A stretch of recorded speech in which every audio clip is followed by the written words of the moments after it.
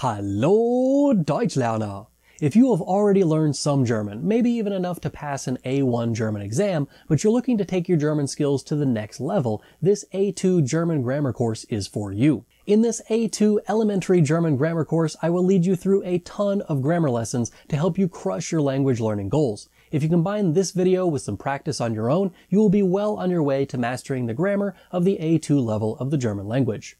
If you're starting from zero and you want to lay the groundwork for your German learning, check out my A1 Beginner German course, which is linked in the description. This course is a direct sequel to that course and assumes that you know what was taught in that course before you start this A2 elementary German course.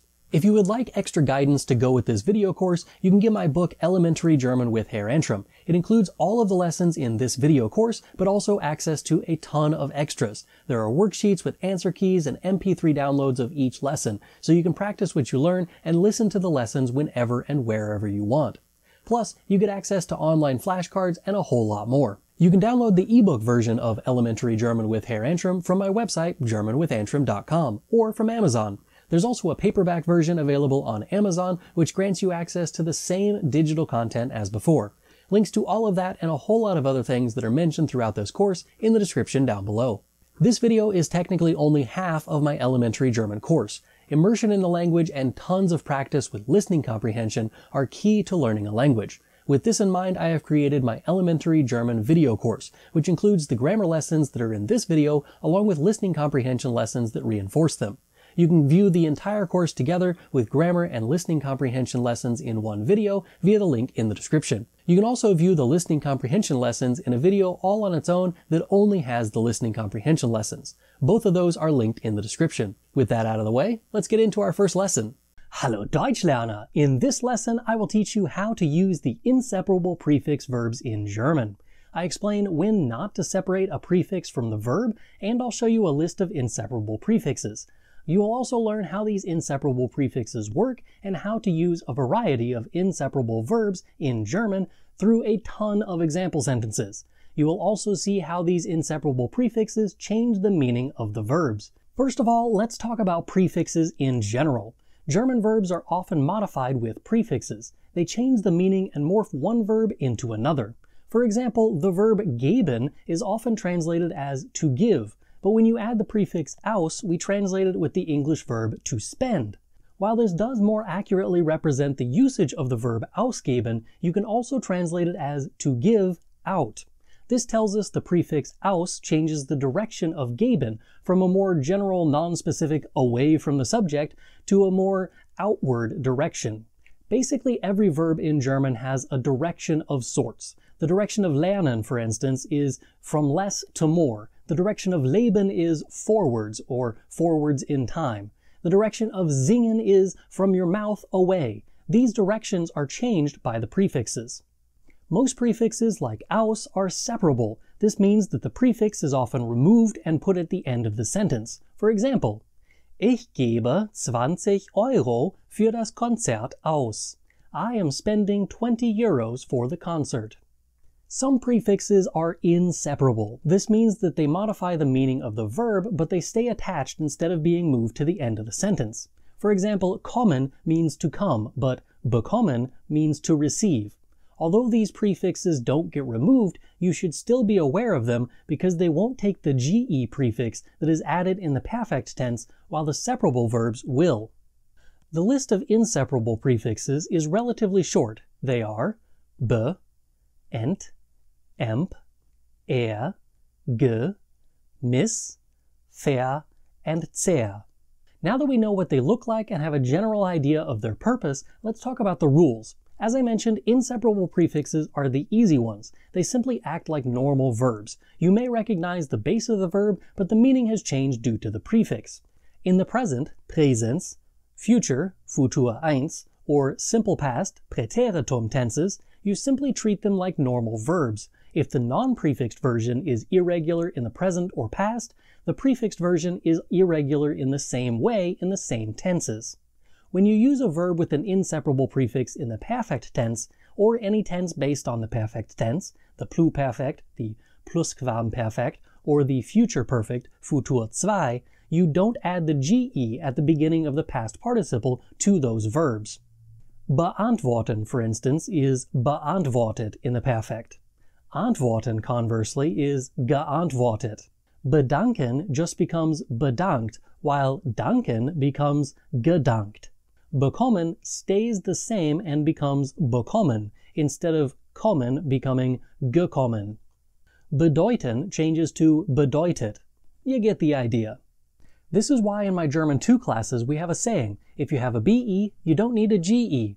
This is mostly due to the fact that the only inseparable prefix that their textbook seems to care about is BE, found at the beginning of words like bekommen, to receive, bedanken, to thank, bearbeiten, to edit, beantworten, to answer, and so on.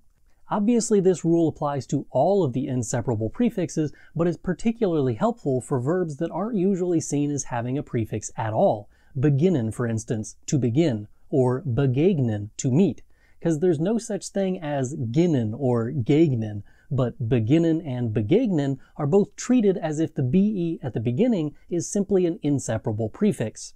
The only other thing that's special about inseparable prefixes is that the emphasis in the pronunciation is on the main part of the verb and not the prefixes. So it's beantworten, bedanken, bekommen, and so on, not beantworten, bedanken, bekommen. You get what I mean? That's it. There's really only one special rule for inseparable prefixes, and if you're just starting to learn German, this probably won't affect anything that you're trying to say, because you're not saying things in the past tense yet. Obviously, you'll eventually need this rule, so that's why I mentioned it. Each prefix changes the verb in a very distinct way. Now that you know the rules for using the inseparable prefix verbs, I'll show you each of the inseparable prefixes and explain what they do to the meaning of the verb. First up, we have be or b. This prefix generally does stuff that involves direct objects or the transitivity of a verb. In other words, sometimes it makes a verb that didn't used to be able to take a direct accusative object, make it so that it takes a direct object. This happens with verbs like antworten and beantworten. Both mean to answer, which is sometimes confusing for German learners. Antworten is used to answer people, and that person is indicated in the dative case. This is sort of an implied direct object of the question, but there's no real direct object to speak of. Beantworten, by contrast, is used to directly answer questions, letters, and the like. For example, antworten, to answer. Antwortet mir nicht. He doesn't answer me. Beantworten, to answer. Beantwortet die Frage nicht. He doesn't answer the question. The same is true for the difference between zaubern, to do magic or conjure up, and bezaubern, to enchant. Die Hexe zaubert einen Besen. The witch conjures up a broom. Die Hexe bezaubert den Besen. The witch enchants a broom. In the first one, the witch created a broom, probably out of thin air or out of nothing. In the second one, there is already a broom there and she enchants it, as in the movie The Sword and the Stone, Die Hexe und der Zauberer, or Fantasia. Sometimes the prefix be shifts the action onto the object or changes it from one object to another. For example, the verb kommen means to come.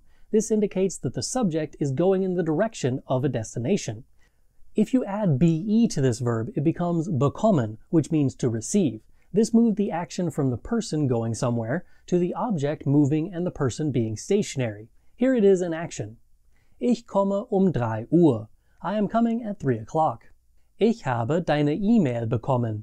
I received your email. Here's another example of this happening with a be verb. Achten, to respect or esteem. Du solltest deinen Vater achten. You should respect or esteem your father. Beachten, to pay attention to or heed. Du solltest die Regeln beachten. You should heed or pay attention to or respect the rules.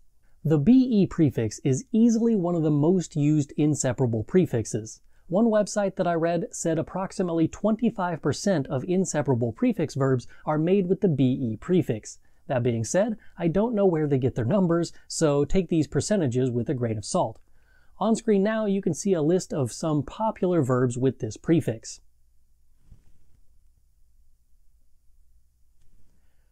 Just wait while that scrolls for a little bit, because it's kind of a long list. So By the way, if you want to get one of these lists, I've made it available on my website. So you just go to germanwithantrim.com/shop and you'll find it in the free stuff. So you can download all of the PDF versions of all of these lists of different verbs that'll be up on the screen.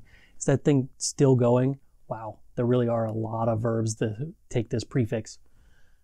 I mean, like a lot of them. Now, if you're just starting to learn verbs with this prefix, you should probably just start with this list because these are the most popular ones. The big list that I showed you before is not actually my own list, but came from Wiktionary.org. Personally, I would start with this little list first, and then you can kind of move on to the more difficult ones later. If you want to practice the verbs that are on the big list or on the small list, I've linked down in the description where you can find Quizlet lists for both the small list and the long list versions of each of the prefixes. Next up, we have ent. This prefix is relatively popular too. That website that I mentioned just a minute ago says that about 15% of all inseparable prefix verbs start with ent. It has a general meaning of removing something, but is often translated with the prefixes un, di, or dis in English. My personal favorite of these verbs doesn't follow this convention, however. The verb enthaupten means to behead. There is the option to translate it as decapitate, which would mean that it follows one of the aforementioned prefixes in English. There is no verb haupten, but there is the noun haupt, which refers to the main part of something. In this case, we have ent in front, which means that it literally is to remove the main part. Der Henker enthauptet den Verbrecher. The executioner beheads or decapitates the criminal. There are some less disturbing examples of this prefix, obviously. For example, the verb laden means to load. Add in ent and it means to unload. Decken means to cover, while entdecken means to discover or uncover. Here they are in action. Die Bibliothekarin lädt die Bücher in den Wagen. The librarian loads the books into the cart. Die Bibliothekarin entlädt die Bücher vom Wagen. The librarian unloads the books from the cart. Das Kind deckt den Tisch. The child sets the table, or covers the table with the required items. Das Kind entdeckt Kaugummi unter seinem Schreibtisch. The child discovers gum under his desk. A very popular verb in this category is entfernen, which means to remove. The base is fern, which isn't a verb, but an adjective or adverb that means far. So this is like removing something far away from where it was. For example, Ich weiß nicht, wie man diese Malware entfernen kann. I don't know how one can remove this malware. One that I just think is cool because of the way that it works is entfärben, to bleach or discolor. There's the verb färben, which means to dye or color. Adding ent makes it so that you remove the coloring that was added through the verb färben. Ich färbe meine Schuhe grün. I am dyeing or coloring my shoes green. Mami, du hast meine Hose entfärbt. Mom, you discolored my pants. You get the idea. Ent makes some sort of removal action with the verb. You could also think of this as a reversal of the action that happened without ent. Here's a big list of verbs that use this prefix. Ooh, ah, hey, check that one out. Look at that list. It's a super swell list, isn't it? Oh boy, the list of verbs. Next up is emp. This is basically just a variant of ent, but it's only used with these three verbs and verbs that are derived from them. Empfangen, to receive. Empfehlen, to recommend. Empfinden, to feel or sense.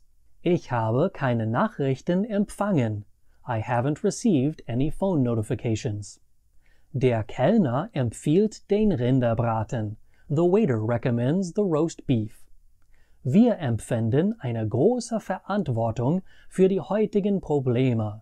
We feel a great responsibility for the problems of today. Next up is ea. This prefix is another pretty popular one. That website that I keep mentioning says that it makes up 10% of all inseparable prefix verbs. It can be used to initiate the action of the verb. For example, lernen means to learn, but erlernen is usually translated as to master. It can also be translated as to learn, however, which makes it a bit confusing. This verb is different than lernen in that with lernen, you are adding to your knowledge and the previous level of knowledge is not known. With erlernen, we know that you had no prior knowledge about the subject and the learning process has begun with the sentence that you are saying. Ich lerne Deutsch. I am learning German. We don't know how much German I knew before that sentence, but we know that the knowledge has increased since this sentence has been said. Ich erlerne Deutsch. I am acquiring or learning German. We can tell with the prefix that I didn't previously have any knowledge of the language, but I am initiating that learning process with this sentence. A strange but colorful example of this is trinken, which means to drink, and ertrinken, which means to drown. Trinkt Wasser. He is drinking water. Ist im Wackelpudding ertrunken. He drowned in pudding. You can create a verb from an adjective using If possible, the verb will add an umlaut to the base of the verb when you do this. For example, the adjective niedrig means low. When you add the prefix and the requisite en at the end to make it into a verb, it becomes erniedrigen, which is to humiliate, literally to make someone low. As I mentioned before, initiates the action of the verb, so that means that this verb is literally starting to take someone low. Der Muttersprachler erniedrigt den Lehrer, indem jede Kleinigkeit korrigiert. The native speaker humiliates the teacher by correcting every little thing. Another example of this is often used on worksheets. The adjective ganz means whole. The verb version, ergänzen, means to complete or make whole. Notice that there's an umlaut in there like I said before. Again, we are initiating the action of making something whole with this verb. For example, ergänze die folgenden Sätze. Complete the following sentences. And here's the obligatory list of verbs that use the prefix er or er.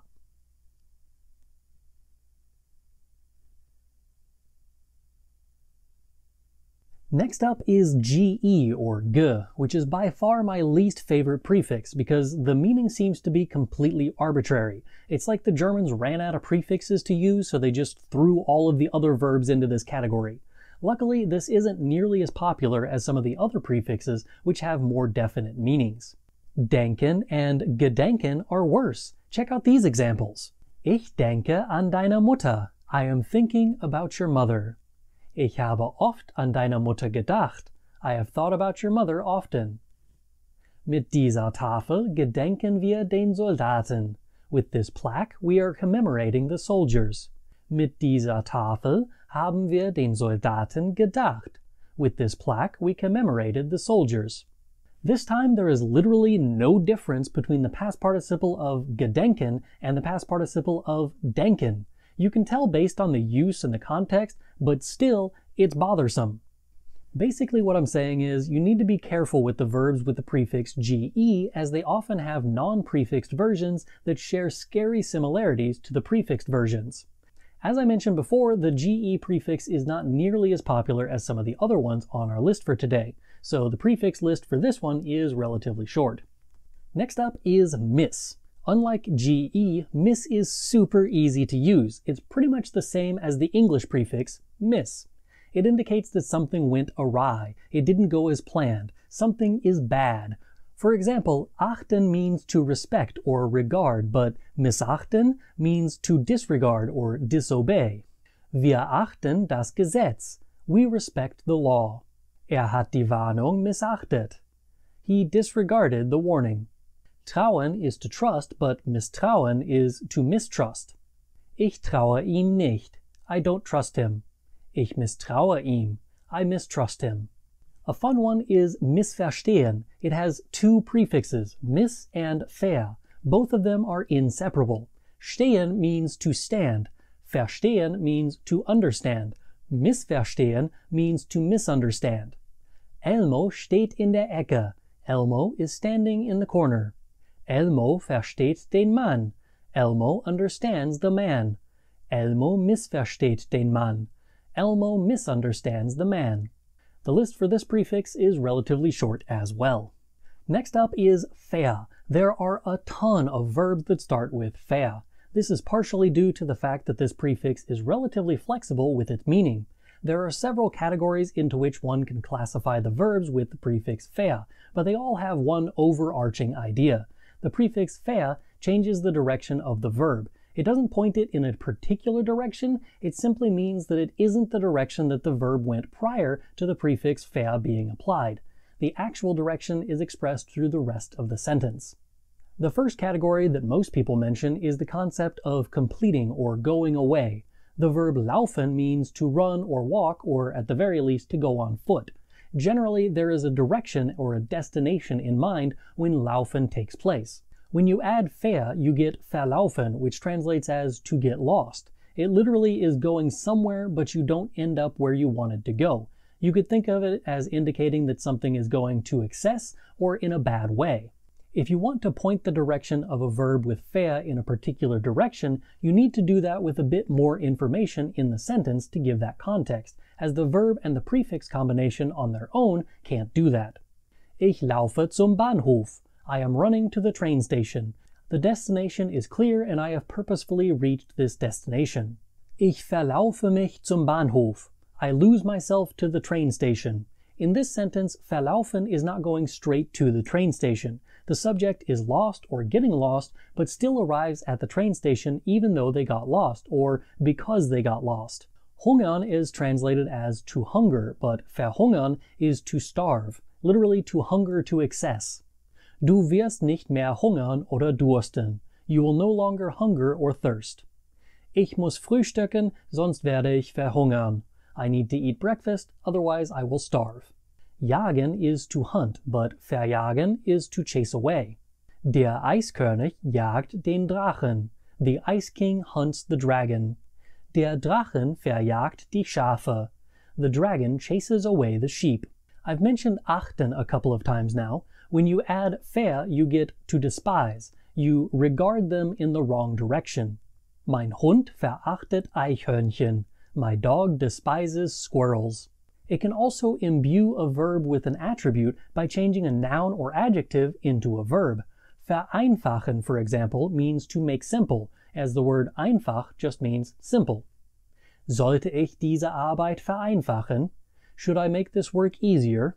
You can make things into stone by using the verb versteinern, which comes from the word Stein or stone. Nach ein paar Millionen Jahren versteinern die Bäume. After a few million years, the trees turn to stone or petrify. You can also do this with slightly less literal verbs like verkörpern, to embody, which comes from the noun der Körper, the body.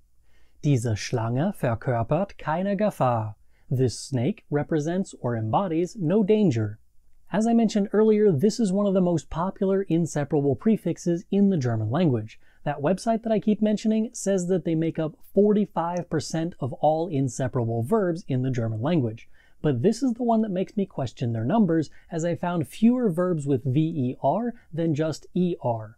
At any rate, here is a giant list of verbs that use ver or ver as their prefix.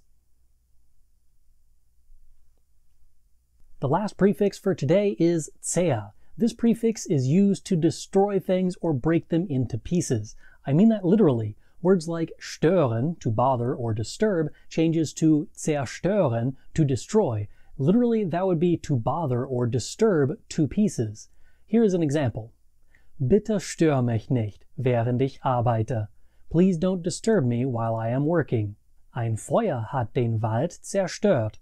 A fire destroyed the forest. It doesn't have to be this drastic, however, as the verb teilen means to divide, but zerteilen means to cut up or cut off. Seine Mutter teilt den Kuchen. His mother divides or shares the cake. Die Mauer hat Berliner 28 Jahre zerteilt.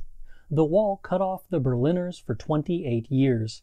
Of course, there are a lot of terrible verbs on this list because they all mean to destroy something, but by means of the main part of the verb. For example, der Hund hat mich gebissen. The dog bit me.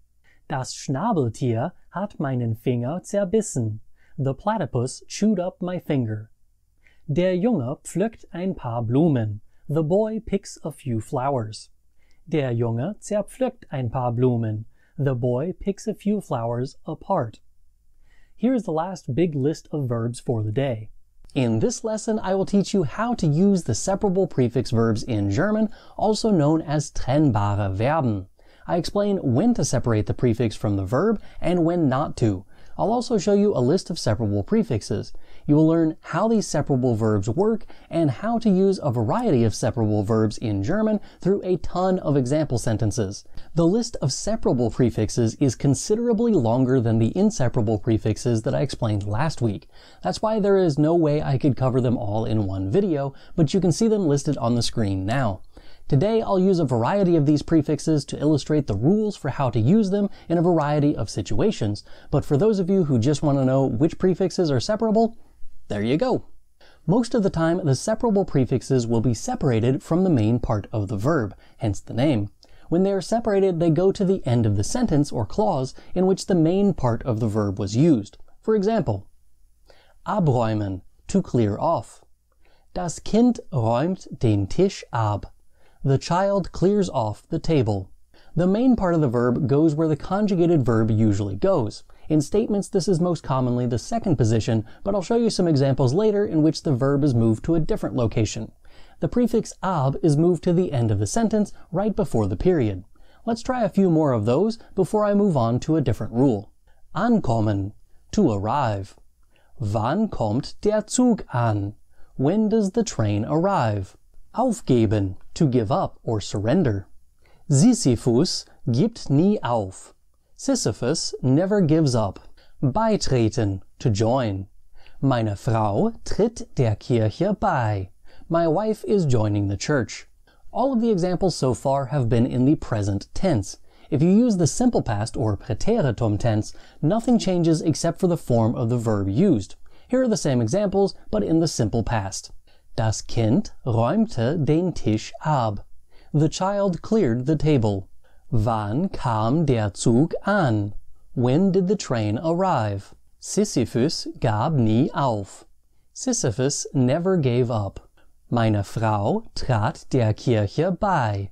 My wife joined the church. If you use the verb werden to form the future tense, you push the verb to the end of the sentence or clause in the infinitive form, just like you would with any other verb. With the separable prefix verbs, this means that you put the prefix back on the main part of the verb, as the infinitive form of any verb with a separable prefix is simply that verb with the prefix attached. You put the emphasis of the word on the prefix and not on the main part of the verb. This is the opposite of what I said last week for inseparable prefixes. For example, hinaufklettern. Hinauf gets the emphasis. Hinaufklettern. Hinaufklettern. To climb up. Imse Wimse Spinne wird wieder hinaufklettern. The itsy bitsy spider will climb up again. Fernsehen. To watch TV. Heute Abend werden wir fernsehen. This evening we will watch TV. This rule also works if you use a modal verb in either the present or simple past tenses. Weggehen, to go away. Du musst jetzt weggehen. You have to go away now. Herunterladen, to download. Als Kind konnten wir keine Musik herunterladen. When I was a kid, we couldn't download music. If the infinitive that you're using requires zu, you put zu between the prefix and the rest of the verb. For example, hochladen, to upload. Dieses Video heute hochzuladen, musste ich den ganzen Tag arbeiten. In order to upload this video today, I had to work the entire day. Nachfragen, to ask or check with. Anstatt bei ihrer Mutter nachzufragen, ist sie einfach ausgegangen. Instead of asking her mother, she simply went out. When you use a separable verb in the perfect tense or any of the tenses that are based upon it, you put the GE part of the past participle between the prefix and the rest of the verb. The past participle still goes where it normally would, the end of the sentence or clause. For example, stattfinden, to take place. Die Versammlung hat im Konferenzraum stattgefunden. The meeting took place in the conference room. Zuhören, to listen. Mein Sohn hat mir nicht zugehört. My son didn't listen to me. Don't forget that when you use the perfect tense in a subordinate clause, that the conjugated verb goes at the end of the sentence, which means haben or sein is behind the past participle. For example, als mein Bruder zurückgekommen ist, bin ich weggegangen. When my brother came back, I left. As I mentioned, these rules apply to the tenses that are based upon the perfect tense too. This would include the plusquamperfekt. Freigeben, to release. Die Polizei hatte neue Informationen über den Banküberfall freigegeben. The police released new information about the bank robbery. Or the Futur 2, the future perfect. Einkaufen, to shop. Meine Mutter wird schon eingekauft haben. My mother will have already shopped. Or even in the passive voice. Freigeben, to release. Die Informationen wurden von der Polizei freigegeben. The information was released by the police. If you're using a verb with a separable prefix in a Nebensatz or a subordinate clause, you put the prefix and the rest of the verb together even if that verb is conjugated. For example, einkaufen, to shop or buy. Wenn einkauft, bringt seinen Hund nicht. When he shops, he doesn't bring his dog. Vorbeikommen, to come by. Meine Mutter fragt, ob meine Freundin vorbeikommt. My mother is asking if my girlfriend is coming over. I know I've explained a ton of rules today, so let's do a quick recap so you can see them all together. Number 1, if the separable prefix is used in a simple sentence in the present or simple past tenses, put the prefix at the end of the sentence or clause. Number 2, if you need to use the infinitive of the verb, put the prefix back on the front of the verb.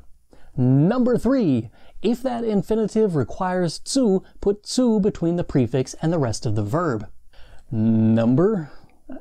I can't get my pinky to move without having my ring finger go, so I can't do the 1, 2, 3. It doesn't work because the pinky always comes up with the 4. I don't know. Anyway. Number 4, if you're using a past participle, the ones that are used in the Perfekt, Plusquamperfekt, and the Futur 2 tenses, put the GE between the prefix and the rest of the verb.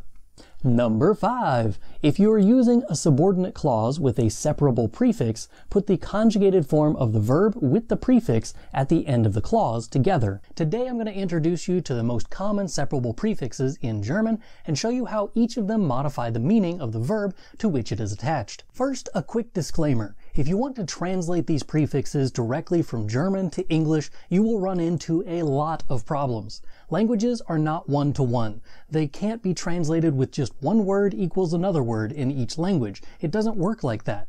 This is pretty clear with verbs like gehen, which usually translates to the English verb to go. If you say in English, however, that you are going to the store, you probably mean ich fahre zum Laden instead of ich gehe zum Laden. Gehen requires that you are going on foot, and in English the verb to go doesn't necessarily need to be on foot. You can use a vehicle or even a plane. These kinds of subtle differences is why it's virtually impossible to translate prefixes with one word or even just one idea. They carry a lot of nuance. Basically what I'm saying is that while I will be giving generalizations about the prefixes and their meanings, the more subtle details about the meanings may get lost in the generalizations. So you may have to look at the use in context to find out how a prefix is modifying a verb. The first prefix on my list for today is ab. This prefix is most often associated with removing something or moving something away from something else. Sometimes this removal may give the impression of a downwards movement. Take the verb bauen, for example. Normally, bauen is translated as to build. The verb abbauen is to dismantle. It's literally to build something away. You can think of it as unbuilding something. Bauen, to build. Sie bauen noch einen Starbucks da. They are building another Starbucks there. Abbauen, to dismantle. Nach dem Oktoberfest werden alle Zelte abgebaut. After the Oktoberfest, all of the tents are dismantled. The verb biegen is a fun one visually. Normally it means to bend. Add the prefix ab and it acts more like the English verb to turn. If you think of it literally, it's like saying that you are bending off. You're bending yourself off of the road, or you're bending your path away from the road. Biegen, to bend. Der Mönch biegt den Löffel mit seinem Gehirn. The monk bends the spoon with his mind. Abbiegen, to turn. Biegen Sie bei der nächsten Straße nach rechts ab. Turn right at the next street. A very common use for this prefix would be departures. For example, abfahren and abfliegen. This is the reason that you'll see signs in train stations with the word Abfahrt or in airports with the word Abflug. These are the noun versions of these verbs. They change departing into departure. Here are those two verbs in action. Abfahren, to depart, with something on wheels. Der Zug fährt 10 Uhr ab. The train departs at 10 o'clock. Abfliegen, to depart, with a flying apparatus. Der Flug fliegt 10 Uhr ab. The flight departs or takes off at 10 o'clock. Lesen, to read. Der Bürgermeister liest ein Buch. The mayor is reading a book. Ablesen, to read. Der Bürgermeister liest seine Rede vom Teleprompter ab. The mayor reads his speech from the teleprompter. Since today's list is about the most popular separable prefixes, there are a ton of verbs that use this prefix. Whatever the original verb was, think of the prefix ab as removing that action or taking it off. If you want to see more verb examples for any of the prefixes in this video, I put a link in the description where you can find a list of the most common verbs that are used with each of the prefixes on the list for today. Up next is the prefix an. It generally adds up or on to a verb. Most often it's translated with the English word on. This is one of the easiest prefixes to understand for English speakers, as the translation and the use is pretty much the same in both languages. The most difficult part is stretching your understanding of how on works in English to make sure that you encompass everything that the German prefix does. You can think of an as the kind of yin to ab's yang. An means that things go towards or close to contact, but contact isn't necessary, while ab does the opposite. Let's take a look at some examples so you see what I mean. Bauen, to build. Bob baut einen Schuppen. Bob is building a shed. Anbauen, to build on.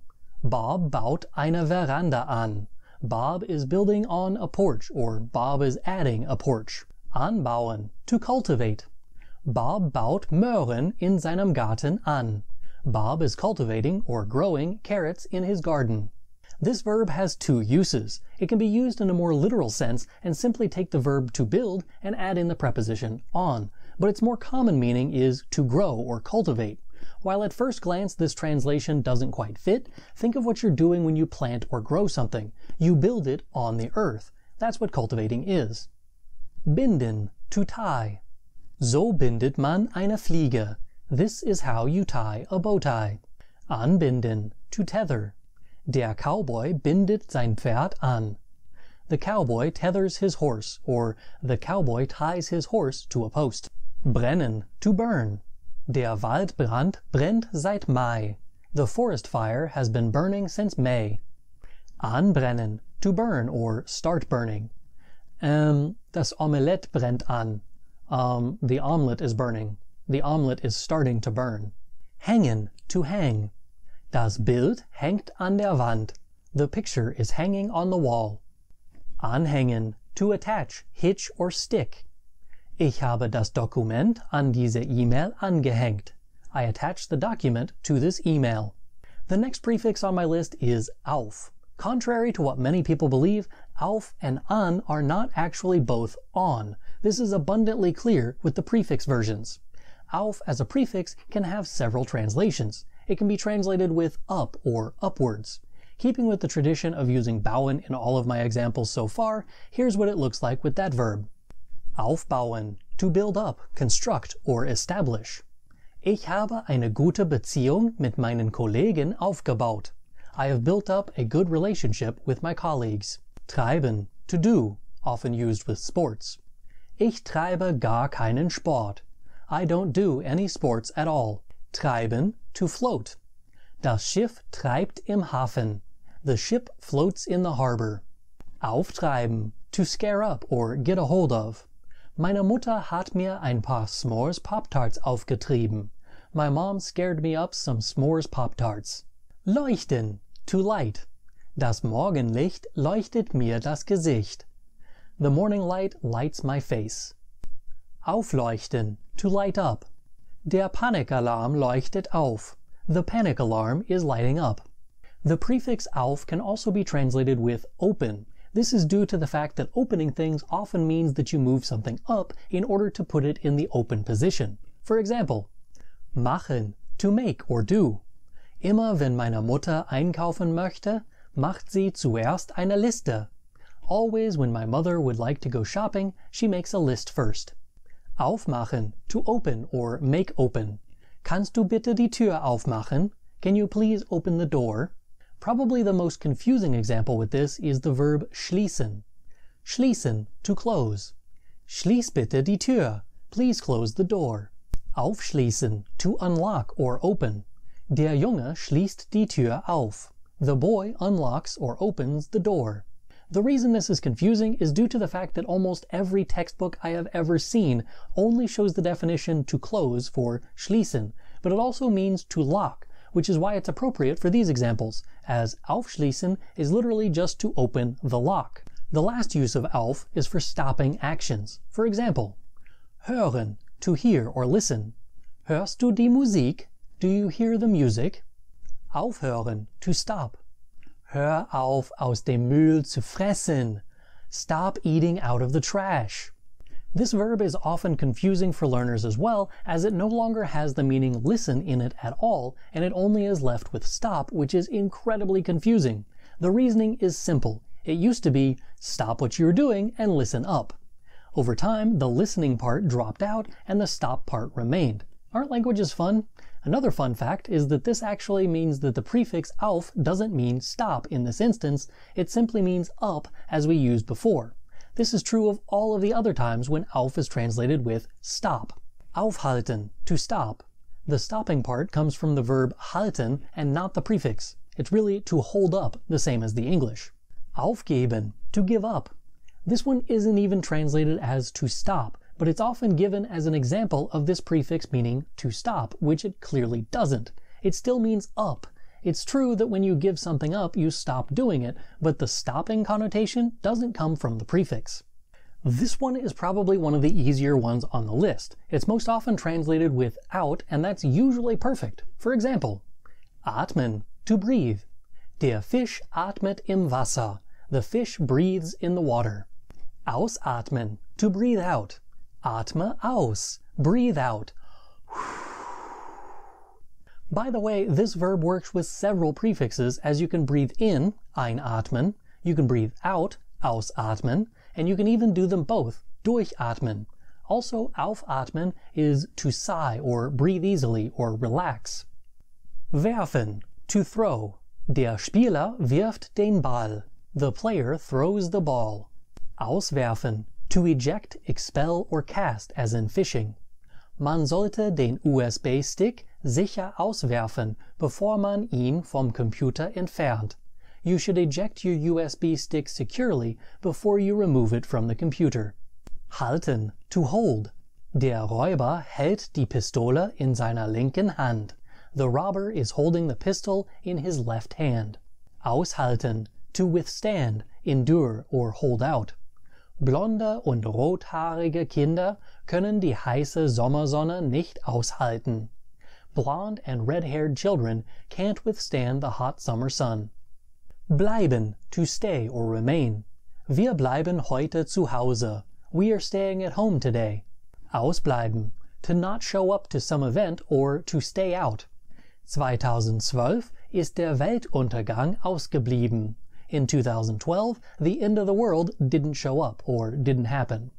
The prefix by has a general together feel to it, but it's usually translated as with or at.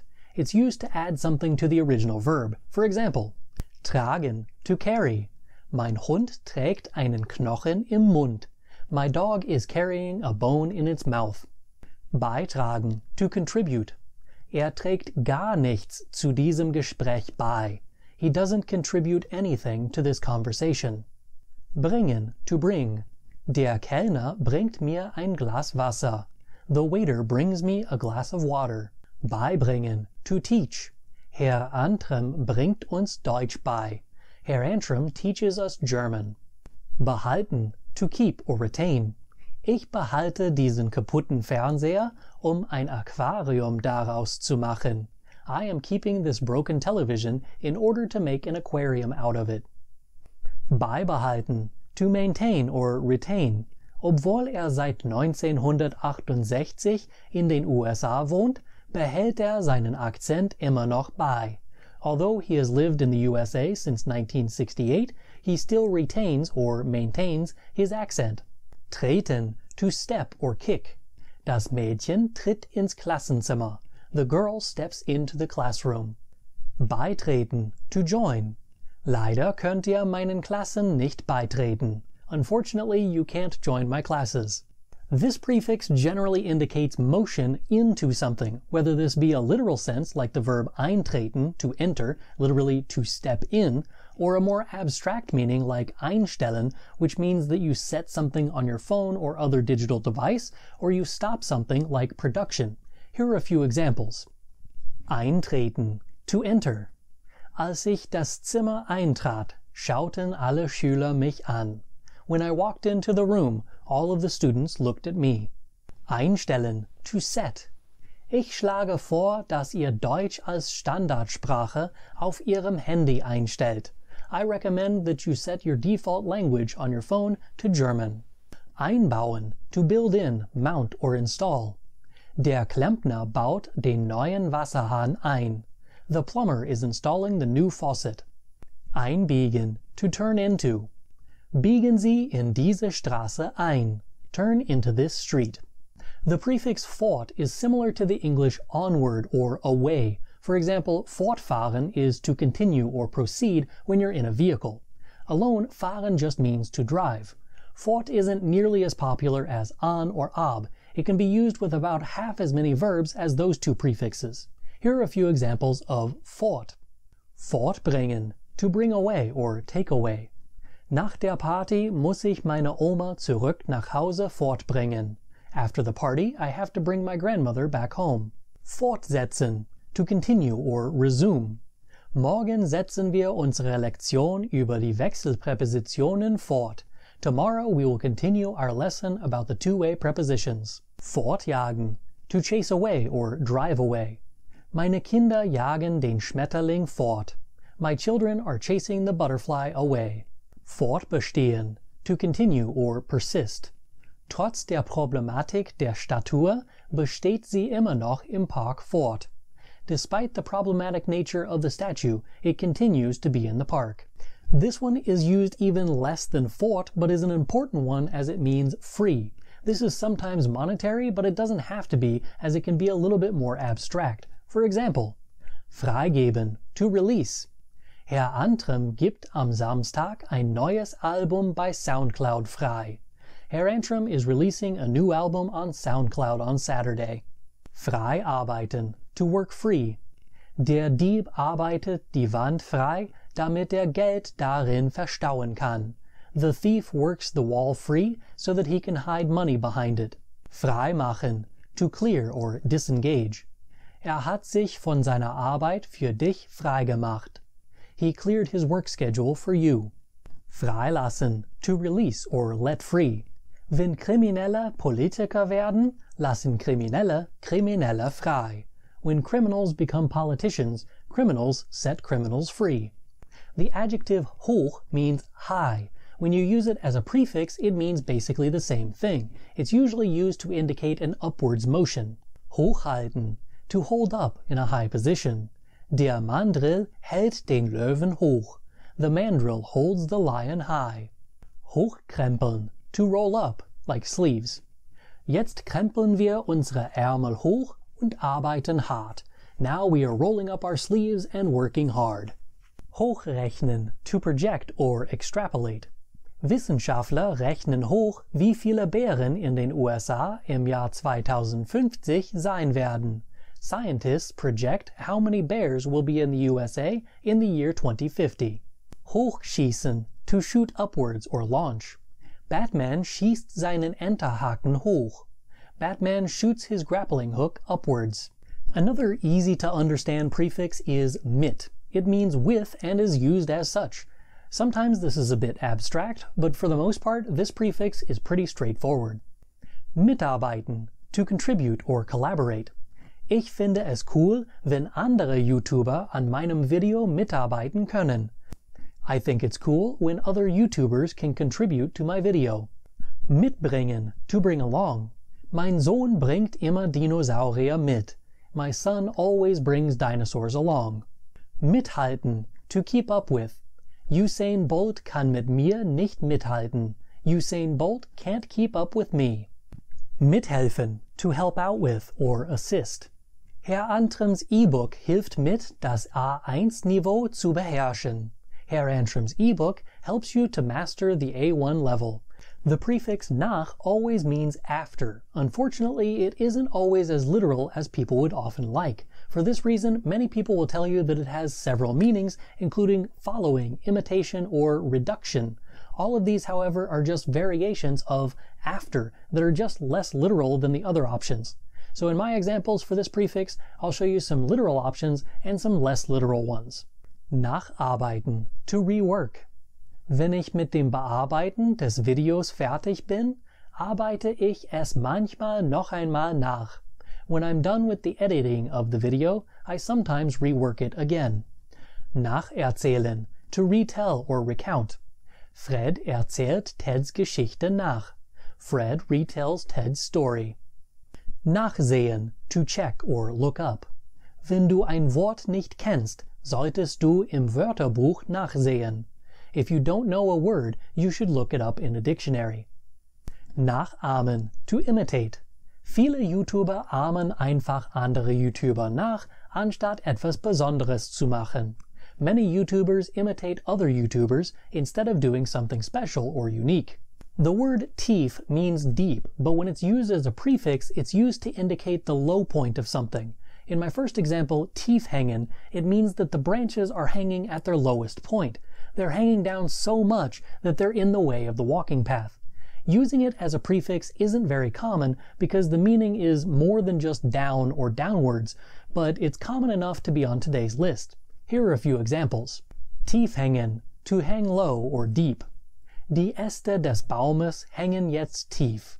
The branches of the tree are now hanging low. Tief schlagen, to hit below the belt. Der Boxer schlug gerade tief. The boxer just hit below the belt. Tief halten, to hold low or deep. Der scheue Junge hält seinen Kopf tief. The shy boy holds his head low. Tief sinken, to sink deep. Die Titanic sank 1912 tief. The Titanic sank in 1912.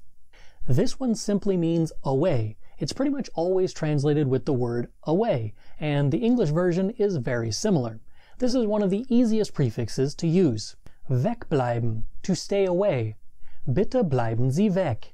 Please stay away. Wegsehen, to look away. Wenn das Monster im Film erscheint, sieht meine Tochter weg. When the monster appears in the movie, my daughter looks away. Wegwerfen, to throw away. Jeden Morgen werfe ich den Kaffeesatz von gestern weg. Every morning I throw out the coffee grounds from yesterday. Wegwischen, to erase or wipe away. Ich wische die Fingerabdrücke vom Fenster weg. I wipe away the fingerprints from the window. The prefix zu means to or towards. This is also sometimes translated as close, but that's due to the fact that whenever something is going to the wall, or whatever the position is, it's the closed position. For example, zumachen is literally to make to, but it's translated as to close. The reason for that is you're making it to the closed position. Zumachen, to close. Mach bitte die Tür zu. Please close the door. Zunehmen, to gain weight. Seit der Quarantäne habe ich 10 Kilo zugenommen. Since the quarantine, I have gained 10 kilos. Zudecken, to tuck in. Seine Mutter deckt ihn jeden Abend zu. His mother tucks him in every evening. Zudrücken, to press closed. Nachdem du den Pool aufgeblasen hast, musst du den Lochdeckel zudrücken.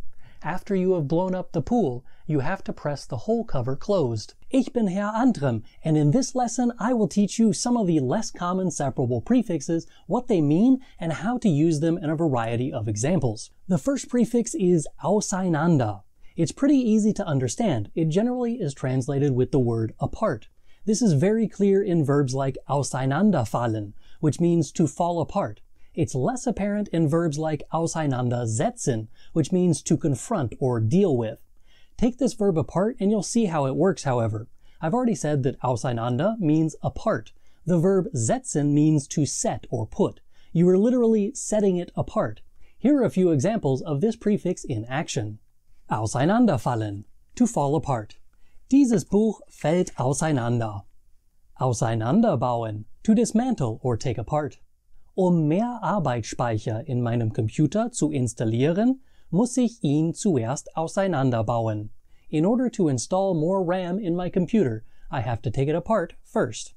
Auseinandersetzen, to confront or deal with.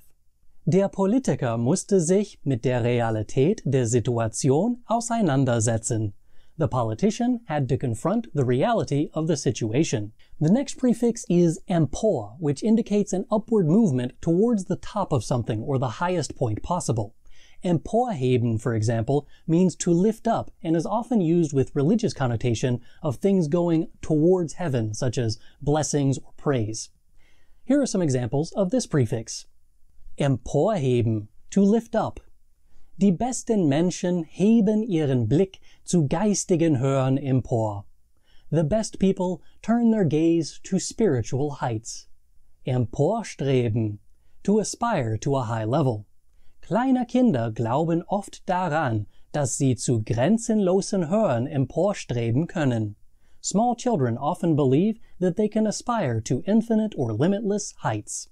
Emporsteigen, to climb to a high level. Bane steigt aus dem Abgrund empor. Bane climbs out of the pit. This prefix also indicates motion, but this time it's towards something or against something. This doesn't have to mean literally against something like some of you might think. For example, entgegenkommen means to meet, as it's kind of like you're coming towards someone until you're against them. So here are a few examples of entgegen. Entgegenkommen, to come to meet. Batman kommt Bane entgegen. Batman comes to meet Bane. It can also mean that Batman tries to please Bane in order to compromise with him. Kommt ihm beim Vertragsinhalt entgegen. He accommodates him in the content of the contract. Entgegennehmen, to receive or accept. Der durstige Kunde nimmt das Wasser mit Dank entgegen. The thirsty customer accepts the water with thanks. Entgegensetzen, to resist or oppose. This verb is actually saying that you are putting something in the path of something else. The setzen part tells you that it's placing something. The entgegen part tells you where it's being placed. As I mentioned, entgegen means towards something or against something. That means that whatever the object of the sentence is being placed towards something else. It takes a bit to wrap your brain around this, but hopefully this example helps. Eine kleine Gruppe setzte den neuen Regeln Widerstand entgegen. A small group opposed the new rules. You may recognize entlang as a preposition as it's generally listed with the accusative prepositions. This is slightly confusing as it's actually more than likely being used in those examples as a prefix to whatever the verb is. Whenever it's actually used as a preposition, entlang requires the genitive case. The prefix entlang means along and can be seen in the following examples. Entlang laufen, to walk along. Wir laufen diese Straße entlang. We are walking along this street.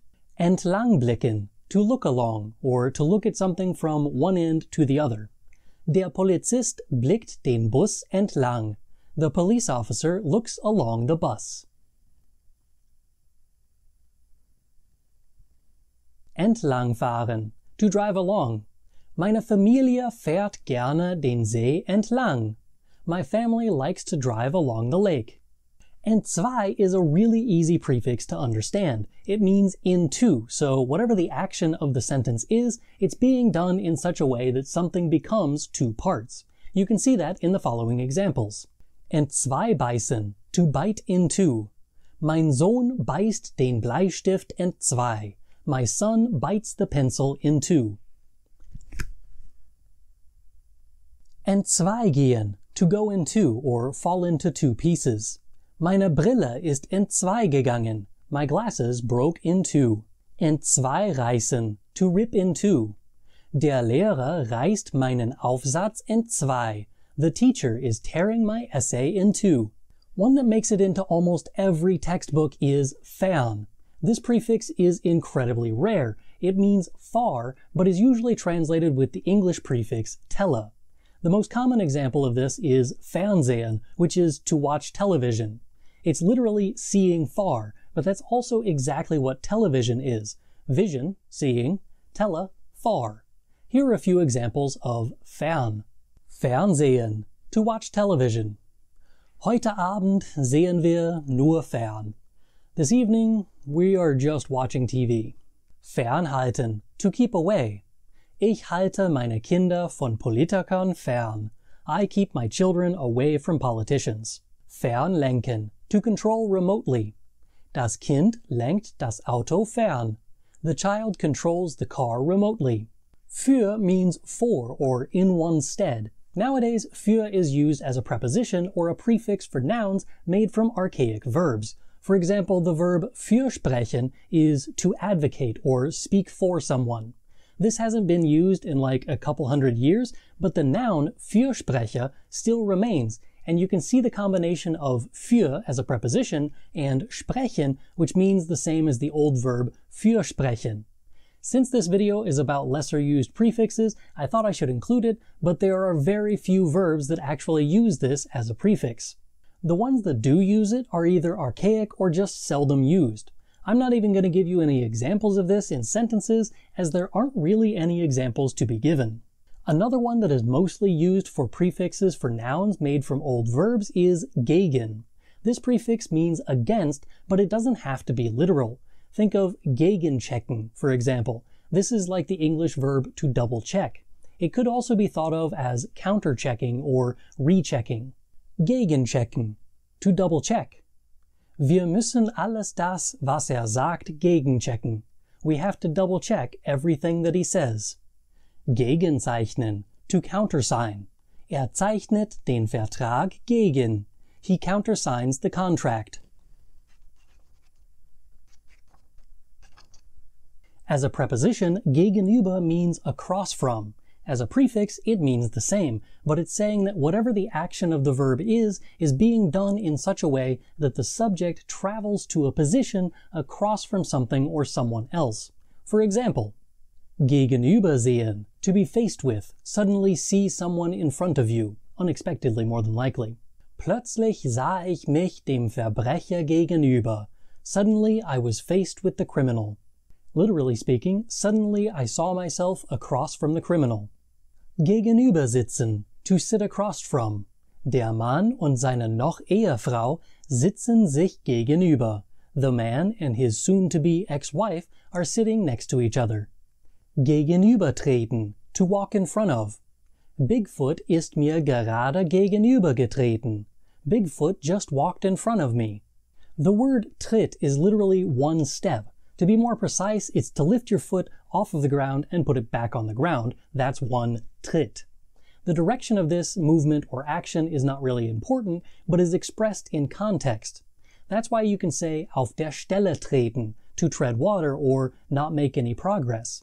Jemanden treten is to kick someone. Zurücktreten is figuratively to resign and literally to step back. Treten is the sequence of doing Tritte or steps. If you use the verb gegenübertreten, you are stopping in front of someone else. Bigfoot didn't continue walking after he stepped in front of me, he just kind of stood there for a bit. The prefix heim isn't very common. It simply means home, so there's a finite number of verbs that you can use it with. You can go home, drive home, fly home, and so on, but that's pretty much the extent of it. Here are a few examples. Heimgehen, to go home. Ich gehe jetzt heim. I am going home now. Heimbringen, to bring home. Wir bringen morgen unseren neuen Hund heim. Tomorrow we are bringing our new dog home. Heimführen, to lead home. Ich war so müde, dass mein Hund mich heimführen musste. I was so tired that my dog had to lead me home. The prefix hinterher means afterwards or after that. It's basically a prefix that functions as an adverb. Here are a few examples. Hinterherkommen, to follow or come after. Nach dem ersten Auto kamen 4 SUVs hinterher. After the first car, 4 SUVs followed. Hinterherwerfen, to throw at someone from behind as they are leaving. Der Mobber warf dem Mädchen Steine hinterher. The bully threw rocks at the girl as she left. Hinterherhinken, to lag behind, literally to limp behind. Die USA hinkt der Europäischen Union hinterher, wenn es darum geht, Covid-19 unter Kontrolle zu bringen. The USA is lagging behind the European Union when it comes to getting COVID-19 under control. A relatively popular prefix, at least for our list for today, is los. This prefix indicates that something is starting, such as losgehen, to start, or loskichern, to start giggling or snickering. It can also mean away, as in the verbs losketten, to unchain, losbekommen, to get something loose or off. And now, some examples. Losfahren, to start driving. Sobald ich meine Mutter sehe, fahre ich los. As soon as I see my mother, I start driving away. Losbekommen, to get something loose or off. Mein Vater konnte den Deckel nicht losbekommen. My father couldn't get the lid loose or off. Losbinden, to untie or let loose. Der Jäger bindet den Fuchs los. The hunter is untying the fox, or the hunter is letting the fox loose. If you are familiar with the preposition neben, which means next to, you'll understand this prefix pretty easily. It indicates that two or more things are immediately adjacent to one another. As the prefix gegen and für, this prefix neben is mostly used for nouns now. It can be created with verbs, however. The nouns created with this prefix, and the other ones for that matter, are usually noun versions of verbs. For example, darstellen is to act. A Darsteller is an actor. A Nebendarsteller is a supporting actor. You might also see this prefix combined with einander to become nebeneinander, which you can see in the verb nebeneinander halten, to hold next to one another. All of the other verbs like this are incredibly similar. Nebeneinander sitzen, to sit next to one another. Nebeneinander stellen, to place next to one another, and so on. You get the idea. Here are some examples for good measure. Nebeneinander halten, to hold next to one another. Der Verkäufer hält die Ohrringe zum Vergleich nebeneinander. The salesperson holds the earrings next to each other for comparison. Nebeneinander sitzen, to sit next to one another. Meine Eltern verweigern, nebeneinander zu sitzen. My parents refuse to sit next to each other. Nebeneinander stellen, to place next to one another. Der Kellner stellt die Gläser nebeneinander. The waiter puts the glasses next to each other. The prefix nieder indicates a downward direction. This is apparent in verbs like niederbeugen, to bow down, or niederbrennen, to burn down. Here are some examples. Niederbrennen, to burn down. Tina Weymouth brennt das Haus nieder. Tina Weymouth is burning down the house. Niederdrücken, to turn or push downwards. Als ich die Türklinke niederdrückte, sah ich den Schatten hinter mir. As I turned the door handle, I saw the shadow behind me. To add the idea of continuation or onwards motion, use the prefix weiter. For example, weiterfahren, to drive on or continue driving. Nachdem wir getankt haben, sind wir weitergefahren. After we filled up on gas, we drove on or continued driving. Weiterziehen, to move on or continue on. Die Nomaden zogen weiter. The nomads continued on. Weitersprechen, to continue talking. Nachdem einen Schluck Wasser getrunken hat, hat weitergesprochen. After he took a drink of water, he continued drinking. The word zurück means back. As a prefix, it means to return to the origin or go back to where something previously was. For example, zurückkommen, to come back. Sie kamen 3 Uhr morgens von der Party zurück. They came back from the party at 3 a.m. Zurückbringen, to bring back. Mein Nachbar hat meine Werkzeuge nicht zurückgebracht. My neighbor didn't bring back my tools. Zurückhalten, to hold back or restrain. Der Biergarten hält €1 als Pfand zurück. The beer garden keeps €1 as a deposit. The prefix zusammen means together, so whatever the action of the verb is, it brings two or more things or people towards each other. For example, zusammensitzen, to sit together. Der Kellner schiebt die zwei kleinen Tische zusammen, damit wir alle zusammensitzen können. The waiter is pushing the two small tables together so that we can all sit together. Zusammenwachsen, to grow together. Es dauerte 6 Wochen, bevor mein Beinknochen wieder zusammenwuchs. It took 6 weeks before my leg bone grew back together. Zusammenbinden, to tie together. Herr Antrim bindet seine Maske hinter seinem Kopf zusammen, damit sie nicht immer auf seine Ohren drücken. Herr Antrim ties his mask behind his head so that it doesn't always push on his ears. Take these lessons off of your screen and into your home when you purchase Elementary German with Herr Antrim. You can practice what you're learning with worksheets and answer keys, listen to the lessons whenever you want with the MP3 downloads, and a whole lot more. The stem of a verb is the part of the verb before the ending of en or n in the infinitive form. So the stem of machen is mach, and the stem of kennen is ken. Normally when you change a verb to match the subject of the sentence, you simply remove the en or n from the end of the infinitive and add the ending that corresponds to your subject. For example, ich mache, du magst, sie, es macht, and so on. Sometimes there is a change that's required within the stem of the verb. We call these verbs stem-changing verbs. Grammar terminology isn't very creative in the naming department. There are 3 categories of stem-changing verbs in German in the present tense. A to A umlaut, E to I, and E to IE.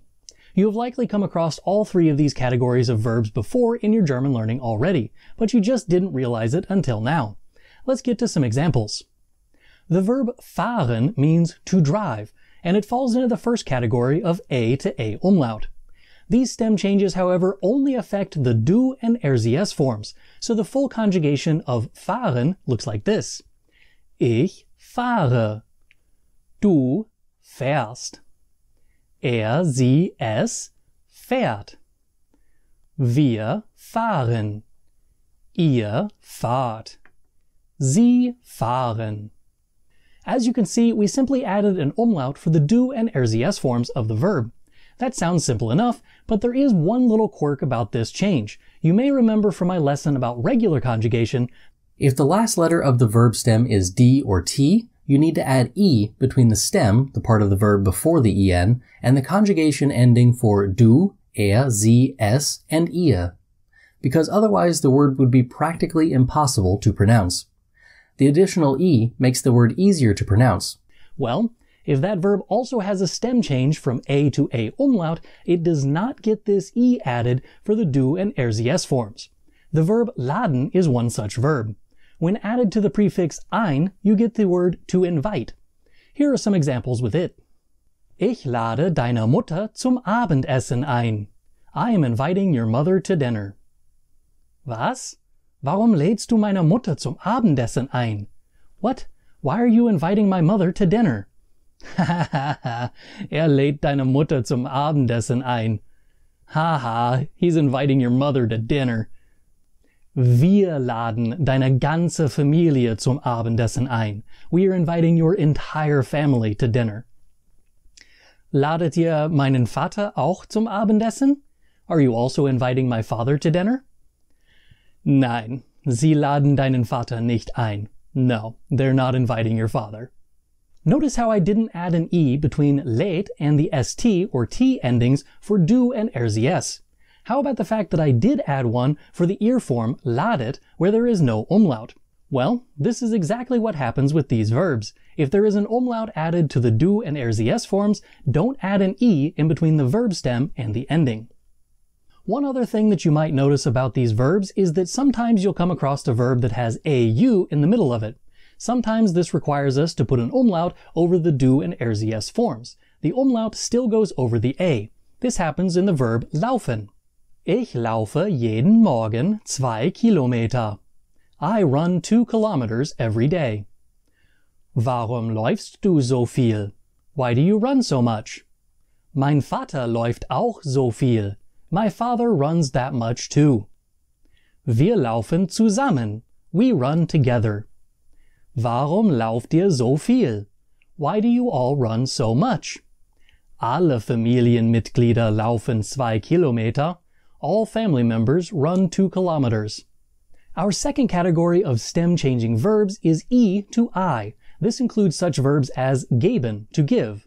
As with the previous category, you only change the stem in the do and RCS forms. Here are a few examples of geben in action. Ich gebe meiner Frau eine Halskette. I am giving my wife a necklace. Was gibst du mir zum Geburtstag? What are you giving me for my birthday? Hans gibt seinem Vater einen Golfschläger. Hans gives his father a golf club. Wir geben einander Geschenke. We give each other gifts. Was gebt ihr eurer Oma zum Geburtstag? What are you giving your grandmother for her birthday? Die Kinder geben ihren Freunden Schokolade. The children are giving their friends chocolate. One verb in this category is a bit weirder than the rest. The verb nehmen not only changes from an E to an I in the stem, but it also replaces the H with an extra M, so instead of du nimmst and RCS nimmt, we instead get du nimmst and RCS nimmt. Here it is in action. Ich nehme diese Bluse in einer Nummer kleiner. I'll take this blouse in a size smaller. Nimmst du dein Bärchen mit? Are you taking your teddy bear along? Nimmt mir die Schokolade weg. He is taking away my chocolate. Wir nehmen keine Drogen. We don't take drugs. Warum nehmt ihr euren Bruder nicht mit? Why don't you take your brother along? Die Kinder nehmen ihre Spielzeuge. The children take their toys. The last category of stem-changing verbs is E to IE. As with all of the other categories, only the do and RCS forms get the stem change. You have probably already seen this in the verb sehen. Don't forget you can also use sehen with prefixes such as fern or aus, which changes the meaning of the verb. This means that you can have more versatile examples like these. Ich sehe heute Abend fern. I am watching TV this evening. Du siehst ja ganz toll aus. You look really great. Meine Schwester sieht die Schlange nicht. My sister doesn't see the snake. Wir sehen uns nächste Woche. We will see each other next week. Seht ihr gerne fern? Do you like watching TV? Unsere Kinder sehen müde aus. Our children look tired. There aren't any weird rules to be added for the verbs that change from E to IE. This is a good time, however, to remind you that some stems end in S, S-set, X, or Z, and they require no S in the do form. This can be seen in the verb lesen. Ich lese gerne Romane. I like reading novels.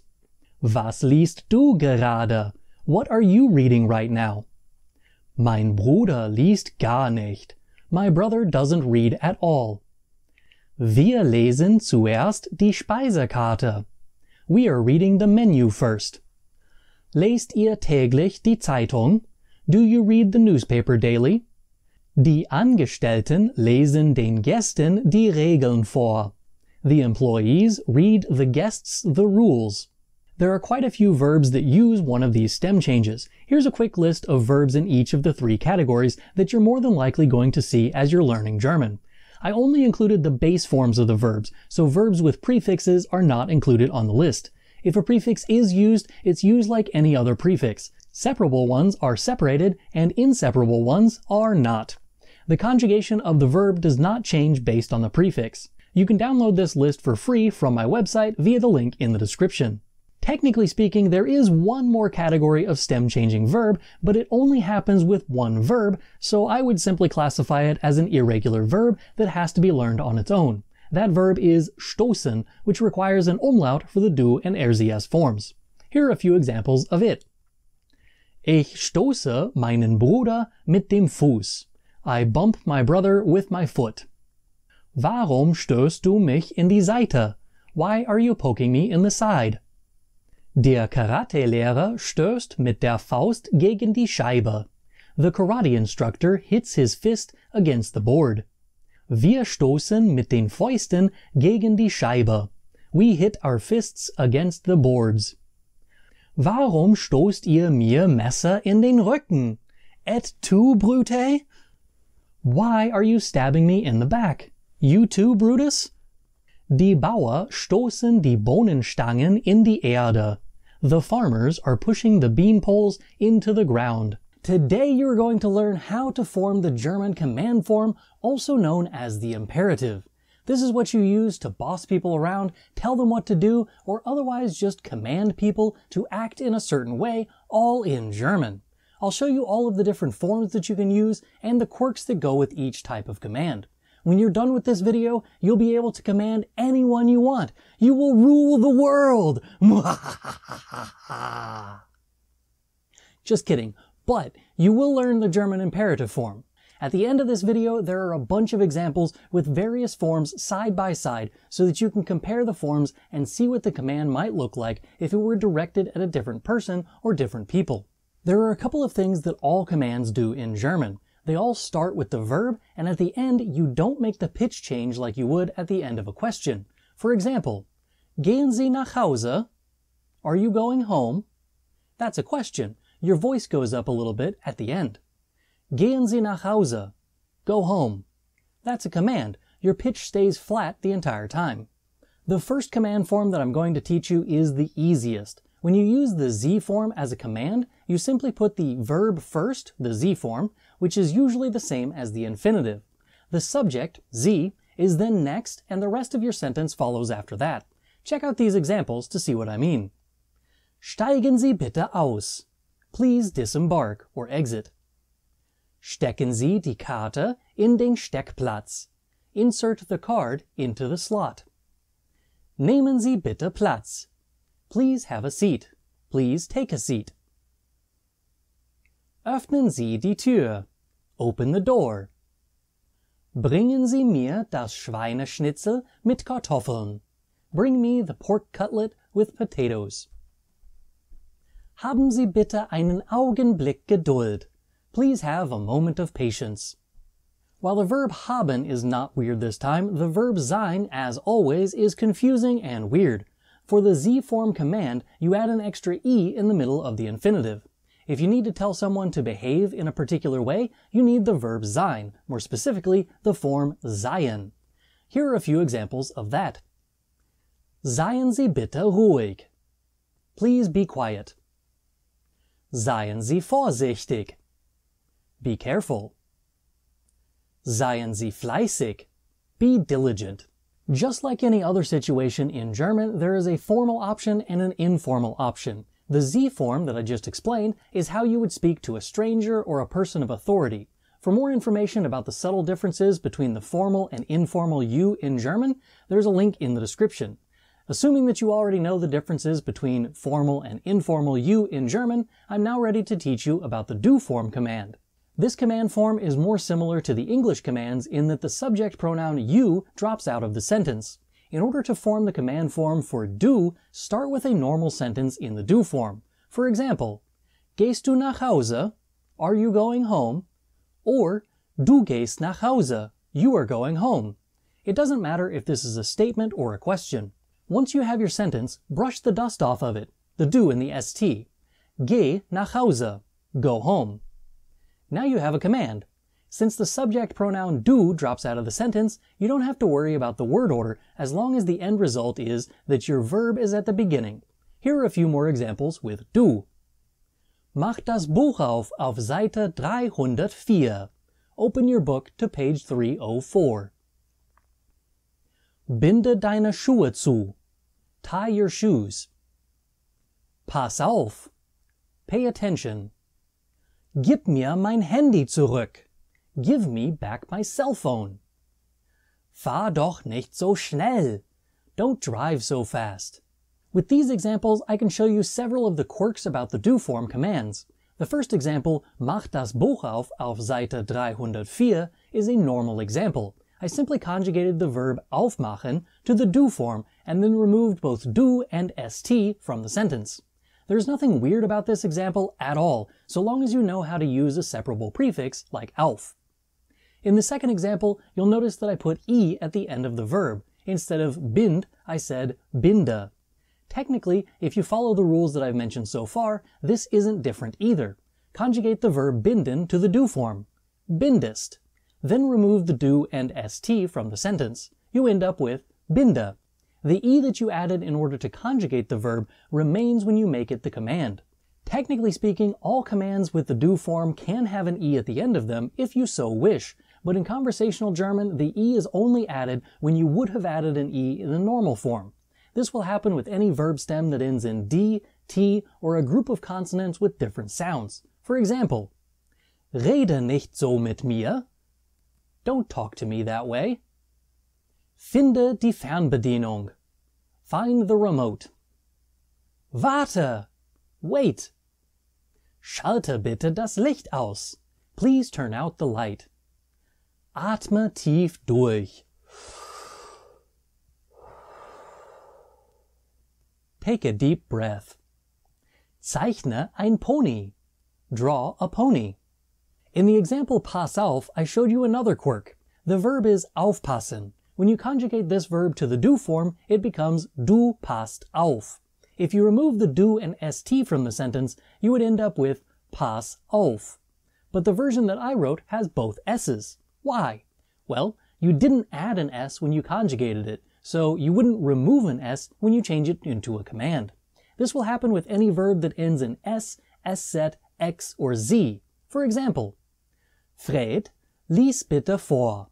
Fred, please read aloud. Iss nicht so viel. Don't eat so much. Beiß deinen Bruder nicht. Don't bite your brother. Fax mir den Vertrag. Fax me the contract. Bitte verhexe mich nicht. Please don't curse me. Setz dich hin. Sit down. Tanz nicht in der Straße, auch wenn Martha es macht. Don't dance in the street, even if Martha does it. In the example Gib mir mein Handy zurück, I showed you how to use a stem-changing verb in the command form. If you do know how to use them, you will know that the do form is affected by this change. That means that verbs like geben, the verb becomes gibst when it's in the do form. This in turn means that the command form for do with geben is gib. The same thing was shown in the examples of iss nicht so viel and Fred, lies bitte vor. So if there is a stem change in the present tense version of the verb, keep that stem change when the command form is made. Don't forget that the verb nehmen is a bit weird. It becomes nimmst for the do form. As a command, it is then nimm. Here are a few more examples of stem changes. Nimm nicht mehr, als du essen kannst. Don't take more than you can eat. Sieh mal da. Look over there. Hilf mir. Help me. Stiehl nie. Never steal. But what about the example fahr doch nicht so schnell, you ask? Verbs with a to a umlaut stem changes do not get their stem change in the command form. Here are a few more examples of that, just for good measure. Rate mal, was ich bekommen habe. Guess what I got? Schlag deine Schwester nicht. Don't hit your sister. Schlaf doch nicht den ganzen Tag. Don't sleep the entire day. Some verbs in German end with ln or rn instead of en. For example, feiern and lächeln. With these verbs, the conjugated form for ich in the present tense is ich feiere and ich lächle.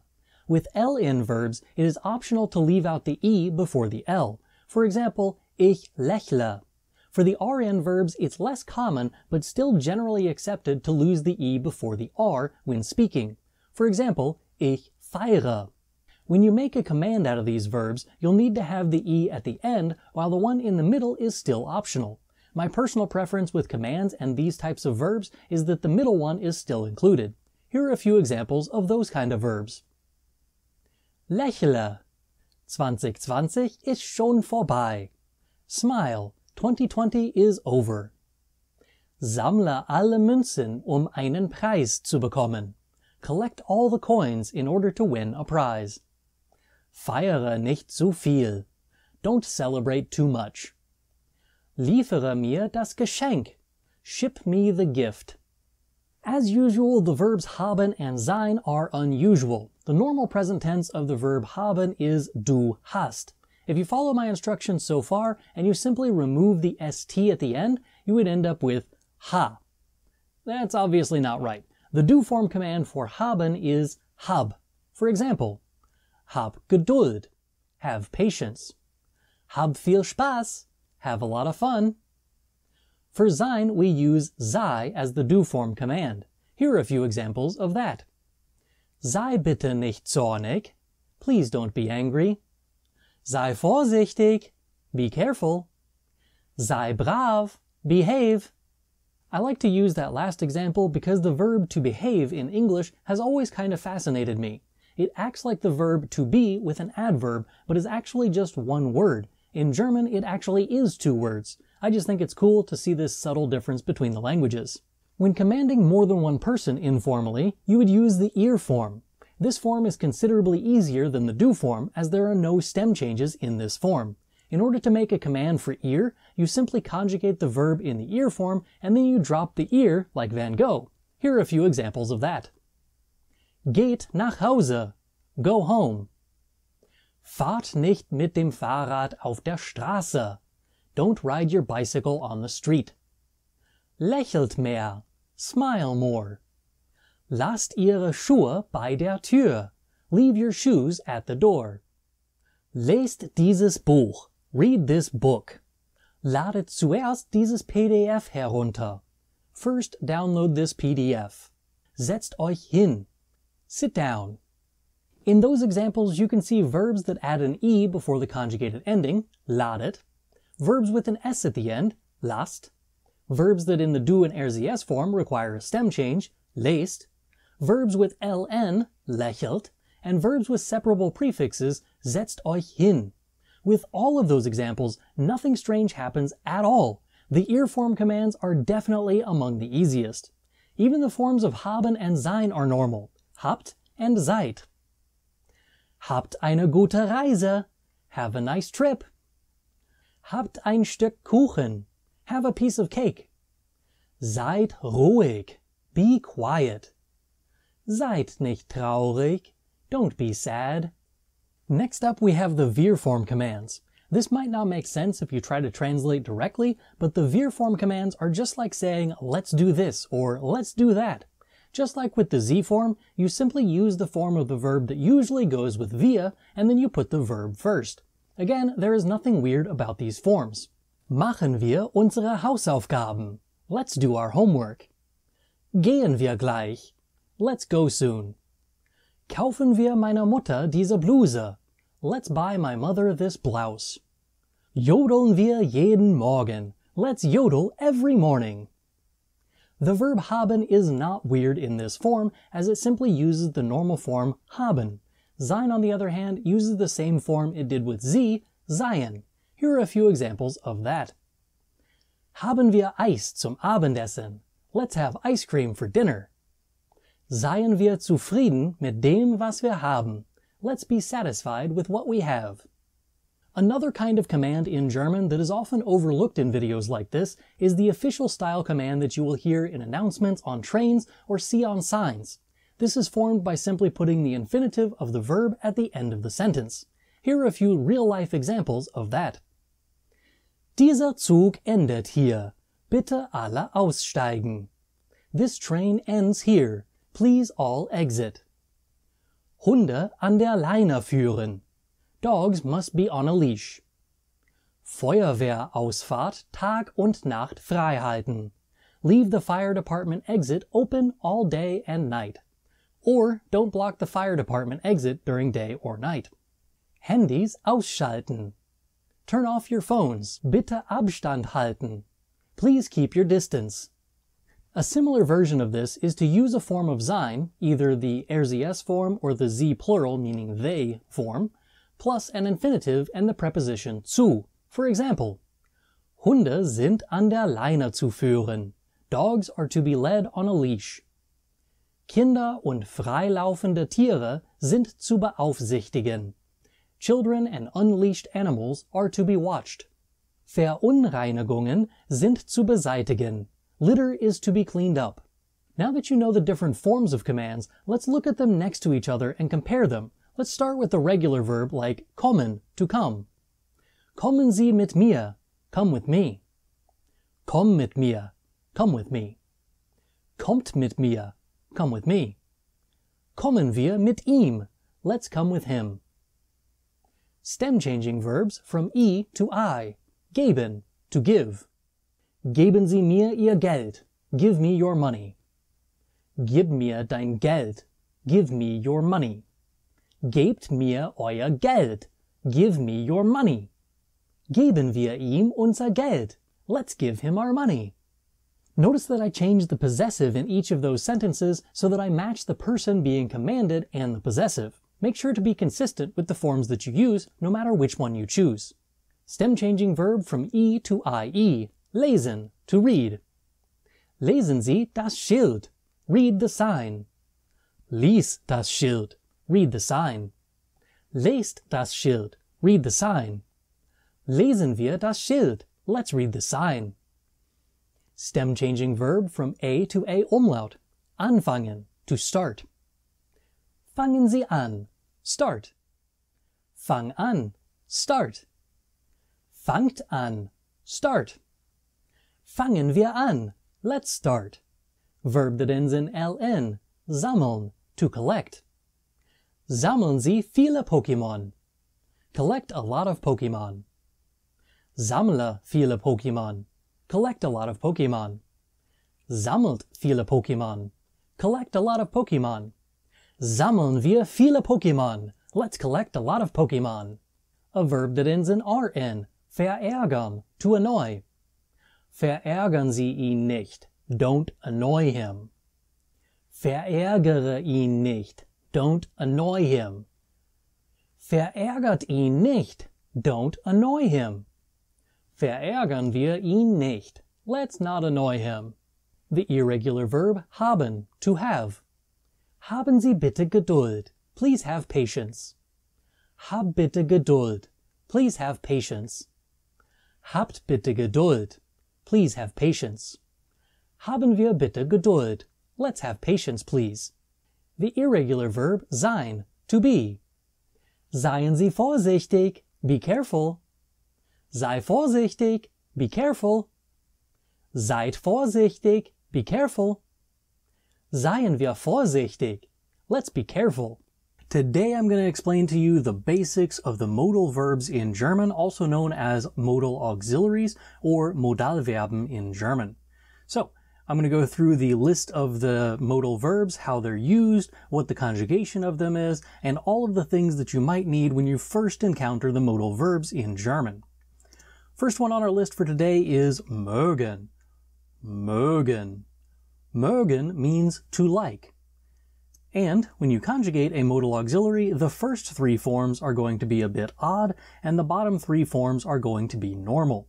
So, in this case, we have an O umlaut changing into an A, and the ich in the RZS form don't get an ending at all. So, we have ich mag, du magst, sie es mag, wir mögen, ihr mögt, sie mögen. As I mentioned, this verb means to like, so in a few example sentences here, we can see how it's used. Ich mag Züge. Ich mag Züge. I like trains. Ich mag Züge.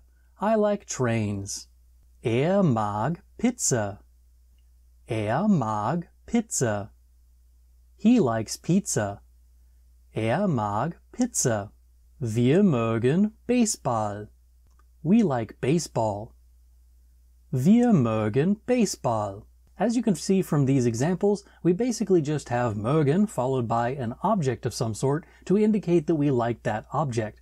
If you like an activity, you are probably better served by using the word gern and that other verb that you like. So you could say something like, Ich spiele gern, I like to play, and follow it up with baseball. Ich spiele gern Baseball. And that would make a lot more sense than whenever you're trying to use mögen. Mögen is almost exclusively used with an object and no additional verb in the sentence. That's a little bit of a contrast to all of the other modal verbs on our list for today, and that is that the reason some people call them modal auxiliaries is that they are auxiliary verbs. In other words, they are helping verbs. They're verbs that go along with other verbs in a sentence. The only exception to that is mögen, which it can be used as a helping verb, but generally speaking, then it changes the meaning from we like to do this versus we may do this, we might do this. So it's a bit of a difference of meaning of what you actually were looking for, and at the beginner level, it's probably not what you meant. So, for the most part, keep away from using mögen with an extra verb. Next up on our list, we have möchten. Möchten is technically not an additional modal auxiliary or modal verb. Möchten is basically what happens if an artist drops a new album, and on that album they have a few bonus tracks, but one of the bonus tracks is basically just like the same song but kind of a remix, and that's what möchten is. Möchten is a remix to mögen. Mögen is to like, and the subjunctive mood, or the Konjunktiv 2 version of that, would be möchten, or at least one of the forms of that would be möchten. We sometimes show this word möchten in a textbook in German as if it's its own verb, but to be fair, it's not. It's just a form of mögen that is so commonly used as would like, and it's used for polite requests and stuff like that. It's so often used like that that we pretend it's its own verb, even though it's technically not. To conjugate möchten, we have a slight change from what you might see in other forms, and that is that we keep the umlaut for all of the forms of möchten. Ich möchte. Du möchtest. Er, sie, es möchte. Wir möchten. Ihr möchtet. Sie möchten. As you can see, again, the ich and the er, sie, es form are the same. This actually has to do with the way that the subjunctive mood, or the Konjunktiv 2, is formulated, but it is helpful that all of the modal auxiliaries follow this same pattern, that ich and er, sie, es are going to be the same. If you're wondering how we got from mögen into möchte, if you follow the verb mögen, we have the infinitive form, or the form that you'll find in the dictionary, and we start with that. If you change that into the past tense, you end up with mochte, like I liked something, past tense. Once we get to the past tense, if you add umlauts, that's generally how you make the Konjunktiv 2, or the subjunctive mood of things. So, this is how we came from mögen into möchte. Mochte is the past tense as our kind of in-between, and möchte is the final product. Here are a few examples of möchten in sentences. Was möchten Sie bestellen? Was möchten Sie bestellen? What would you like to order? Was möchten Sie bestellen? Notice here we have two verbs. We have möchten, which is conjugated there to go with Sie and at the beginning of the sentence for this question. Then we have bestellen at the end of the sentence. This is the infinitive form of the verb bestellen, or to order in English. Bestellen has that en at the end of it, and it is not conjugated. But möchten is conjugated. It goes with Sie in this sentence. This is what happens when a modal auxiliary or a modal verb is used with an additional verb. It pushes the other verb to the end of the sentence, and it's used in its infinitive form, or the form that you'll find in the dictionary. Ich möchte den Rinderbraten bestellen. Ich möchte den Rinderbraten bestellen. I would like to order the roast beef. Ich möchte den Rinderbraten bestellen.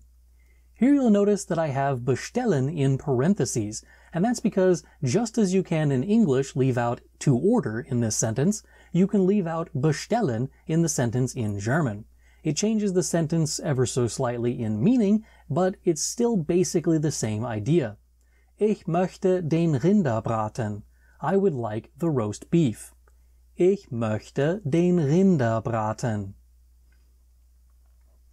This will only happen if you can imply the other verb, meaning that whenever you leave out that other additional verb at the end of the sentence, does it still make sense? Does it still have the same meaning without it? Can we assume what the verb would be even though it's not there? If the answer is yes, it is okay to leave out that extra verb.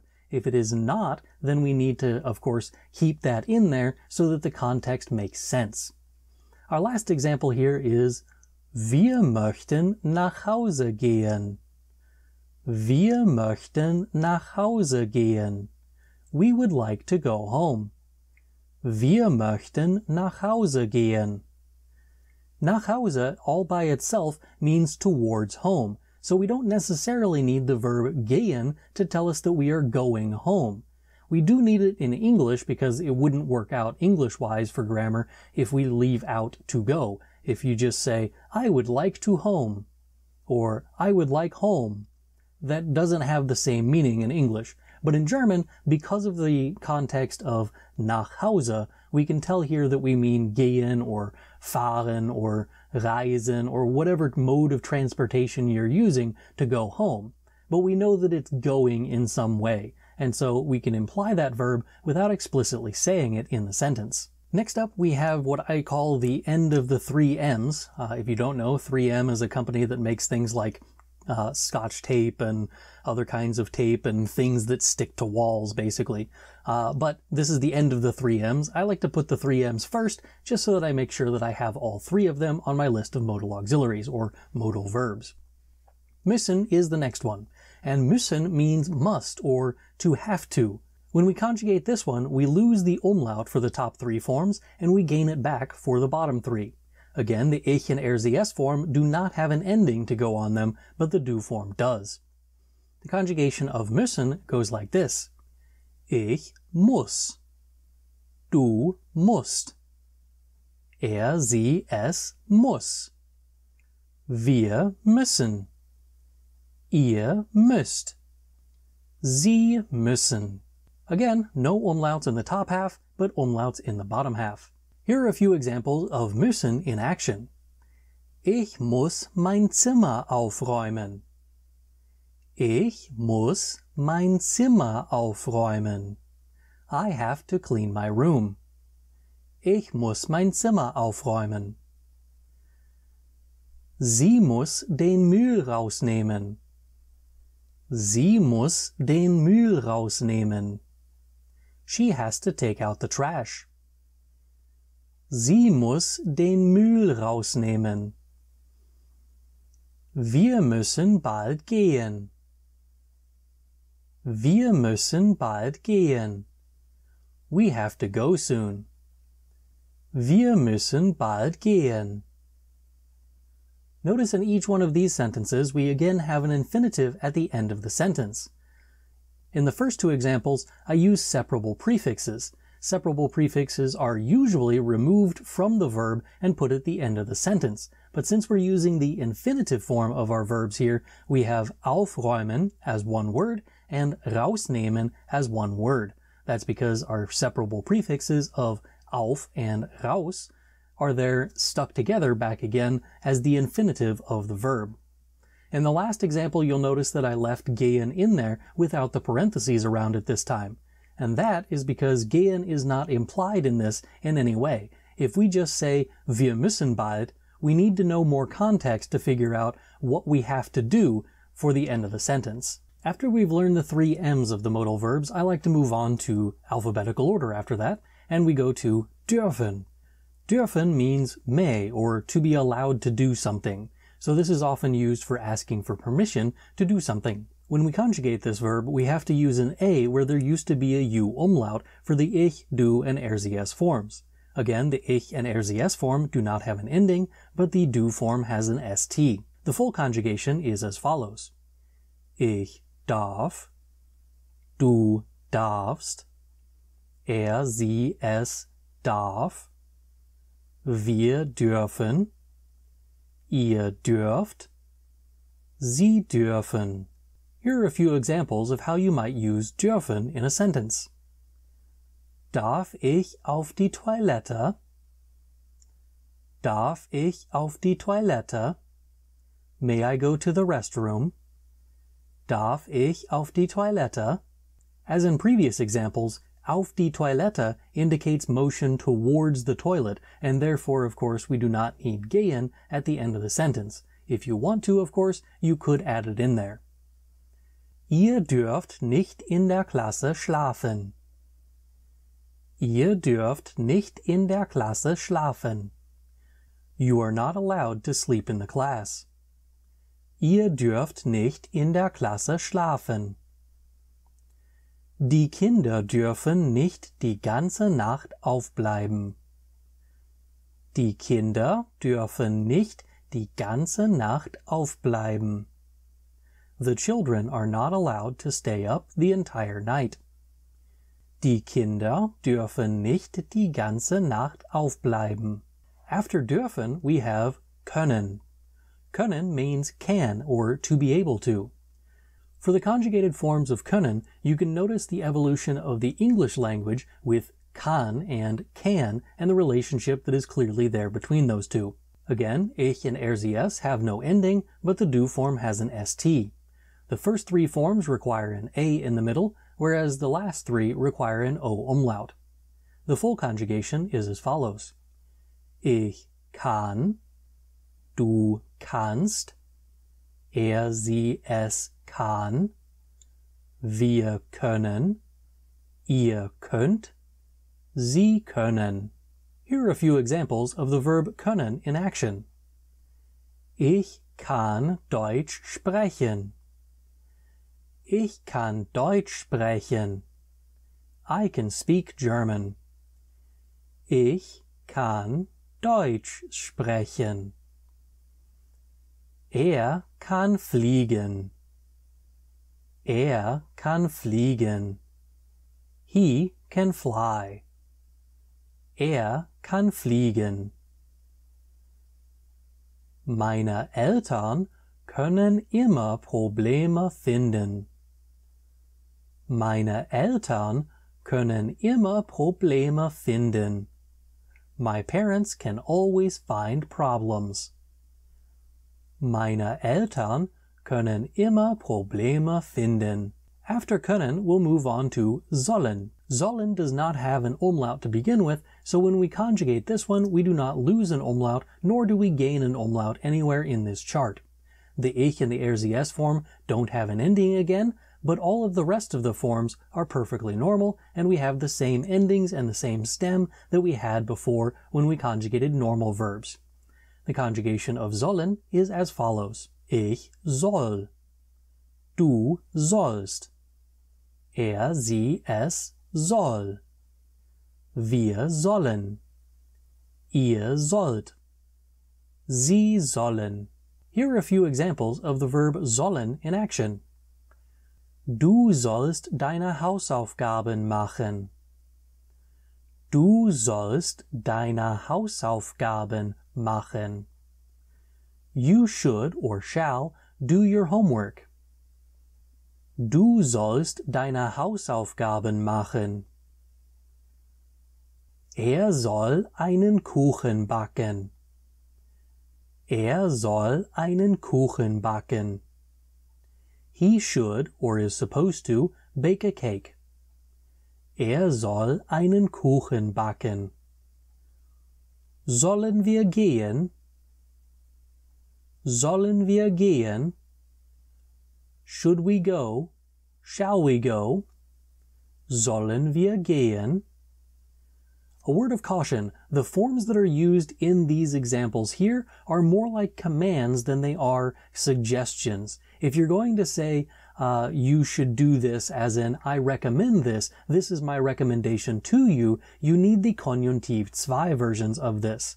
Those forms would be ich sollte, du solltest, sie, es sollte, wir sollten, ihr solltet, and sie sollten. Those are the forms you're going to use if you are making suggestions or recommendations. If you mean more of a command version and you're saying, you're going to do this, as in when your mom says you should do your homework, she's not suggesting you do your homework, she's saying, go do your homework. In that same instance, when you say, du sollst deine Hausaufgaben machen, you're really saying, you are going to do your homework now. You shall do this. Next up is the last of the actual modal auxiliaries, and that is wollen. Wollen means to want. To conjugate wollen, we remove the O and replace it with an I for the first three forms. Then the O comes back for the last three forms. Again, the ich and the RCS form do not take endings. Ich will. Du willst. Sie, es will. Wir wollen. Ihr wollt. Sie wollen. You may recognize that will is in there. It looks like will, sounds a lot like will, but does not mean will. This is not something that is used for the future tense. This is a place where the German and the English languages kind of diverged when they were evolving at the same time. So what happened here is we have will as in thy will be done, and we have will as in this is what's going to happen, future tense. Those two things used to be used differently throughout the English language, and German, whenever it was evolving, did not make that divergence. So we now have will as in to want, and this is the reason that your last will and testament tells you what it is that you want to happen to all of your stuff once you're gone. Those things are all will or will in the same way. I mention this because when we get to the next thing, the thing that's still blacked out there, that is when we're going to be talking about will using the future tense. But for now, wollen means to want, and that's how we're using it in the following examples. Ich will in Beifall untergehen. Ich will in Beifall untergehen. I want to go down in applause. Ich will in Beifall untergehen. For those of you who don't know, that's from a Rammstein song called Ich will. You should definitely check out the song Ich will by Rammstein because that will make it so that you never forget the conjugation of wollen. Will den ganzen Kuchen essen. Will den ganzen Kuchen essen. He wants to eat the entire cake.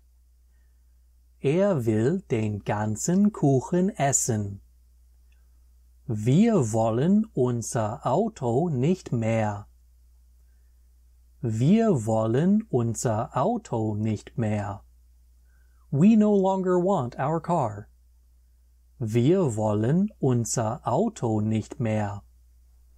In this last one, you'll notice that I left off the verb again at the end. This verb could be haben. But because we are just saying the car is the thing that we don't want in this sentence, we don't necessarily need an extra verb. Whereas in the first two examples with untergehen and essen, we required those extra verbs to give us more context for the sentence. The last verb on our list for today is not a modal auxiliary. This verb is werden. Werden is used to form the future tense. Why do I bring it up now? It's used almost exactly the same way that the modal auxiliaries are, meaning that when you use it with an extra verb, the other verb goes to the end of the sentence as an infinitive. I'll show you some examples of that here in a minute. Word of caution though, when you are conjugating werden, remind yourself that it is not a modal verb, meaning that it is not conjugated in the same way that modal verbs are normally conjugated. So for instance, the ich form is normal, ich werde. The du and RCS form are irregular, similar to what happens with stem-changing verbs if you've seen a lesson on that. The du form is du wirst, and the RCS form is RCS wird. Then the rest of the forms are normal. Wir werden, ihr werdet, sie werden. So the full conjugation of werden, used for the future tense, meaning will, looks like this. Ich werde, du wirst, sie, es wird, wir werden, ihr werdet, sie werden. Here are a few examples saying goodbye to 2020. 2021 werde ich nach draußen gehen. 2021 werde ich nach draußen gehen. In 2021, I will go outside. 2021 werde ich nach draußen gehen. Was wird jetzt machen? Was wird jetzt machen? What will he do now? Was wird jetzt machen? 2021 werden meine Freunde rüberkommen. 2021 werden meine Freunde rüberkommen. In 2021, my friends will come over. 2021 werden meine Freunde rüberkommen. To wrap things up for today, we have the entire conjugation chart of all of the modal auxiliaries plus werden, which I mentioned is used for the future tense. Let's go back through the list. Mögen, to like. Ich mag, du magst, sie, es mag, wir mögen, ihr mögt, sie mögen. Möchten, would like. Ich möchte, du möchtest, sie, es möchte, wir möchten, ihr möchtet, sie möchten. Müssen, must or to have to. Ich muss, du musst, sie, es muss, wir müssen, ihr müsst, sie müssen. Dürfen, may or to be allowed to. Ich darf, du darfst, sie, es darf, wir dürfen, ihr dürft, sie dürfen. Können, can or to be able to. Ich kann, du kannst, sie, es kann, wir können, ihr könnt, sie können. Sollen, should or shall or to be supposed to. Ich soll, du sollst, sie, es soll, wir sollen, ihr sollt, sie sollen. Wollen, to want. Ich will, du willst, sie, es will, wir wollen, ihr wollt, sie wollen. Werden, will, used for the future tense. Ich werde, du wirst, sie, es wird, wir werden, ihr werdet, sie werden. If you like these lessons but wish there was a way for you to practice what you're learning, check out the book that goes with this course called Elementary German with Herr Antrim. It's available on my website germanwithantrim.com or on Amazon. Both are linked in the description. First of all, what is a personal pronoun? Pronouns in general replace nouns. Nouns are people, places, things, and ideas. If you replace one of those with a word that is usually shorter, that word is a pronoun. Personal pronouns are the ones that you usually think of when someone mentions pronouns. We call them the personal pronouns to differentiate between possessive pronouns and personal pronouns. Possessive pronouns would be like mine and yours. In English, personal pronouns are words like I, me, you, he, him, she, her, and so on. You should already be familiar with the nominative case personal pronouns in German. They're the ones that you use in conjugation charts. Ich, du, sie, es, wir, ihr, sie, and sie. Each of those has another version that's used when the pronoun is referring to something or someone that is the direct object of the sentence, which in German is displayed in the accusative case. For example, if I am the direct object of the sentence, I no longer use the pronoun I. This pronoun switches to me in English. In German, we go from ich to mich. Here's a bit more of a concrete example of this. Ich mag deinen Bruder. I like your brother. Mag mich auch. He likes me too. In the first one, I am the one that likes someone, so I am in the nominative case, ich. In the second one, I am the one that is being liked, so I am in the accusative case, mich. This works in the same way when we look at the pronoun er. Er is in the nominative form, just like he is in English. When we change to the direct object in English, we switch to him. In German, er becomes ihn. You already saw er in the nominative case. Er mag mich auch. He likes me too. But we can see it in the accusative version if we replace deinen Bruder with a pronoun. Ich mag ihn. I like him. Just like in English, however, not all of the pronouns change from one case to another. All of the Z's remain Z and S remains S in the accusative.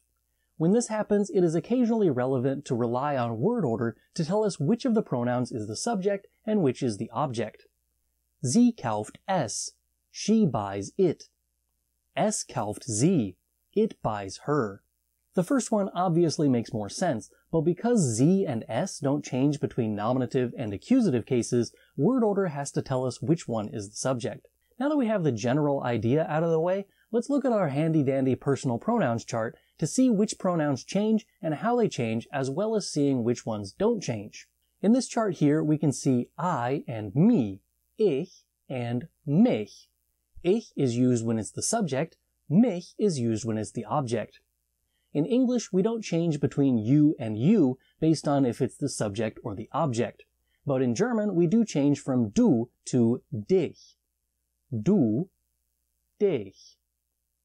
I already mentioned er changes to ihn in the same way that he changes to him. Er, ihn. Sie, as I mentioned, and S both stay the same. Sie, sie. S, S. Wir changes to uns. We change to us. Wir, uns. Wir, uns. Again, you doesn't change in English, but in German, ihr changes to euch. Ihr, euch. Ihr, euch. And again, the other Z's don't change either, so we still have Sie and Sie. One cool trick that you might want to know about is that if you look at the last letter of all of the nominative case pronouns and the accusative case pronouns for the er, sie, es, and the plural sie forms, they all align themselves with the der word endings. So we have der and er. Ihn goes with den. Those two have the same letters at the end. Sie always stays sie, but that's also the case for the der word, where we have die staying as die in the accusative. If you follow this along, you can use this in the dative case as well. This pattern still holds up. Here are a few more stilted examples of how to use these pronouns. Ich mag dich. I like you. Magst du mich? Do you like me? Sie mag ihn. She likes him. Mag sie nicht. He doesn't like her. Ich mag es. I like it. Wir mögen euch. We like you. Mögt ihr uns? Do you like us? Die Kinder mögen sie. The children like them. Die Kunden mögen sie. The customers like you. Now let's look at some real-life examples and how you might use these in conversation. Guten Morgen, Lukas. Hallo, Leon. Hast du dein Englischbuch? Ja, ich habe es. Warum? Ich habe die Aufgabe noch nicht gemacht und ich habe mein Buch nicht mitgebracht. Darf ich mir dein Buch kurz borgen? Vielleicht können wir die Arbeit zusammen machen. Ich habe sie auch noch nicht gemacht. Das geht. Hast du auch einen Bleistift? Lass mich mal raten. Du willst ihn dir auch borgen. Woher weißt du das? Ich kenne dich seit dem Kindergarten. Du bist nie auf den Unterricht vorbereitet. Da hast du recht, aber heute bist du auch unvorbereitet. Nein, ich bin vorbereitet. Ich habe heute kein Englisch. Entschuldigung, haben Sie frische Erdbeeren? Ja, wir haben sie in Gang 15.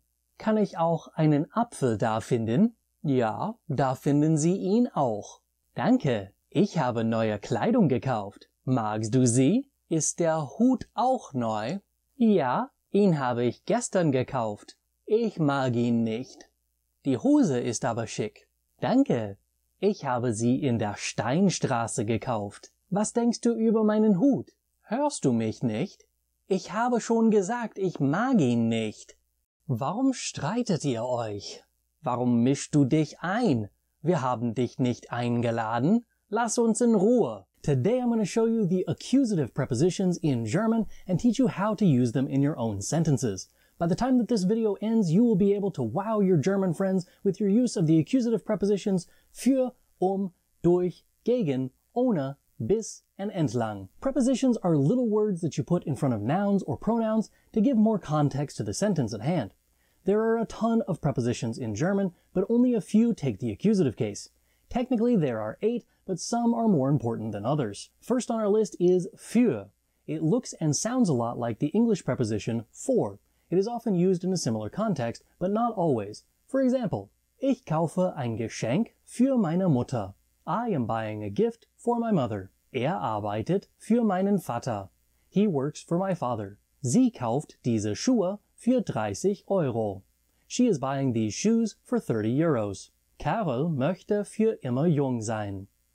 Carol wants to be young forever. If the word das is needed after für, it is often shortened down to just fürs. For example, ich kaufe die Karten fürs Konzert.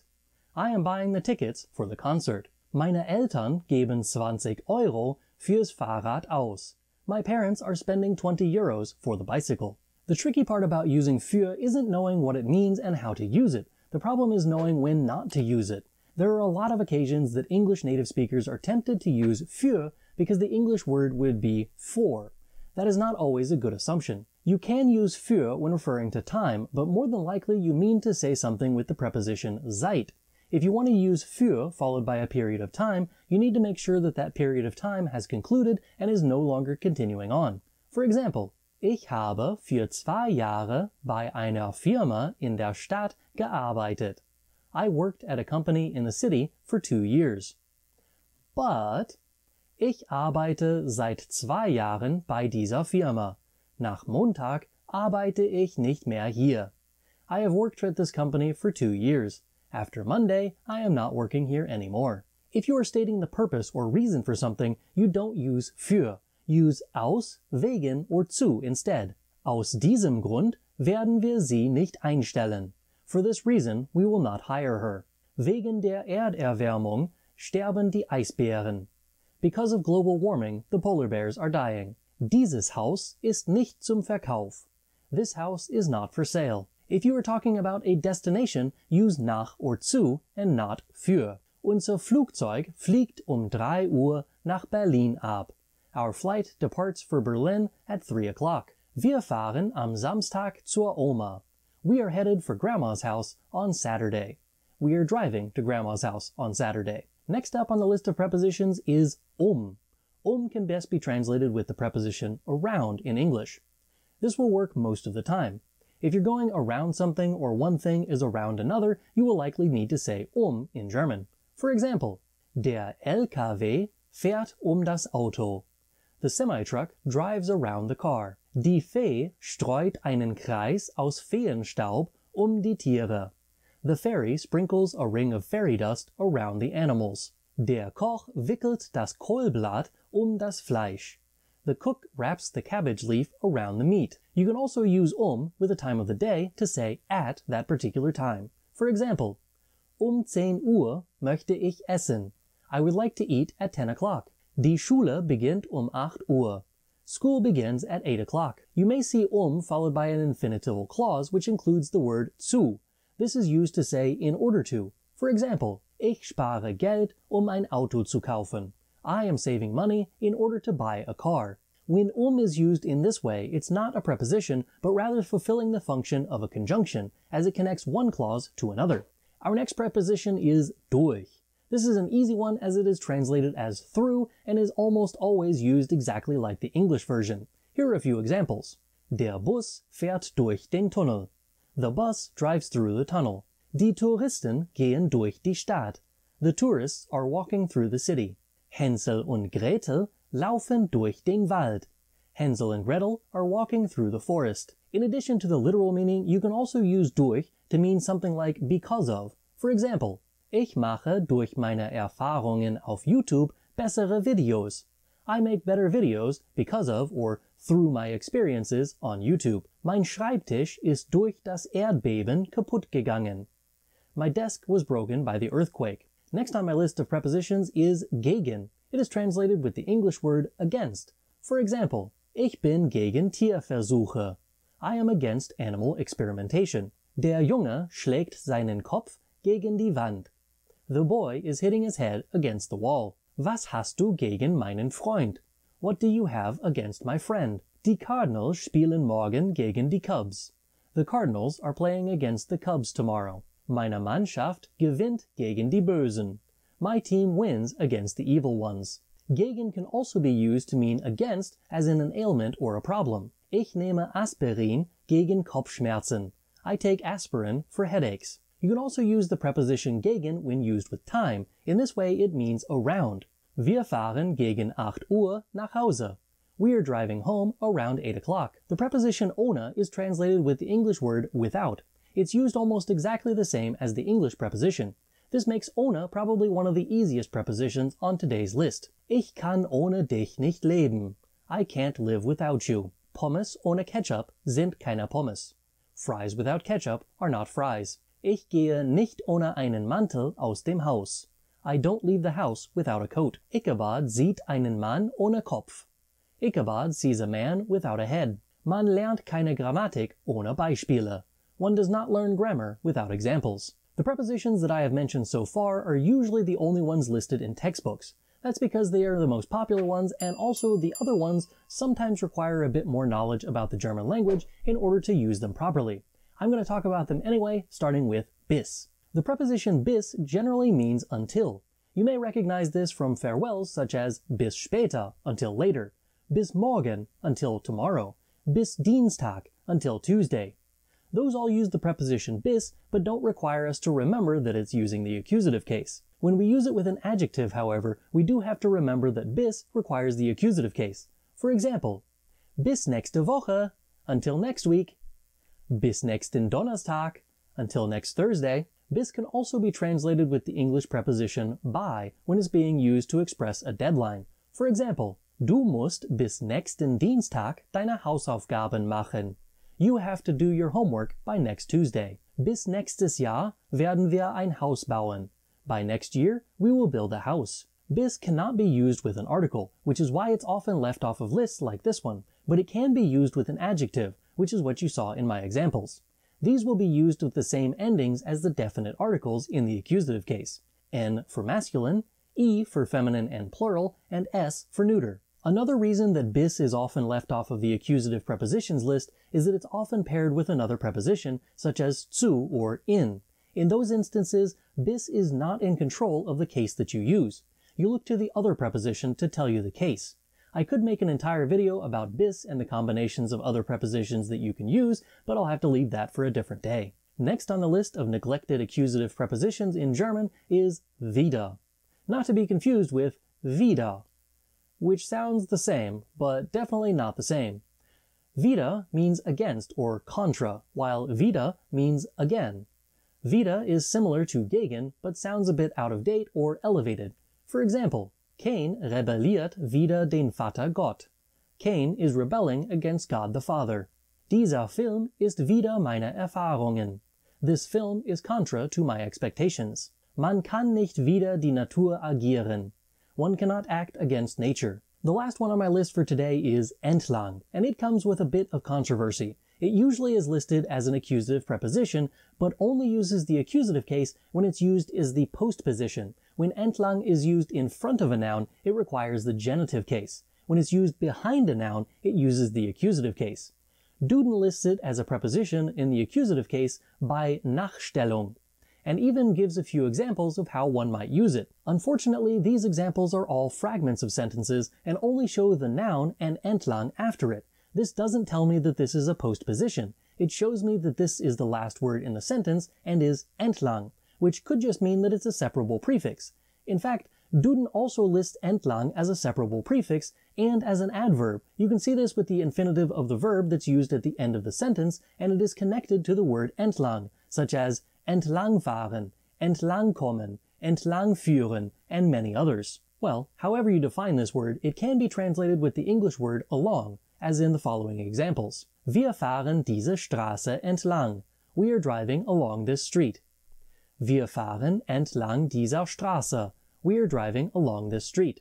In the second example, I use the genitive case because I put entlang before the noun. Die Kinder laufen den Fluss entlang. The children are running along the river. Wait, feminine nouns use the article der? What is dame? And why is there an N at the end of the word Kinder? That's dative. It's like nominative and accusative on steroids. The dative case is used with indirect objects, dative prepositions, dative verbs, and certain phrases. Sounds complicated. Lots of people think that, but it doesn't have to be. Over the next several lessons, I will teach you all of the things that you need to know about the dative case. Today, we will tackle the dative case as it's used with indirect objects.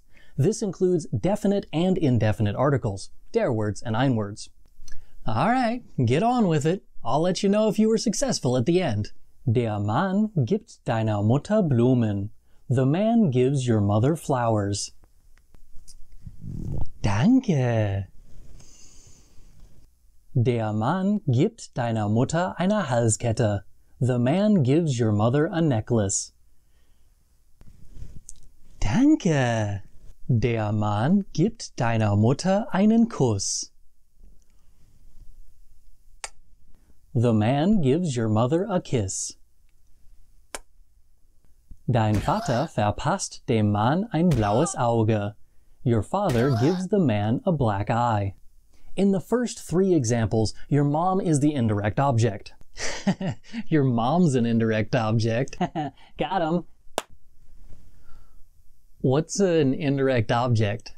So, if you don't already know, the nominative case is used for the subject of the sentence. That's the person or thing that is doing something in the sentence. This is also the person or thing that decides how the verb needs to be conjugated. The accusative case is used with direct objects. These are the things or people that are being acted upon by the subject of the sentence. If you buy something, that something is the direct object, and in German, that's accusative.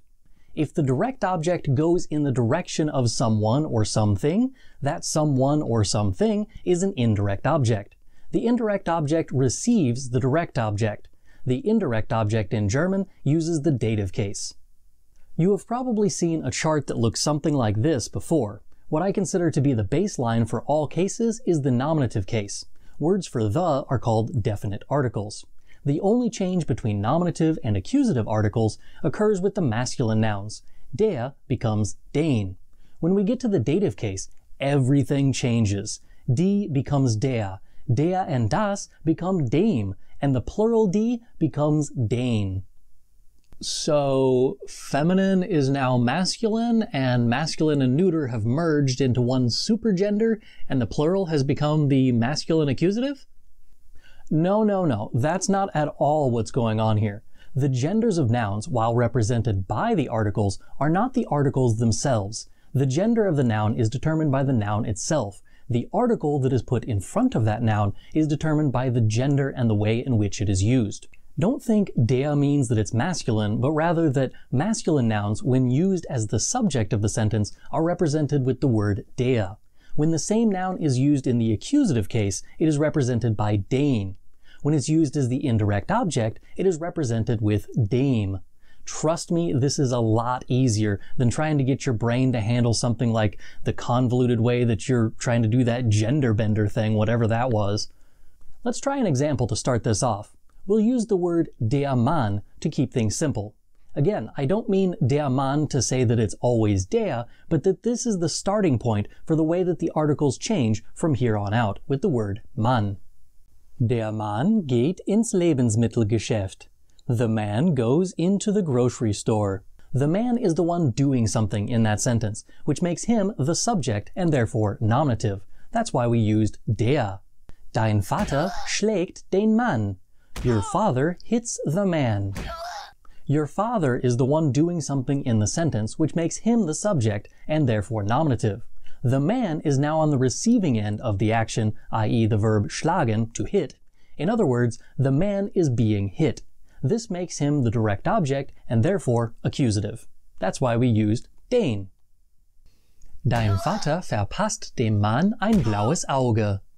Your father gives the man a black eye.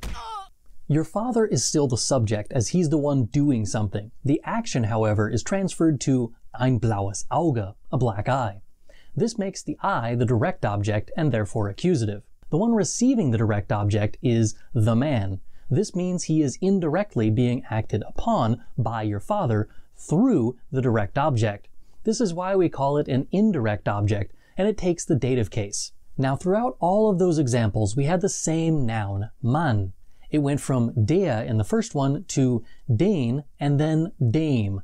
The gender of the noun did not change. The article preceding it did. Can all sentences have an indirect object? No, not all verbs have the ability to take indirect objects. This is due to the action that the verb expresses. Obviously, you can buy or sell someone something, give them it, or sell them it, but you can't be them something or go them something. Cool. I think I have it, but just in case, can I see a few more examples? Hopefully with a little bit more variety than what you've done so far? Herr Antrim bringt dem Doktor Deutsch bei. Herr Antrim is teaching the doctor German. The word for timey-wimey stuff in German is schnibbidi-schnick wibblig-wabbliges Zeugs. Bet you can't say that 3 times fast. Schnibbidi-schnick wibblig-wabbliges Zeugs. Schnibbidi-schnick wibblig-wabbliges Zeugs. Schnibbidi-schnick wibblig-wabbliges Zeugs. I figured you'd be more of a Matt Smith kind of guy, what with the bow ties and such. Stylistically speaking, I like Matt Smith's Doctor because, you know, bow ties are cool. But acting and story-wise, I prefer David Tennant. Herr Antrim erzählt der Prinzessin ein Märchen. Herr Antrim tells the princess a fairy tale. Und wenn sie nicht gestorben sind, dann leben sie noch heute. Der Makler zeigt der Kundin das Haus. The realtor shows the customer the house. Das ist das Wohnzimmer. Der Kellner bringt dem Mädchen ein Eis. The waiter brings the girl an ice cream. Der Lehrer stellt dem Schüler eine Frage. The teacher asks the student a question. Wo ist dein Buch? Why didn't you just use the verb fragen in that sentence? Dem Schüler eine Frage fragen? Das ist ein bisschen doppelt gemoppelt. That's a bit redundant. Die Lehrerin gibt den Schülern eine Hausarbeit auf. The teacher assigns the students a term paper. Halt, stopp! Where did the N at the end of Schüler come from? The word Schüler is already plural. You don't have to double pluralize it, do you? No, the N at the end there is indicating that it's plural dative. Most of the time this will happen with plural nouns in the dative case. If the noun already ends with N or an S in the plural form, then you don't add an N to the end of it with the dative case. Meine Schwester sagt dem Polizisten die Wahrheit. My sister tells the police officer the truth. Wait, why did Polizist suddenly get 2 extra letters? I understand that the plural of Polizist is Polizisten, but you just said dem Polizisten, which means it's masculine and not plural. So what's up with that? Have you heard of weak nouns before? These are certain nouns that simply take N or EN when they're used in any case that is not nominative. Polizist is on that list. If you want a better list of them, I have that built into my accusative, dative, and genitive case masterclasses, which you can find linked in the description. For a few more examples, however, here are a few more popular ones. Der Neffe, Neffin. Der Held, Heldin. Der Herr, Herren. Der Name, Namen. And a bunch more. Are they all masculine? Yep. Well, at least that part's simple. I get the der words now. What happens with the ein words? The dative case is the first case that you learn about that uses the same endings for all of the definite and indefinite articles. By that I mean that the masculine and neuter ones end in M. Feminine is now R, and plural is an N. Der Richter schickt einer Zeugin eine Vorladung. The judge sends a witness a subpoena. Der Experte kocht einem Spion ein Ei. The expert cooks or is cooking a spy an egg.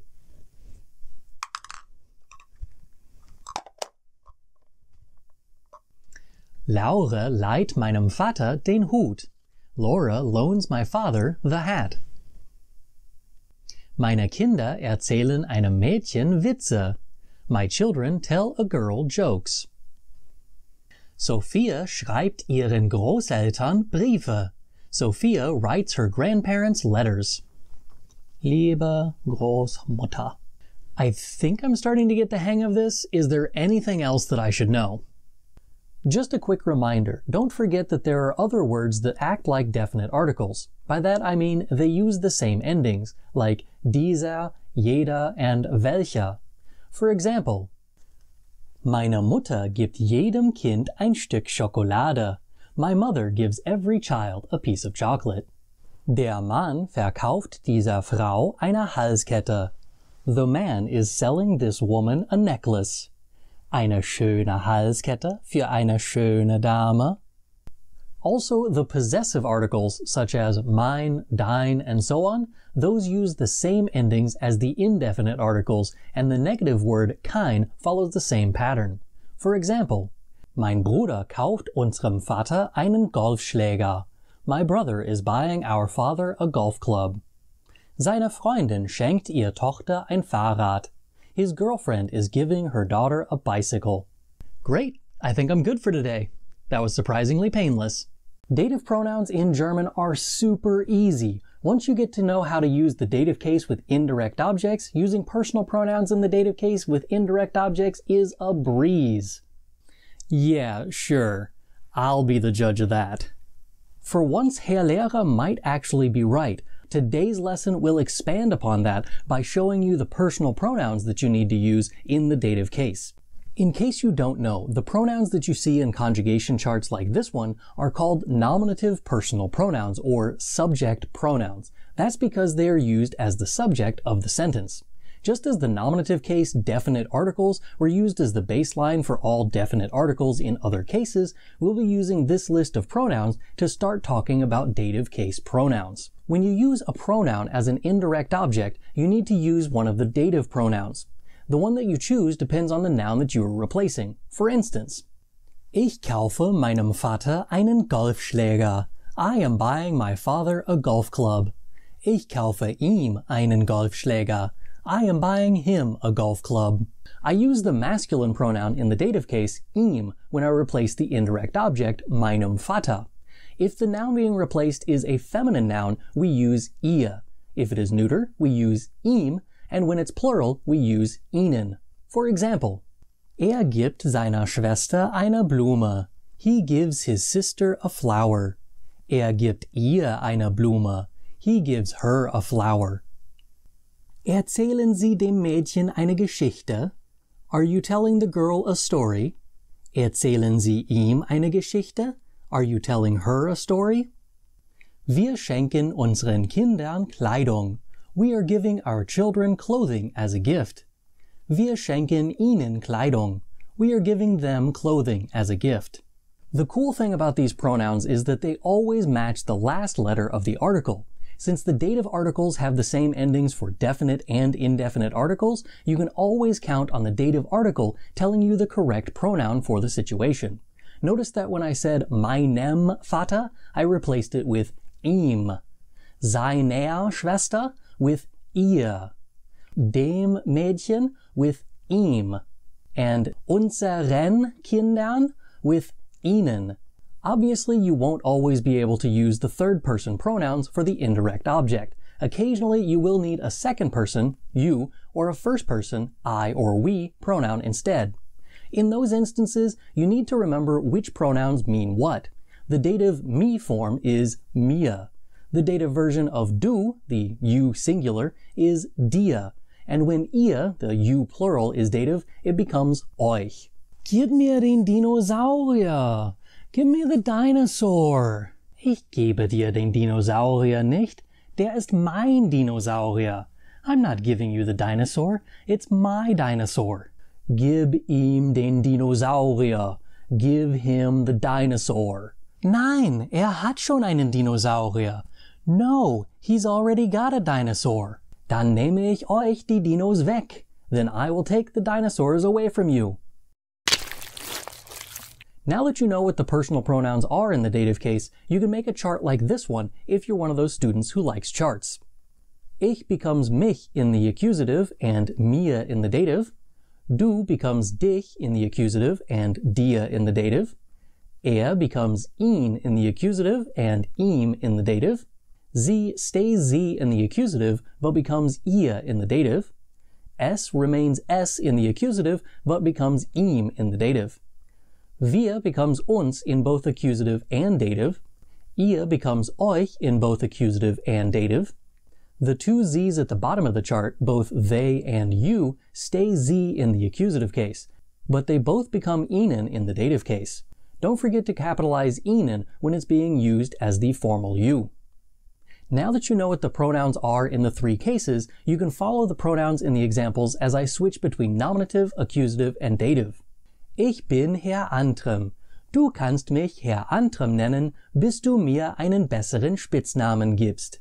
I am Herr Antrim. You can call me Herr Antrim until you give me a better nickname.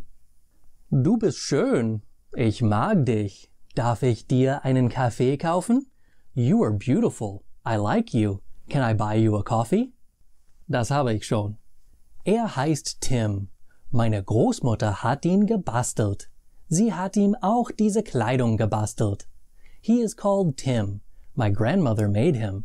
She also made him these clothes. Barbie hat heute Geburtstag. Ich habe sie heute vor 3 Jahren gekauft. Heute schenke ich ihr ein neues Kleid. Barbie has a birthday today. I bought her 3 years ago today.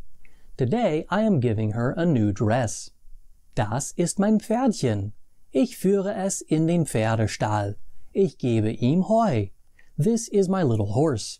I lead it into the horse stable. Then I give it hay. Wir sind Dinosaurier. Ein Meteorit hat uns getötet. Menschen haben uns viele Museen gebaut. We are dinosaurs. A meteorite killed us.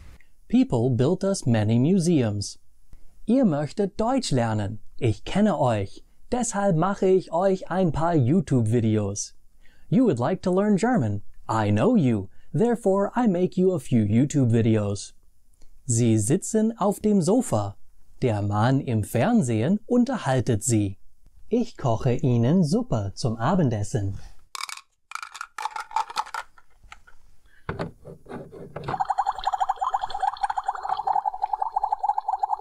They are sitting on the sofa. The man on TV is entertaining them. I am cooking them soup for dinner.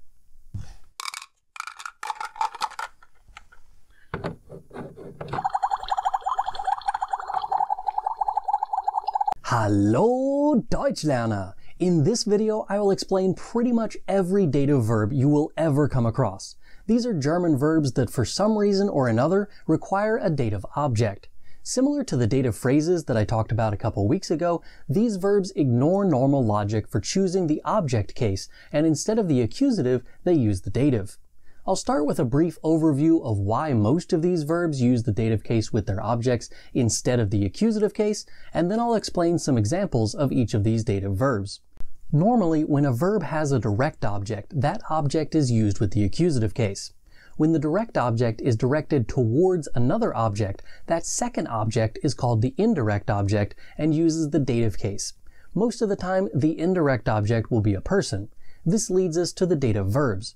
A lot of the time, these verbs sort of imply the direct object.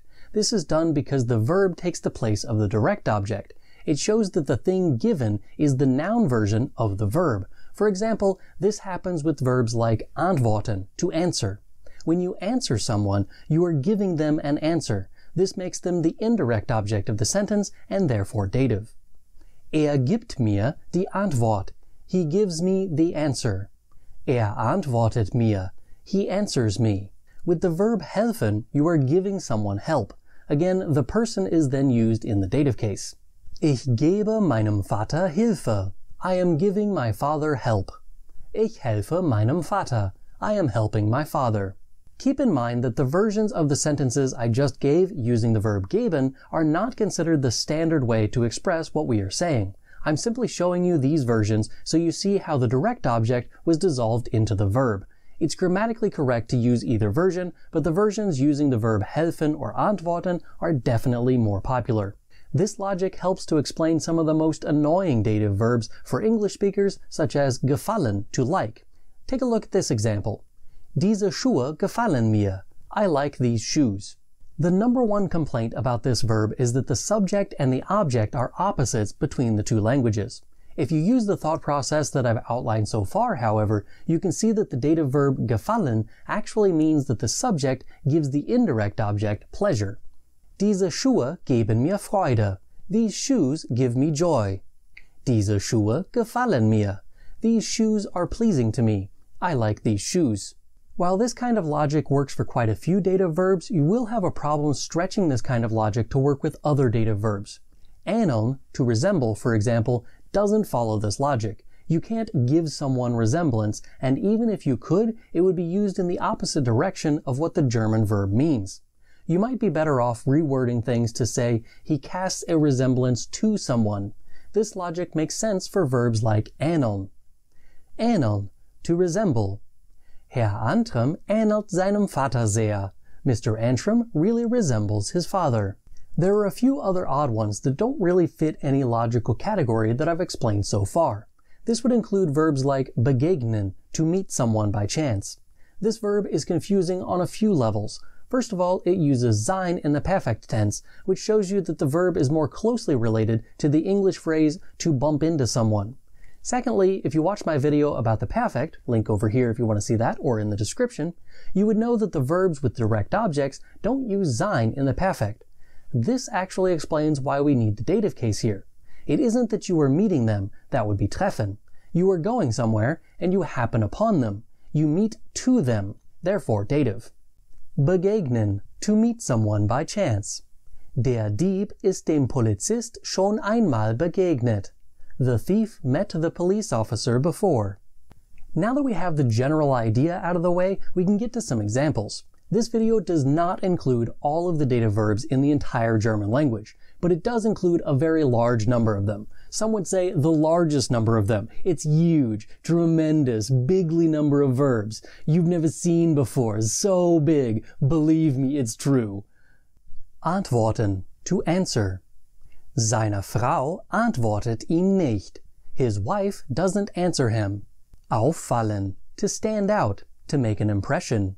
Der Hundedreck auf seinem Fuß ist ihm nicht aufgefallen. He didn't notice the dog poo on his shoe. Ausweichen, to evade. Der Präsident ist allen Fragen ausgewichen. The president evaded all of the questions. Befehlen, to order or command. Der Lehrer befiehlt dem Schüler seine Aufgabe zu machen. The teacher commands the student to do his work. Beistehen, to stand by or support. Seine Mutter steht ihm in schwierigen Zeiten bei. His mother stands by him in difficult times. Danken, to thank. Der Kunde dankt dem Kellner. The customer thanks the waiter. Dienen, to serve. Dieser Brief dient Ihnen als letzte Warnung. This letter serves as your last warning. Drohen, to threaten. Der Räuber droht dem Bankkassierer mit einem Messer. The robber threatens the bank teller with a knife. Einfallen, to come to mind, to think of something. Mir fällt gerade ein, dass wir einkaufen müssen. It just came to me that we have to go shopping. Entgegnen, to reply, retort or counter. Ich möchte Ihnen entgegnen, dass Sie eigentlich nicht recht haben. I would like to counter you that you aren't actually correct. Erlauben, to allow or permit. Wir erlauben unseren Kindern, die ganze Nacht aufzubleiben. We allow our children to stay up the entire night. Erscheinen, to appear. Deine Mutter erscheint mir ganz nett. Your mother appears to be very nice to me. Fehlen, to be missing. Mir fehlen die Worte, meine Liebe für meine Frau zu beschreiben. Words fail me to describe my love for my wife. Folgen, to follow. Der Hund folgt der Katze. The dog follows the cat. Gehorchen, to obey. Das Kind gehorcht seinen Eltern. The child obeys his parents. Gehören, to belong to. Dieser Hut gehört mir. This hat belongs to me. Gelingen, to succeed. Es gelang meinem Bruder, eine neue Arbeitsstelle zu bekommen. My brother was successful in finding a new job. Genügen, to suffice, to be enough. Nur eine Kugel Eis genügt mir nicht. Only one scoop of ice cream is not enough for me. Geschehen, to happen or occur. Was ist dem Mann geschehen, nachdem den Kuchen gegessen hat? What happened to the man after he ate the cake? Glauben, to believe. Du musst mir glauben, bitte glaub mir. You have to believe me, please believe me. Gleichen, to closely resemble. Seine neue Freundin gleicht seiner alten. His new girlfriend closely resembles his old one. Glücken, to succeed, to work out. Der Plan ist ihm geglückt. The plan succeeded for him. Gratulieren, to congratulate. Ihre Mutter gratuliert ihr zum Geburtstag. Her mother congratulates her for her birthday. Helfen, to help. Wie kann ich Ihnen helfen? How can I help you? Lauschen, to eavesdrop or listen in. Das Kind lauscht seinen Eltern, während sie streiten.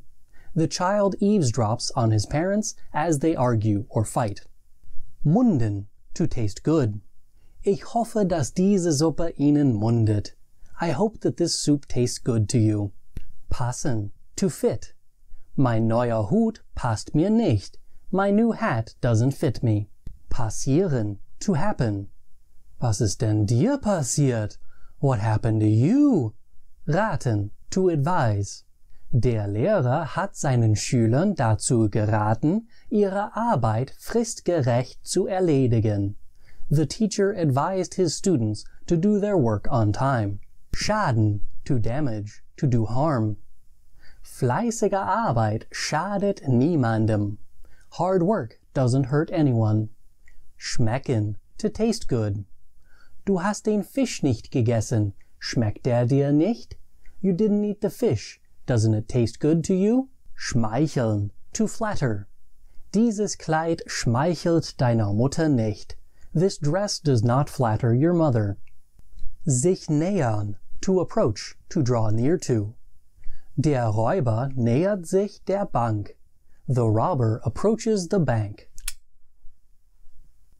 A quick side note here. This one may not seem like a traditional dative verb as it also includes a reflexive pronoun. Some would say that the reflexive pronoun is simply taking the accusative spot while the other object takes the dative case.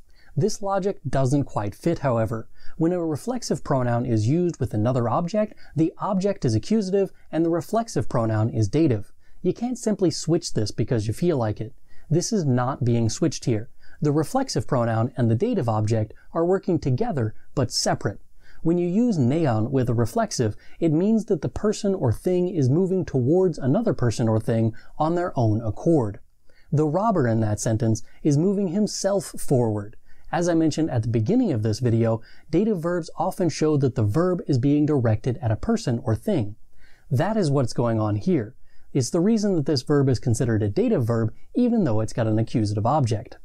Trauen, to trust. Dr. House traut seinem Patienten nicht. Dr. House doesn't trust his patient. Vertrauen, to trust, to confide in, to rely on. Ich vertraue ihm nicht. I don't trust him. Weichen, to yield, to make way for. Die Autos weichen dem Rettungswagen. The cars make way for the ambulance. Widersprechen, to contradict or gainsay. Dem Chef wird niemandem widersprechen. No one will contradict the boss. Winken, to wave. Herr Antrim winkt euch zum Abschied. Herr Antrim waves goodbye to you. Today we're focusing on the prepositions that always require the dative case, conveniently called dative prepositions. Those are the prepositions that are always used with the dative case. If you need a way to remember them, simply sing in alphabetical order to the tune of An der schönen blauen Donau. Aus Hause bei mit, nach Seit von zu. Aus Hause bei mit, nach Seit von zu. Aus Hause bei mit, nach Seit von zu. Now I'll explain what they all mean and how you can use them each. Aus means out of or from. It's used to show that something was in something else and is now no longer. This is different than von, which also means from and is also on our list for today, but I'll explain that in a bit. For now, I'll show you a few examples of how to use aus. Ich komme aus den USA. I am from the United States. I come from the USA. I was once in the United States. That's my place of origin. Now I'm expressing that I came out of that place with the preposition aus. And you can't say this while being in the United States because then you would say Ich bin von hier. I am from here. As you're currently still there. No exit had ever occurred. Meine Oma holt mir Schokolade aus der Schublade. My grandma gets me chocolate from the drawer. The chocolate was in the drawer and now it's outside. Therefore we used aus. Wir fahren heute aus der Stadt. We are driving out of town today. We are currently in the city and will be going away from there. Therefore we used aus. Wann kommst du aus der Schule? When do you get out of school? We were in school. We're asking when you're going to leave, so we use aus. Von can also be translated as from, but unlike aus, it is not used for things that were once inside of something else, but rather that it's just in a different place than before. It is from there.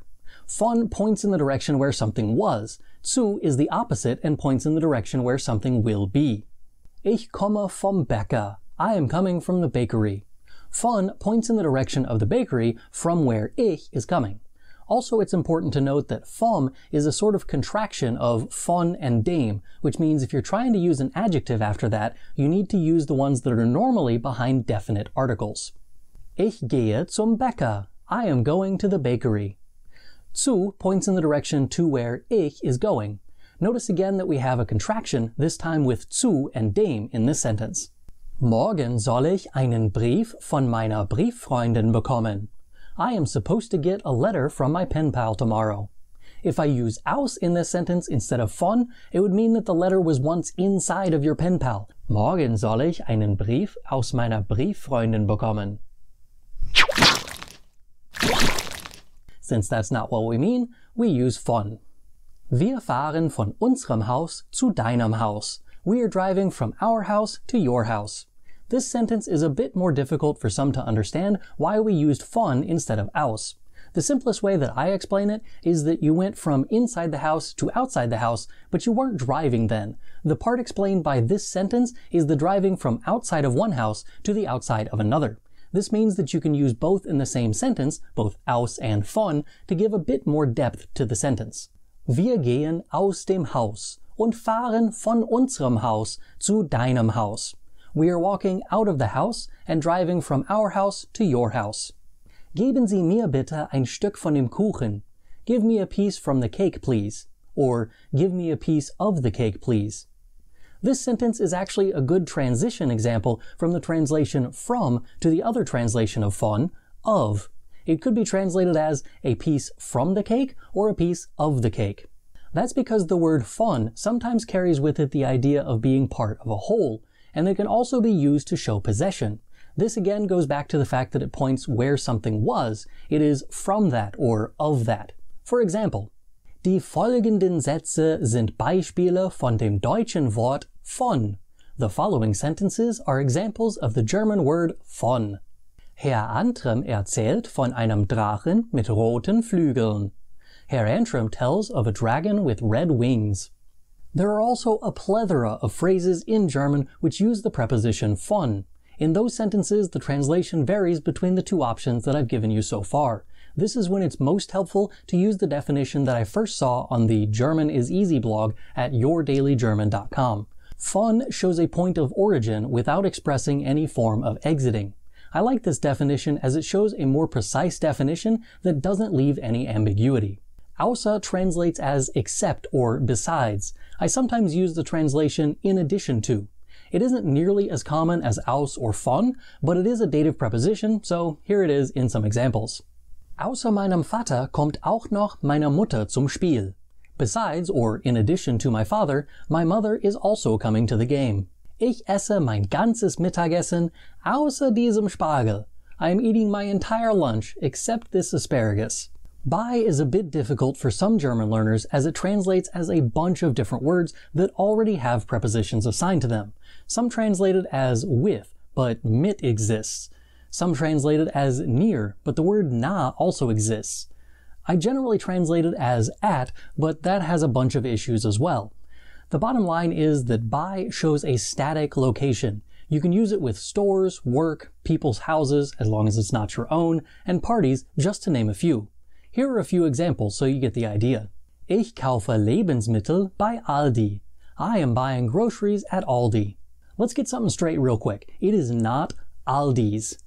Aldi is not a dude's name, unlike Kohl's or McDonald's, and other stores and restaurants and companies that were derived from people's names. Aldi is short for Albrecht, the family name, Discount, the word for discount. The family's last name is not Discount, so please, for the love of God, stop saying Aldi's. End rant. Es gibt heute Abend eine Party bei meinem Freund Paul.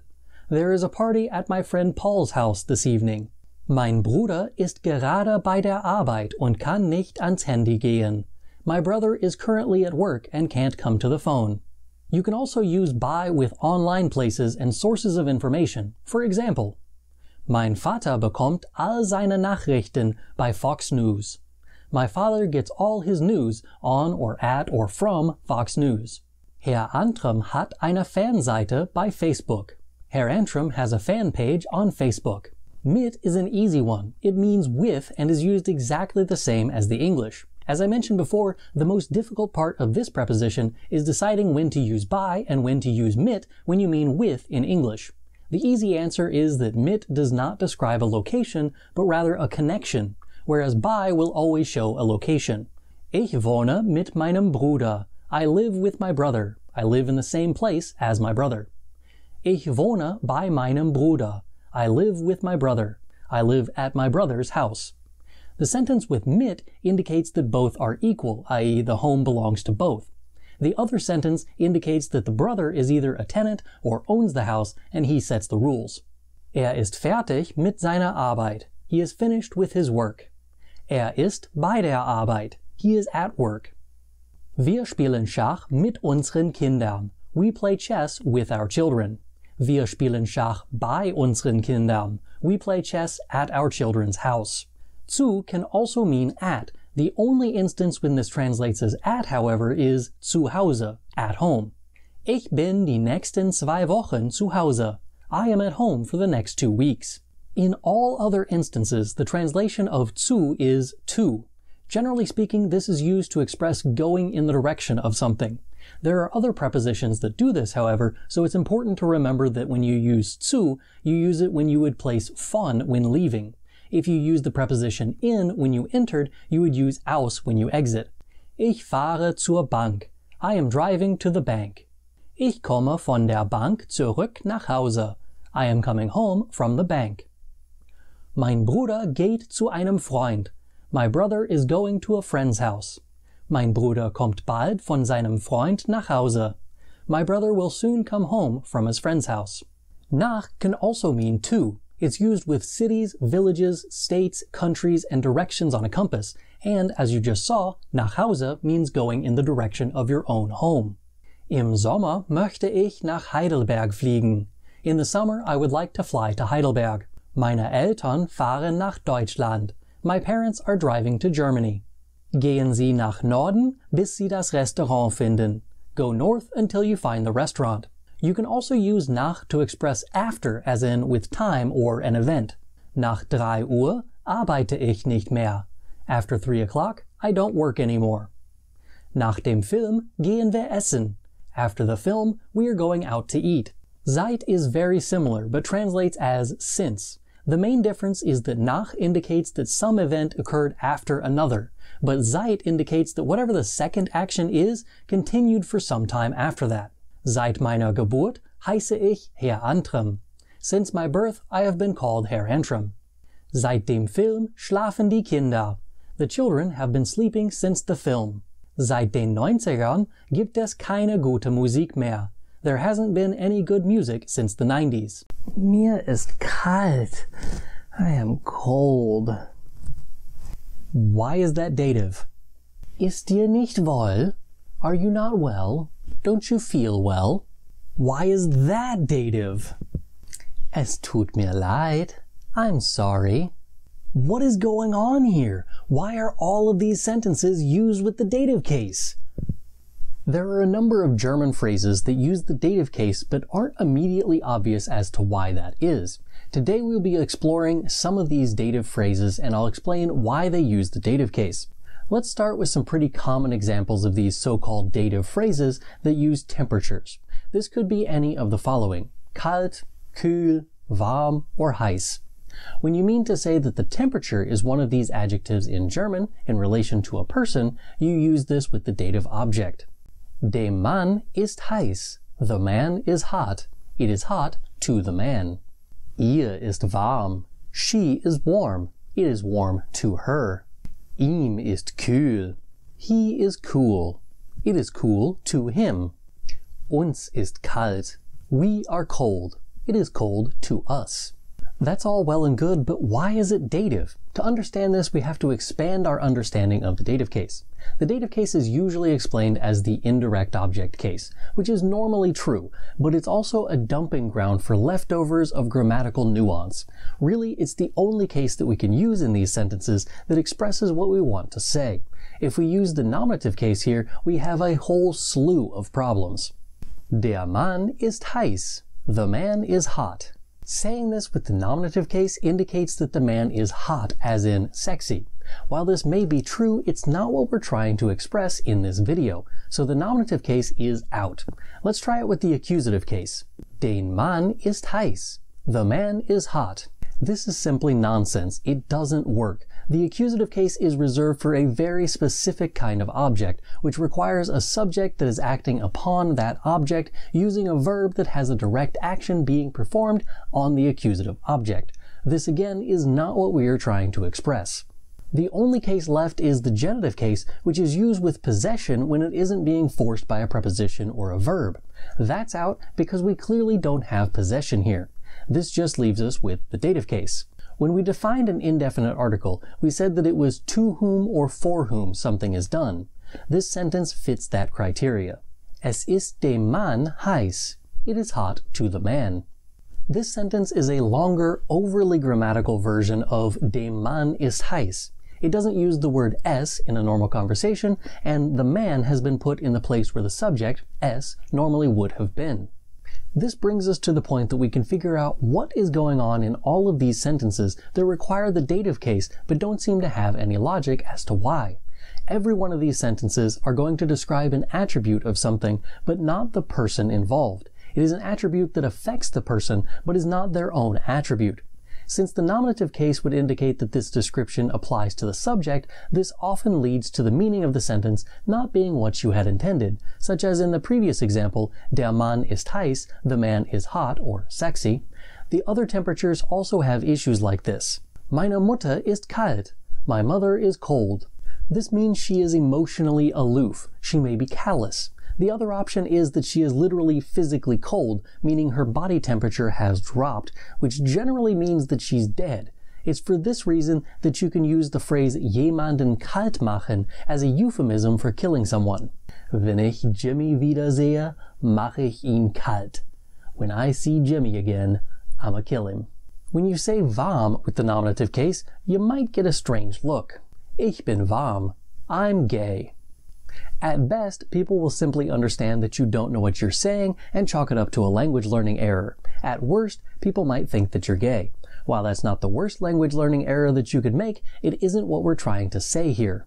Quick side note here, using the word warm to describe homosexuals is really outdated. Almost no one uses this anymore. Even when it was used, the phrase ich bin warm, I'm gay, wasn't nearly as widely used as the phrase ich bin ein warmer Mann, I am a gay man. And it was considered derogatory even back then. And for those of you who are thinking it would be funny to use this to call your friends gay, gay is not an insult. Long story short, don't say it, don't use it, use the dative instead. Mir ist warm, I am warm. Ihm ist warm, he is warm. Der Frau ist warm, the woman is warm. Dieses Buch ist den Schülern nicht besonders interessant. This book is not particularly interesting to the students.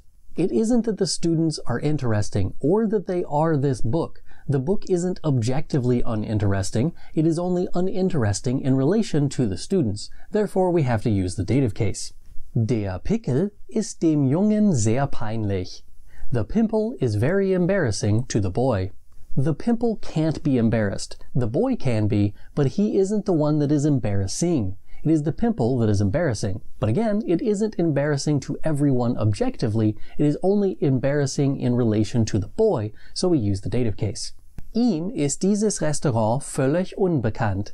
This restaurant is completely unknown to him. He doesn't know this restaurant at all. Obviously, the restaurant isn't completely unknown. If it were, it would be out of business. It is only completely unknown in relation to him, so we use the dative case. Hopefully by now you get the idea, but you might still have some questions about what other kinds of sentences you can use this with. So here are some more examples. Die Patienten sind dem Arzt sehr dankbar. The patients are very thankful to the doctor. Die Matheaufgaben sind mir leicht. The math assignments are easy to me. Die Wahrheit ist dem Richter wichtig. The truth is important to the judge. Fliegen ist mir unmöglich. Flying is impossible to me. Mein neuer Bürostuhl ist mir so bequem. My new office chair is so comfortable to me. Jetzt reicht's euch wahrscheinlich für heute. That's probably enough for you today. Herr Lehrer, how do I know if a two-way preposition uses accusative or dative? Simple. If the prepositional phrase indicates motion, you use accusative. If not, use dative. So, for example, ich bin auf den Gehweg gelaufen means I walked on the sidewalk. The verb laufen is a motion verb, as you taught us, which means there is motion in the sentence, so we use the accusative case. Right, Herr Lehrer? No, you mean to say ich bin auf dem Gehweg gelaufen. But the perfect uses sein when there is motion, so I use sein. And the accusative case is used with the two-way prepositions when there is motion, so I used accusative. What you said is that you walked from the street or somewhere else onto the sidewalk. Okay, but schwimmen is motion, so I say ich bin in das Schwimmbecken geschwommen. No, ich bin im Schwimmbecken geschwommen. Okay, this is really confusing. Maybe the problem is the motion verb. Let's try this with a non-motion verb. Ich habe mich an dem Tisch gesetzt. No motion in the verb, so we used haben, and therefore no motion in the prepositional phrase, so we use dative. No, you use the accusative because there's motion. So why don't we use sein in the perfect? That's just the way German works. No, it isn't! If the perfect tense is used with sein when there is motion, and two-way prepositions or Wechselpräpositionen are accusative when there is motion, why do you almost always use the accusative case with Wechselpräpositionen when you use haben as your helping verb in the perfect?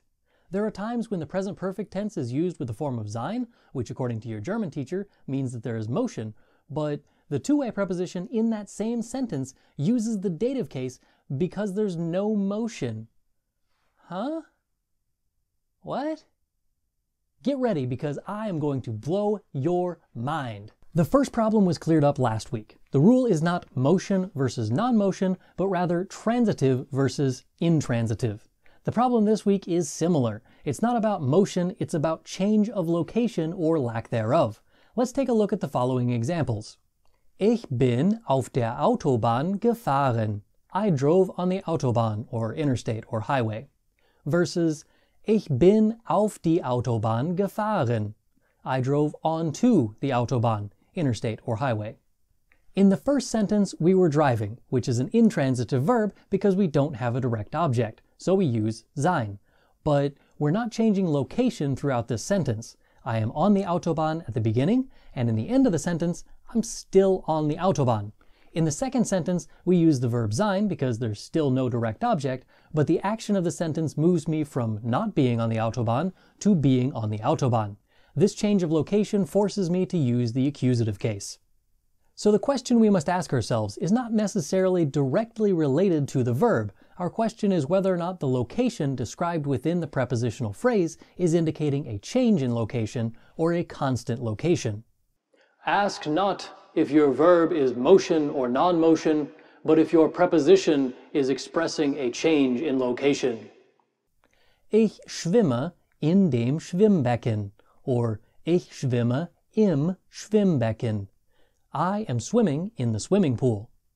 In this sentence, the location of the action does not change. If you were to write this sentence with the accusative case, it would mean that you can swim on land and you are swimming into the pool, which is ridiculous unless you're Chuck Norris. Now let's take a look at the commonly used verbs that your teacher probably told you require the use of the accusative or dative case, as the case may be. Pun intended. Your teacher likely gave you examples like this. Ich habe mich auf den Stuhl gesetzt. I sat myself down on the chair. Ich habe auf dem Stuhl gesessen. I sat on the chair. In the first one, I was not sitting, but now I am. The change is indicated in the prepositional phrase with the accusative case. The second sentence shows you that I am already sitting in that position, which means I did not change location, so we use the dative case to indicate that the location does not change throughout the sentence. Hat das Buch in das Regal gestellt. He put the book on the bookshelf. Das Buch hat im Regal gestanden. The book stood on the shelf. Wir haben die Blätter auf den Tisch gelegt. We laid the papers onto the table. Die Blätter haben auf dem Tisch gelegen. The papers lay on the table. Fun fact of the day, the difference between lay and lie and legen and liegen are the exact same difference in English as it is in German. Lay is a transitive verb which requires a direct object. It's the same as legen. Lie is an intransitive verb which will not use a direct object. It's the same as liegen. Aha! I caught you. If intransitive verbs require sein in the perfect and liegen is an intransitive verb as you just said, why doesn't liegen take sein in the perfect? No, don't answer that. I know already. It's a non-motion verb, which is why it really needs haben. I was right. Nice try, but no. In northern Germany, where most people consider proper German to come from, they do use haben with liegen, but in southern Germany, Austria and Switzerland, they use sein. The reason textbooks and other resource materials use haben is because of this assumption that northern Germans speak more correctly than their southern counterparts, and also this infestation of the idea that motion versus non-motion is the deciding factor for helping verbs. Long story short, both are correct. Back to the two-way prepositions. You probably understand the general idea of how to use these by now, but let's make things more interesting. Ich habe das Blatt Papier auf den Tisch in dem Wohnzimmer gelegt. I laid the piece of paper onto the table in the living room. In this sentence, we use both the accusative and dative cases with different two-way prepositions. The first one indicates a change of location for the piece of paper, which means that we need the accusative case. But the second one is referring to the location of the table, which is not changing, so we use the dative case. Ich bin mit meinem Hund in meinem Auto nach Chicago gefahren. I drove to Chicago with my dog in my car. Neither the dog nor I are leaving or entering the car during this sentence, which is why we use the dative case with in meinem Auto. The fact that the car is traveling to Chicago is not relevant for the location indicated in the prepositional phrase in meinem Auto. Das Flugzeug ist über die Wolke geflogen. The airplane flew over the cloud. Das Flugzeug ist über der Wolke geflogen. The airplane flew over the cloud. Huh? I like sentences like this because it shows you how precise the German language can be. In the first one, the airplane was at some point not over the cloud. Whether this means it started out over the cloud and ended up not over it, or some other variation thereof, it's not really clear. In the second sentence, the airplane never leaves the position of being over the cloud. Mein Bruder ist in den Bergen gewandert. My brother hiked in the mountains. Mein Bruder ist in die Berge gewandert. My brother hiked into the mountains. In the first one, we use the dative case because there is no change of location. Throughout the entire sentence, my brother is in the mountains. In the second one, he started out not in the mountains and ended in the mountains, which is a change of location, which requires the accusative case. Ich setze mich auf dem Tisch hin, da mein Stuhl schon auf dem Tisch ist. I set myself down on the table because my chair is already on the table. In this sentence, I purposefully confused you. The verb hinsetzen is usually used with two-way prepositions using the accusative case, but that's because the act of setting oneself down is a change of position from not sitting to sitting.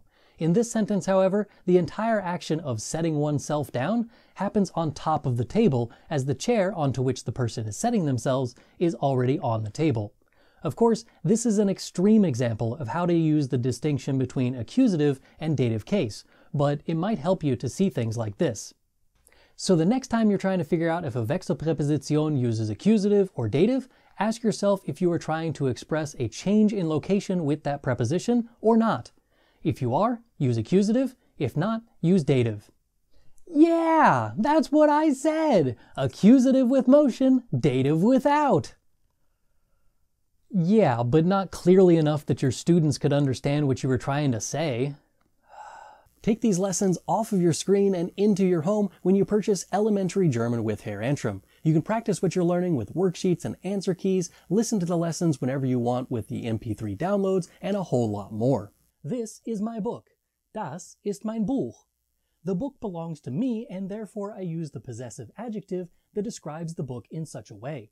In German, we use these in a very similar way, and they follow a similar pattern to those in English. But the main difference, of course, is that German has genders and cases. This means that we have to use the correct endings on our possessive adjectives in German to make sure that they follow the gender and case rules. Before we get too deep into this topic, we need to clear up a bit of confusion around the terminology. In English, possessive pronouns are the words that show possession but do not have a noun behind them. For example, mine, yours, hers, etc. A possessive adjective, however, is the one that is exclusively used with a noun. For example, my book, your car, her shoe, etc. In German, the word Possessivpronomen would literally translate as possessive pronouns in English. The German word Possessivpronomen, however, refers to both possessive word categories that we have in English called possessive pronouns and possessive adjectives. This is why you will occasionally find references online to something called possessive article. These words are specifically the ones that are used in front of nouns, which excludes the ones that can stand on their own. That's the topic of today. I'm not talking about pure possessive pronomen, but rather the subcategory of possessive pronomen, sometimes called possessive article. First, let's start with the base of all possessive adjectives. You are already aware that there are 9 personal pronouns in the nominative case in German. Ich, du, er, sie, es, wir, ihr, sie, and sie. Each of these pronouns have a corresponding possessive adjective that is used to indicate the owner or the one in possession of an object. For example, if ich own something, we use mein. If du owns something, we use dein. To illustrate this further and to introduce you to all of the possessive adjectives, here are a few examples. Ich habe einen Bruder. Das ist mein Bruder. I have a brother. This is my brother. Du hast eine Schwester. Das ist deine Schwester. You have a sister. This is your sister. Quick side note, The E at the end of dein is used to indicate that the Schwester is a feminine noun, just like you would if you said a sister, eine Schwester. These endings will change based on the case and gender of the noun. You may notice that in the first example, I didn't have an ending on mein at all. I simply said mein Bruder. That's because Bruder is a masculine noun and is used in the nominative case in that sentence. If I said a brother instead of my brother in that sentence, it would be das ist ein Bruder. Now, back to the examples. Er hat zwei Cousins. Das sind seine Cousins. He has 2 cousins. These are his cousins. Sie hat einen Onkel. Das ist ihr Onkel. She has an uncle. This is her uncle. Es hat eine Mähne. Das ist seine Mähne. It has a mane. This is its mane. Wir haben eine Wohnung. Das ist unsere Wohnung. We have an apartment. This is our apartment. Ihr habt ein Haus. Das ist euer Haus. You have a house. This is your house. Sie haben ein Boot. Das ist ihr Boot. They have a boat. This is their boat. Sie haben ein Boot. Das ist ihr Boot. You have a boat. This is your boat. Side note number 2, you probably noticed that there are 3 possessive adjectives spelled IHR. The possessive for feminine singular third person is ihr. The possessive for plural third person is ihr. And the possessive for singular or plural in the second person, formal, is ihr. The only one that is even remotely different is the formal one, as it is capitalized. I personally find this to be helpful, as you can simply remember if I would use sie as a pronoun in the nominative case for this person or thing, I would use ihr to show that this possesses something. It doesn't matter if it's her, their, or your, they are all going to use the German possessive adjective ihr. Another one that is duplicated is his and its. They both are translated with sein in German. So our full list of possessive adjectives is mein, dein, sein, ihr, sein, unser, euer, ihr, ihr. I always put them in this order if you're going to use a chart, as this is the same order that you would use for personal pronouns such as ich, du, er, sie, es, etc. And this kind of continuity is helpful when you're using this as a frame of reference. Now for the part about the endings. If you remember my video about the dative case, you'll recall the ein words and their endings. These are all essentially ein, and most of the time you're going to add a letter or two after that. As a quick reminder, that chart looked like this. I also mentioned in that other video that I put k in parentheses in front of ein in the plural forms. This is to indicate that you can't use eine or einen in the plural, but you can use other things that act like ein words, such as kein, the negated one, or possessive adjectives on today's list. That's exactly what we are going to do now. Instead of looking at this chart as ein plus an ending, use the possessive adjective as the base and then add those same letters that you would to an ein word to match the case and gender. Here's a more concrete example of what I mean. Das ist mein Bruder. This is my brother. The possessive adjective is mein. I did not add any letters to the end of that because it's used in the nominative case and Bruder is a masculine noun. Sie mag meinen Bruder. She likes my brother. The possessive adjective here is still mein, but this time I added en to the end of it to show that this is accusative masculine, as Bruder is the direct object of the sentence and therefore accusative. Sie geht mit meinem Bruder ins Kino.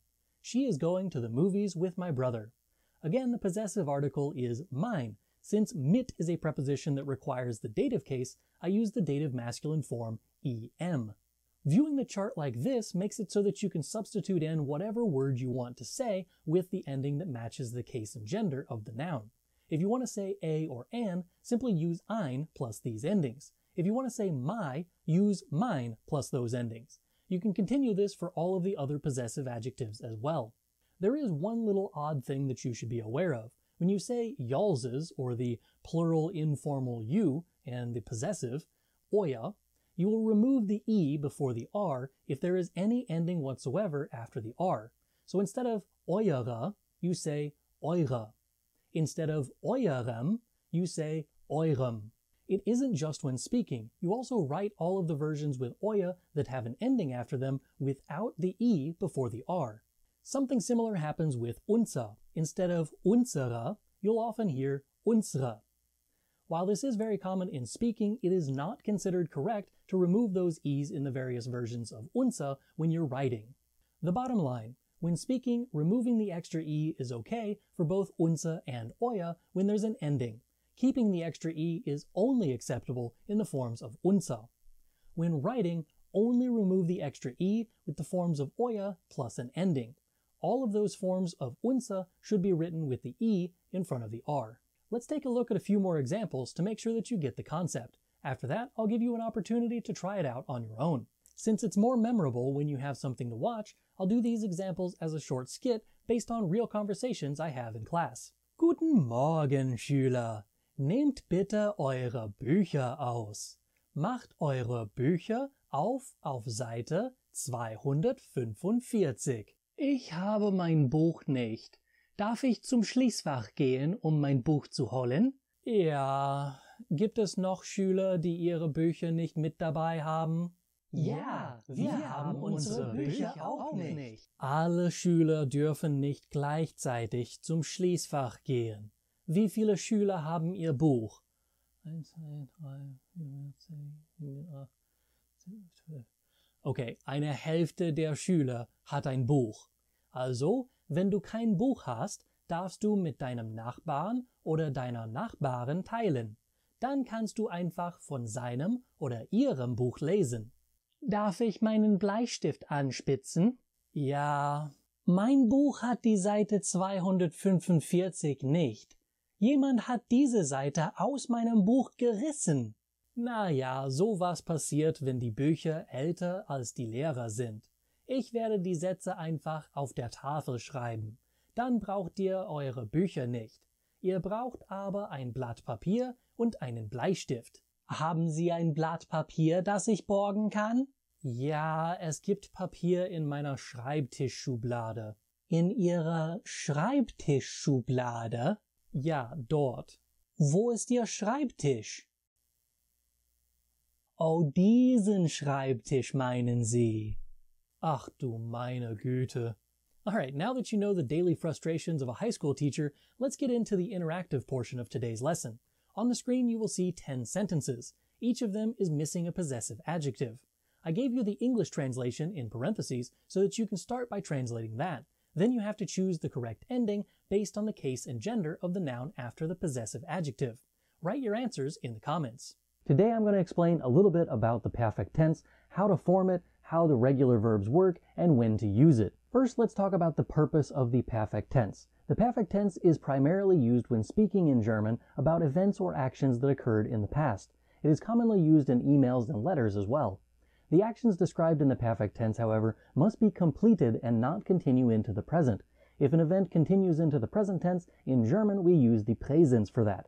The perfect tense, however, is only used for things that have already happened and are done. There's often a lot of confusion online around the translation of the perfect tense, because in English we have a thing called the present perfect tense. The word perfect and the fact that you form the present perfect in a very similar way to what you do with the perfect tense contributes to the idea that people call the perfect tense just the German present perfect tense. The problem is that the use of the present perfect tense in English is completely different from that of the perfect tense in German. I often get questions in the comments asking why I didn't use the English present perfect tense to translate the German perfect tense. In English, when we say something in the present perfect tense, we mean that that action is continuing on into the present, which, as I already mentioned, requires the Präsens in German, and not the perfect.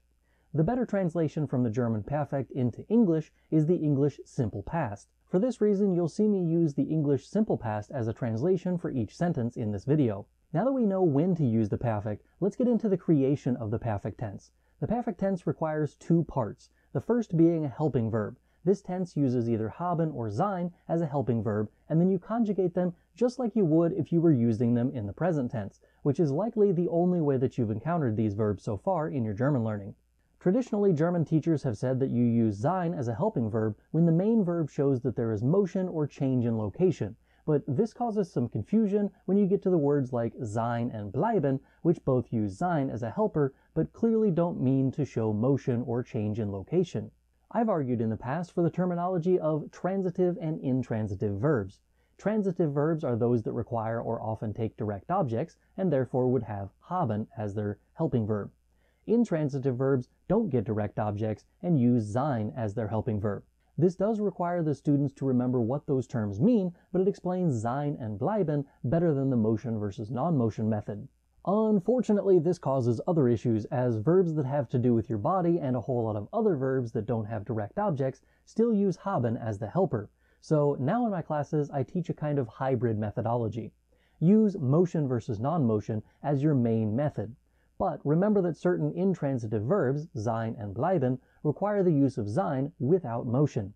Also, if you use a verb of motion with a direct object, you still need haben instead of sein as the helper. This is due to the fact that you change the verb into a transitive verb, which requires haben. Verbs like reisen, to travel, wandern, to hike, fliegen, to fly, and fahren, to drive, use sein in the perfect tense. But the verbs fliegen and fahren can use haben if you have a direct object. For example, if you're flying a plane or driving a car. If you say that using the plane or the car as the direct object, you need haben as the helping verb. Since those verbs are both irregular verbs, I'll show you examples of those in the next video. Verbs like haben, to have, machen, to do, arbeiten, to work, reden, to speak, fotografieren, to photograph, and many more use haben as their helping verb. Most of these are due to the fact that they have direct objects, but many of them rely on the non-motion verb rule. Arbeiten, for example, generally doesn't have a direct object, but it does have the verb haben in the perfect tense. The second component of the perfect tense is what is known as either the past participle or in German a Partizip 2. Regular verbs show a very distinct pattern and are easy to figure out just by looking at the infinitive of the verb. Irregular verbs, however, don't follow such clean patterns, so I'm saving those for the next video. To form the Partizip 2 of a regular verb, start by removing the en from the end of the infinitive to reveal the verb stem. For example, the verb stem of machen would be mach. Now we add ge to the front and t to the end of the verb. This gives us gemacht as the Partizip 2 of machen. Since machen is not a motion verb, and it's a transitive verb, we use haben as the helper. Here's an example of machen in the perfect tense. Was hast du am Wochenende gemacht? What did you do this weekend? As you can see in this example, I conjugated the verb haben to go with do, which gave me hast. I put hast where the conjugated verb usually goes, in this case right after the question word was. The Partizip 2 is at the end of the sentence right before the punctuation. Let's try another regular verb. Infinitive, reisen. Verbstamm, reis. Partizip 2, gereist. Ich bin im Sommer nach Deutschland gereist. I traveled to Germany in the summer. This time I used sein as a helping verb because the verb reisen means to travel and obviously shows motion or change in location. It also doesn't have a direct object, which makes it an intransitive verb. Since both rules point to sein, we use sein as the helping verb. I put sein where the conjugated verb goes, which, since this is a statement, is directly behind the subject of ich. The Partizip 2 of reisen is gereist, which I put at the end of the sentence. The verbs machen and reisen are regular verbs, which is why they get ge added to the front and a t to the end when making the Partizip 2. Other verbs do something similar, but not quite exactly the same. There are a few extra rules that we need to know before we can claim to be masters of all of the regular verbs of the perfect tense. Rule number 1.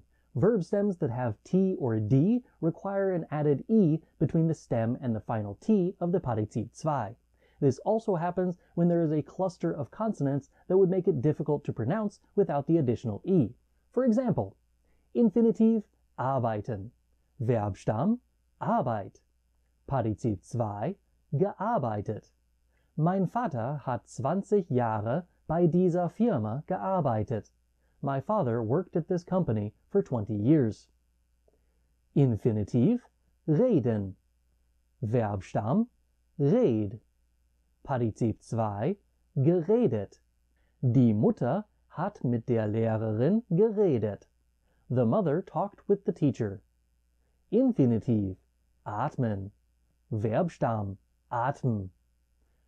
Partizip 2, geatmet. Wir haben tief durchgeatmet. We breathed deeply.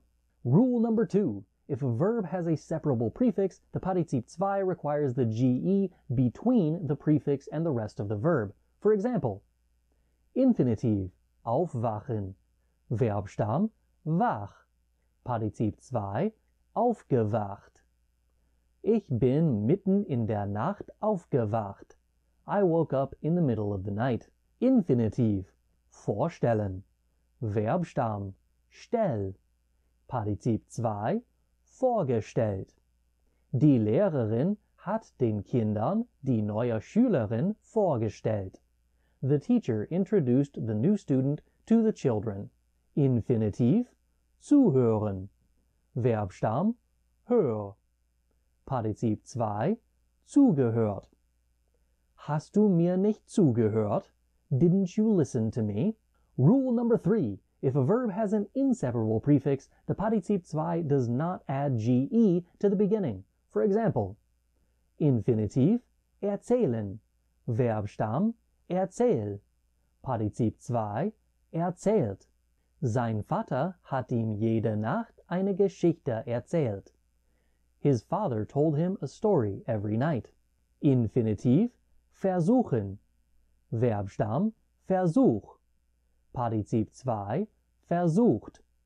Sie hat versucht, einen Kuchen zu backen. She tried to bake a cake. Infinitiv, verabreden.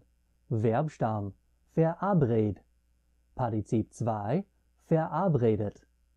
Wir haben verabredet, nicht mehr vor den Kindern zu streiten. We agreed not to argue in front of the children anymore.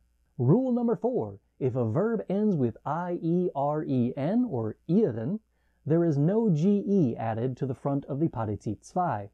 Fun fact, every single one of these, and I do mean every verb that ends with I-E-R-E-N, is regular every time in every tense. Infinitiv, apportieren.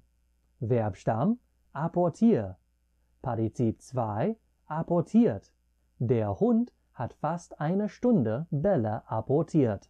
The dog fetched balls for almost an hour. Infinitiv, fotografieren. Verbstamm, fotografier. Partizip 2, fotografiert. Als Kind habe ich fast alles fotografiert. As a child, I photographed almost everything. Infinitiv, studieren. Verbstamm, studier. Partizip 2, studiert. Ihr Bruder hat Chemie an der Uni studiert. Her brother studied chemistry at the university. I mentioned earlier that the perfect tense is usually used when speaking. What I didn't mention is the use of haben or sein. Since haben uses haben as a helping verb in the perfect tense, and sein uses sein, it's often considered redundant to use these verbs in this tense. Most people will just use the Präteritum tense of these two verbs when speaking instead of using the perfect tense. While you will often read online that the two versions of haben and sein, perfect and Präteritum, can be used interchangeably, in practice this really isn't the case. It's another instance of native speakers overlooking a pattern because it's become too familiar to them. Pay attention to the following examples. Ich war im Club und meine Ex-Freundin ist auch da gewesen. I was in the club and my ex-girlfriend was there too. The first half was written in the Präteritum tense, as it was continuing action in the past. It sort of sets the stage for when the second action occurred. The second half is the action that is done or complete. Let's switch the sentence around and see what happens. Ich bin im Club gewesen und meine Ex-Freundin war auch da. I was in the club and my ex-girlfriend was there too. In this version, the presence of the ex-girlfriend sets the time when everything else happens, and the first half of the sentence shows what happened during that time frame. The bottom line, the perfect tense is a completed action, while Präteritum, or simple past, is an ongoing action occurring within the past. In practice, most people don't see a distinction because the difference is so subtle. The real difference is, when speaking, the perfect tense is more common, and when writing, the Präteritum is more common.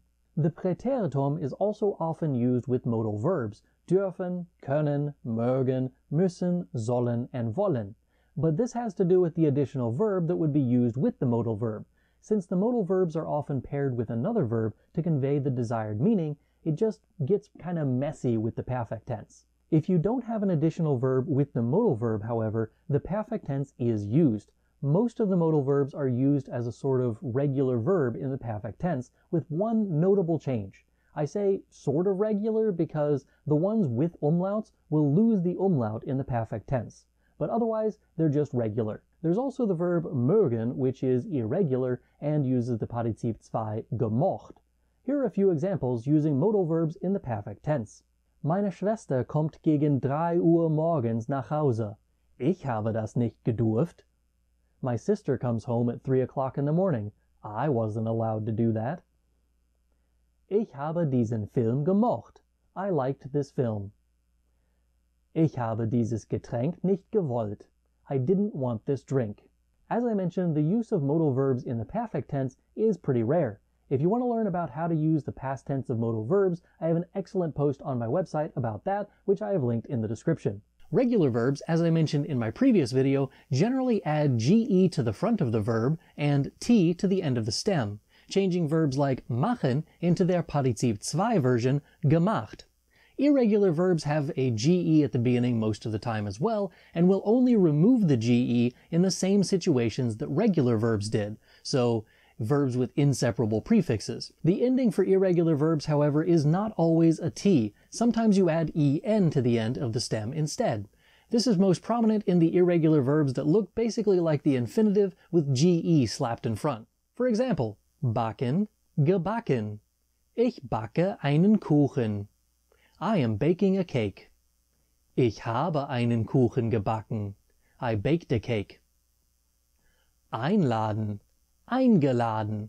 Quick reminder, don't forget that verbs with separable prefixes will use the ge between the verb stem and the separable prefix. Lädt deine Mutter zum Abendessen ein. He is inviting your mother to dinner. Hat deine Mutter zum Abendessen eingeladen. He invited your mother to dinner.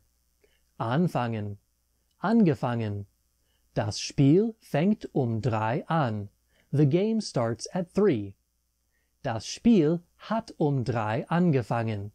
The game started at 3. Schlafen, geschlafen. Ich schlafe nicht gut in der Nacht. I don't sleep well at night. Ich habe nicht gut in der Nacht geschlafen. I didn't sleep well at night. Sehen, gesehen. Wir sehen deinen Bruder im Kino. We are seeing your brother at the movie theater. Wir haben deinen Bruder im Kino gesehen. We saw your brother at the movie theater. Geben, gegeben. Sein Vater gibt ihm ein Auto. His father is giving him a car. Sein Vater hat ihm ein Auto gegeben. His father gave him a car. Fahren, gefahren. As I mentioned in my last video, the verb fahren can be used with either haben or sein as a helping verb, depending on how it's used. So today, I'll show you both examples. Fährst du mit dem Bus zur Schule? Are you riding the bus to school? Bist du mit dem Bus zur Schule gefahren? Did you ride the bus to school? Fährst du das Auto deines Vaters zur Schule? Are you driving your father's car to school? Hast du das Auto deines Vaters zur Schule gefahren? Did you drive your father's car to school? Essen, gegessen. This one is slightly different because it adds an extra G between the initial GE and the infinitive essen. This is simply to aid in pronunciation. Ihre Tochter isst kein Schnitzel. Her daughter doesn't eat Schnitzel or cutlet. Ihre Tochter hat kein Schnitzel gegessen. Her daughter didn't eat Schnitzel or cutlet.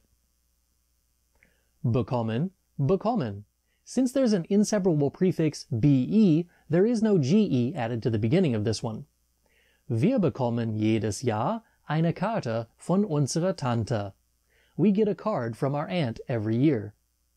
Wir haben jedes Jahr eine Karte von unserer Tante bekommen. We got a card from our aunt every year. In addition to verbs that are essentially the infinitive with ge added to the front, there are other irregular verbs that are just weird. because they often have stem changes that at first glance seem pretty random. For example, wegnehmen, weggenommen. Fred nimmt mir mein Spielzeug weg. Fred is taking away my toy. Fred hat mir mein Spielzeug weggenommen. Fred took away my toy. Aufstehen, aufgestanden. Er steht gegen 9 Uhr morgens auf. He gets up around 9 in the morning. Er ist gegen 9 Uhr morgens aufgestanden. He got up around 9 in the morning. Beißen, gebissen. Charlie beißt mir in den Finger. Charlie is biting my finger. Charlie hat mir in den Finger gebissen. Charlie bit my finger. Bleiben, geblieben. Die Kinder bleiben heute zu Hause. The children are staying at home today. Die Kinder sind heute zu Hause geblieben. The children stayed at home today. Gehen, gegangen. Gehst du heute einkaufen? Are you going shopping today? Bist du heute einkaufen gegangen? Did you go shopping today? Wissen, gewusst. Das weiß ich schon. I already know that. Das habe ich schon gewusst. I already knew that. Excuse me, Herr Antrim? How am I supposed to remember the past tense of verbs if they follow no real rhyme or reason? It can seem this way at first, but when you take a step back and view a group of verbs together, you can often find similarities and patterns. The easiest way to recognize these patterns is to include the simple past tense form of these verbs as well, along with their infinitive and the Partizip zwei. There are many patterns that can be seen when you look at the changes for irregular verbs in German between the infinitive, the Präteritum or simple past tense, and the Partizip zwei, which is used to form the perfect tense. In this video, I'll show you the most common patterns which will help you to learn the past tense forms of German irregular verbs. Verbs that have EI in their stems in the present tense often switch those two letters to make it IE in the past tenses. For example, bleiben, blieb, geblieben. Entscheiden, entschied, entschieden. Leihen, lieh, geliehen. Scheinen, schien, geschienen. Schreien, schrie, geschrien. Schreiben, schrieb, geschrieben. Steigen, stieg, gestiegen. Be careful with this pattern, however, as there are plenty of regular verbs that have EI in the middle of them, and there are also a few irregular exceptions to the rules. For example, heißen, hieß, geheißen. Reiten, ritt, geritten. Schneiden, schnitt, geschnitten. Verbs that have IE in their infinitive tend to have O's in their past tenses. For example, biegen, bog, gebogen. Bieten, bot, geboten. Fliegen, flog, geflogen. Schießen, schoss, geschossen. Schließen, schloss, geschlossen. Verlieren, verlor, verloren. Ziehen, zog, gezogen. Of course, there are exceptions to that pattern as well, most notably liegen, lag, gelegen. If the verb stem has an I in it, you'll find two distinct patterns for the past tenses. Verbs that change to an A in the simple past and O in the perfect tense, or verbs that change to an A in the simple past but U in the perfect tense. For example, beginnen, begann, begonnen. Gewinnen, gewann, gewonnen. Schwimmen, schwamm, geschwommen. Spinnen, span, gesponnen. Sprechen, sprach, gesprochen. Sterben, starb, gestorben. Treffen, traf, getroffen. Werfen, warf, geworfen. Wait, those last four don't have I in the infinitive. What's going on? How is that even the same pattern? Well, these verbs are all irregular in the present tense too. They have a stem change from E to I. Sprechen becomes spricht. Sterben becomes stirbt. Treffen, trifft. And werfen, wirft. So while they don't have I in the infinitive, they do still follow the IAO rule. In fact, there are several more just like that. For example, brechen, brach, gebrochen. Helfen, half, geholfen. Nehmen, nahm, genommen. Verbs that change from an I to an A and then a U include finden, fand, gefunden, klingen, klang, geklungen, singen, sang, gesungen, trinken, trank, getrunken. There is another common pattern for verbs that have I in the stem. This changes from I to A in the simple past, just like the other ones did, but E in the perfect tense. This often happens with verbs that have a stem change in the present tense. Unlike our last pattern, however, this one is not limited to just verbs that change from an E to an I, but also from E to IE. This also is the reason that I put liegen on this list, as it changes from IE to A and then E. Here are a few examples of this category. Bitten, bat, gebeten. Essen, aß, gegessen. Geben, gab, gegeben. Lesen, las, gelesen. Sehen, sah, gesehen. Treten, trat, getreten. Sitzen, saß, gesessen. Liegen, lag, gelegen. Vergessen, vergaß, vergessen. Quick side note here, the verb sein can sort of be added to this category, as it does change from an I in the present tense to an A in the Präteritum and an E in the perfect. But because the stem changes a bit more in the Präteritum than other verbs do, I often put this on a list of its own. Sein, war, gewesen.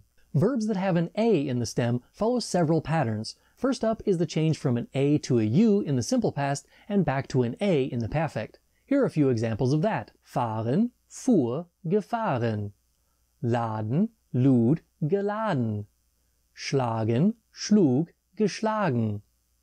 Tragen, trug, getragen. Waschen, wusch, gewaschen. This group actually belongs to a larger group of verbs whose stems simply change in the Präteritum but then go back to the same vowel in the perfect. While they aren't always the same vowels in each verb in this category, there is an overarching connection to be seen. Laufen, lief, gelaufen. Heißen, hieß, geheißen. Rufen, rief, gerufen. Fangen, fing, gefangen. Hängen, hing, gehangen. Quick side note here, fangen and hängen are technically the same, as fangen has a stem change in the present tense, making it fängt with an umlaut. These patterns are great for helping you learn past tense of irregular verbs in German, but there are a few verbs that really just don't fit into any particular mold. For those, you'll simply have to remember them. Here are a few examples of those. Gehen, ging, gegangen. Kommen, kam, gekommen. Stehen, stand, gestanden. Tun, tat, getan. Werden, wurde, geworden. Hallo, Deutschlerner! Reflexive pronouns are words that are used in place of a noun as the direct object or indirect object of a sentence when both the subject and the object are the same person, place, or thing. Most of the time, these are used with people, but it is possible to use them in other circumstances.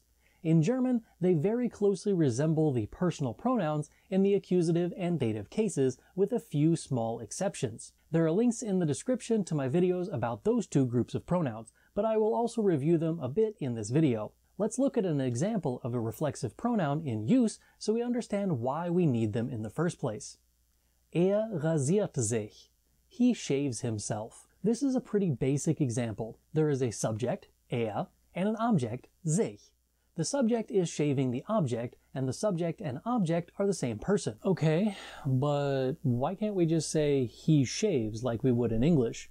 Why do we have to identify the person or thing being shaven? The verb rasieren requires an object. You can't just shave in German. You have to identify the person or object that is being shaven. It's just how the verb works. Okay, so why can't you just say he shaves his face?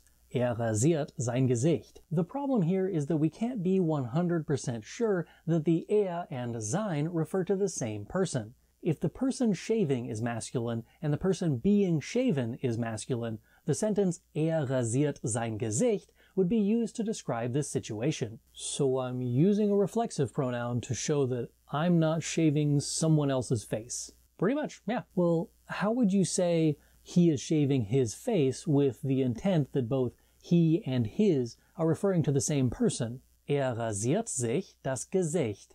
He shaves his face. Why das Gesicht and not sein Gesicht? Well, it would be a bit redundant. You already identified whose face it is by using the reflexive sich. This tells us that the person being shaven is the same as the he in the subject. Once you have already done that, you just need to identify the part of that person that is being shaven, which is das Gesicht. That said, the sentence rasiert sich sein Gesicht is a perfectly normal way of phrasing that same expression. You can express it either way, but the reflexive pronoun must still be there no matter which version you use. Now that you've wrapped your brain around the why, let's talk about the how. If you're familiar with the personal pronouns in German, you will know that there are 9 of them in each of the nominative, accusative, and dative cases. If you know those, you already have 4 of the 9 rows in this chart. The only thing that changes between the personal pronouns chart and the reflexive pronouns chart is the word sich.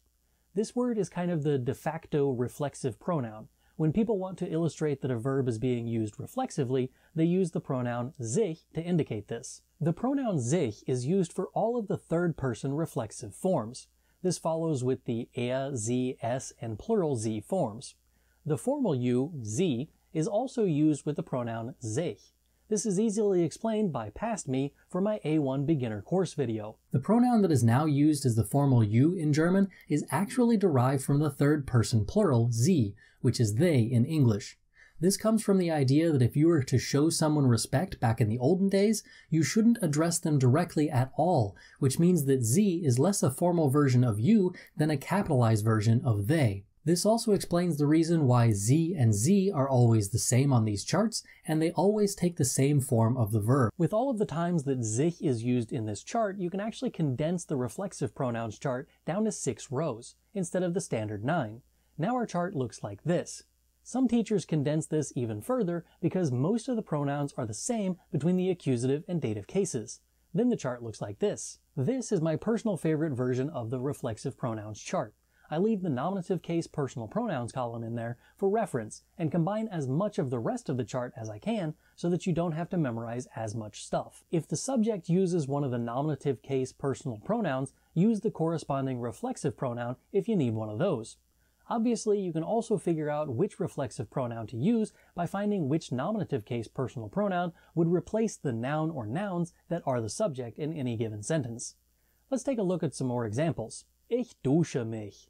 I am showering. Ich is the subject, so the reflexive pronoun must be from the same row in the chart. I use the accusative one here, but I'll explain when to use the accusative or dative ones in a few minutes. Zieh dich change your clothes.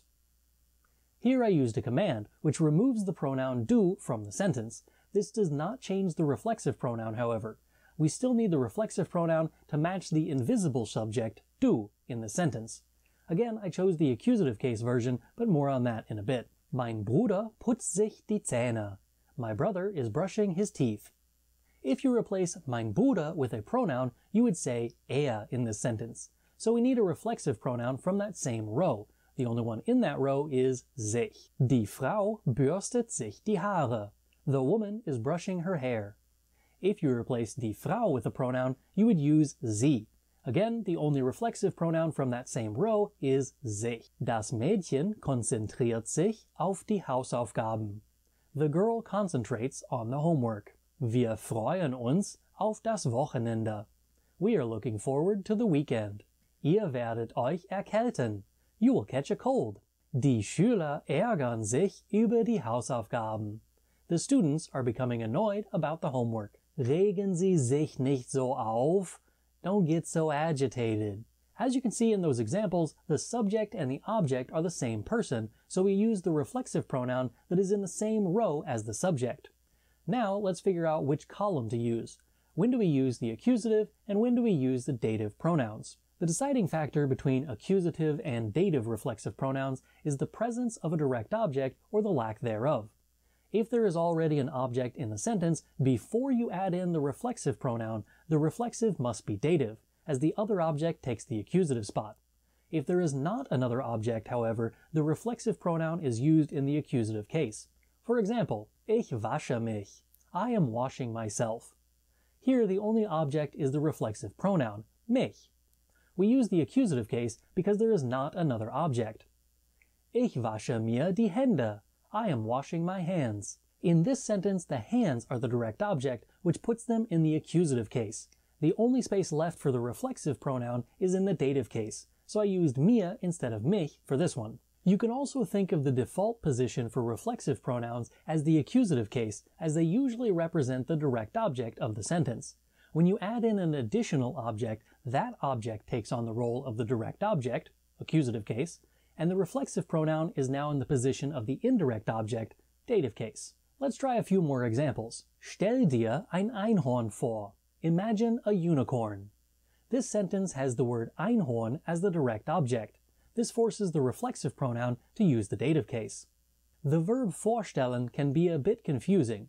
For example, you might say something like this. Stell dir vor, du bist der Lehrer. Imagine you are the teacher. You don't see a direct object in this sentence, but the clause after the comma sort of acts like a direct object in this sentence, which puts the reflexive pronoun into the dative case. There's also another version of this verb, vorstellen. If you use the accusative case with your reflexive pronoun with this verb, the translation becomes to introduce oneself. For example, stell dich vor, introduce yourself. Some students of German are confused when there is a prepositional phrase in the sentence. In English, we sometimes think that these things are acting like direct objects, so the students want to use the dative reflexive pronoun, but that is not the case. Here's an example of what I mean. Ich gewöhne mich an meine neuen Schuhe. I am getting used to my new shoes. One might think that the shoes are the direct object of the sentence, but in German, the preposition an is being used. The shoes are simply the object of that preposition. They are not the direct object. The only direct object in this sentence is mich, the accusative reflexive pronoun. Another verb that acts like this is erinnern, to remember. It is paired with the preposition an to express that you remember something. For example, ich erinnere mich an mein erstes Auto. I remember my first car. This is especially confusing as the English translation does use the car as the direct object of the sentence, while the German sentence keeps das Auto in the prepositional phrase with an. The reflexive pronoun, therefore, is accusative. One of the cool things about reflexive pronouns is their impact on several phrases with two-way prepositions. When you use a two-way preposition in a sentence with a reflexive pronoun, there is a good chance that you need the accusative case for both the reflexive pronoun and the object of that two-way preposition. Let me show you what I mean. Setz dich an den Tisch hin. Sit down at the table. The reflexive pronoun is being used here because the verb setzen requires you to identify what is being set. This is the direct object. The thing being set is the same as the subject, so you use the reflexive pronoun. Since the prepositional phrase is expressing a change in location of that direct object, the two-way preposition is also used with the accusative case. Ich lege mich eine Weile auf das Sofa. I am laying down on the sofa for a while. This sentence always confused me as a German student. Why is there a reflexive pronoun there at all? Why does the preposition require the accusative case? How does any of this make sense with the words eine Weile in there? If you're laying down for a while, that doesn't describe a change in location in my mind. In reality, there's a bit more going on here. Similar to the verb setzen, the verb legen requires a direct object. If the subject is the same as that direct object, you need the reflexive pronoun. Since the verb itself indicates a change in location for the direct object, the preposition requires that same description as well. This makes the preposition require the accusative case, as it shows to where the mich is being laid down. The words eine Weile simply tells us how long I intend on remaining in my new location. This does not affect the case of either the reflexive or the two-way preposition. The last version of things that I want to talk to you about is something that I mentioned earlier. When you use a reflexive pronoun with a command, you have to remember what the subject is.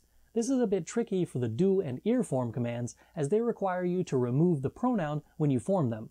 This is sometimes confusing to German learners, so I wanted to take a look at a few commands in various forms with reflexive pronouns to see how they work. Beeil dich. Hurry up. Here we use the do form command. In a regular statement, the sentence would be Du beeilst dich. You are hurrying. When we change this into a command, we remove the pronoun du and the st at the end of the verb. The reflexive pronoun remains in the sentence and matches the subject that is not actually said or written in the sentence. Kümmert euch das Baby. Take care of the baby. In this one, I use the ihr form command. The regular statement version of this would be ihr kümmert euch das Baby. You are taking care of the baby. In the command form, we simply remove the pronoun ihr. The reflexive pronoun still matches that subject, even though it is not explicitly said or written in the command. Fürchten Sie sich nicht vor meinem Hund. Don't be afraid of my dog.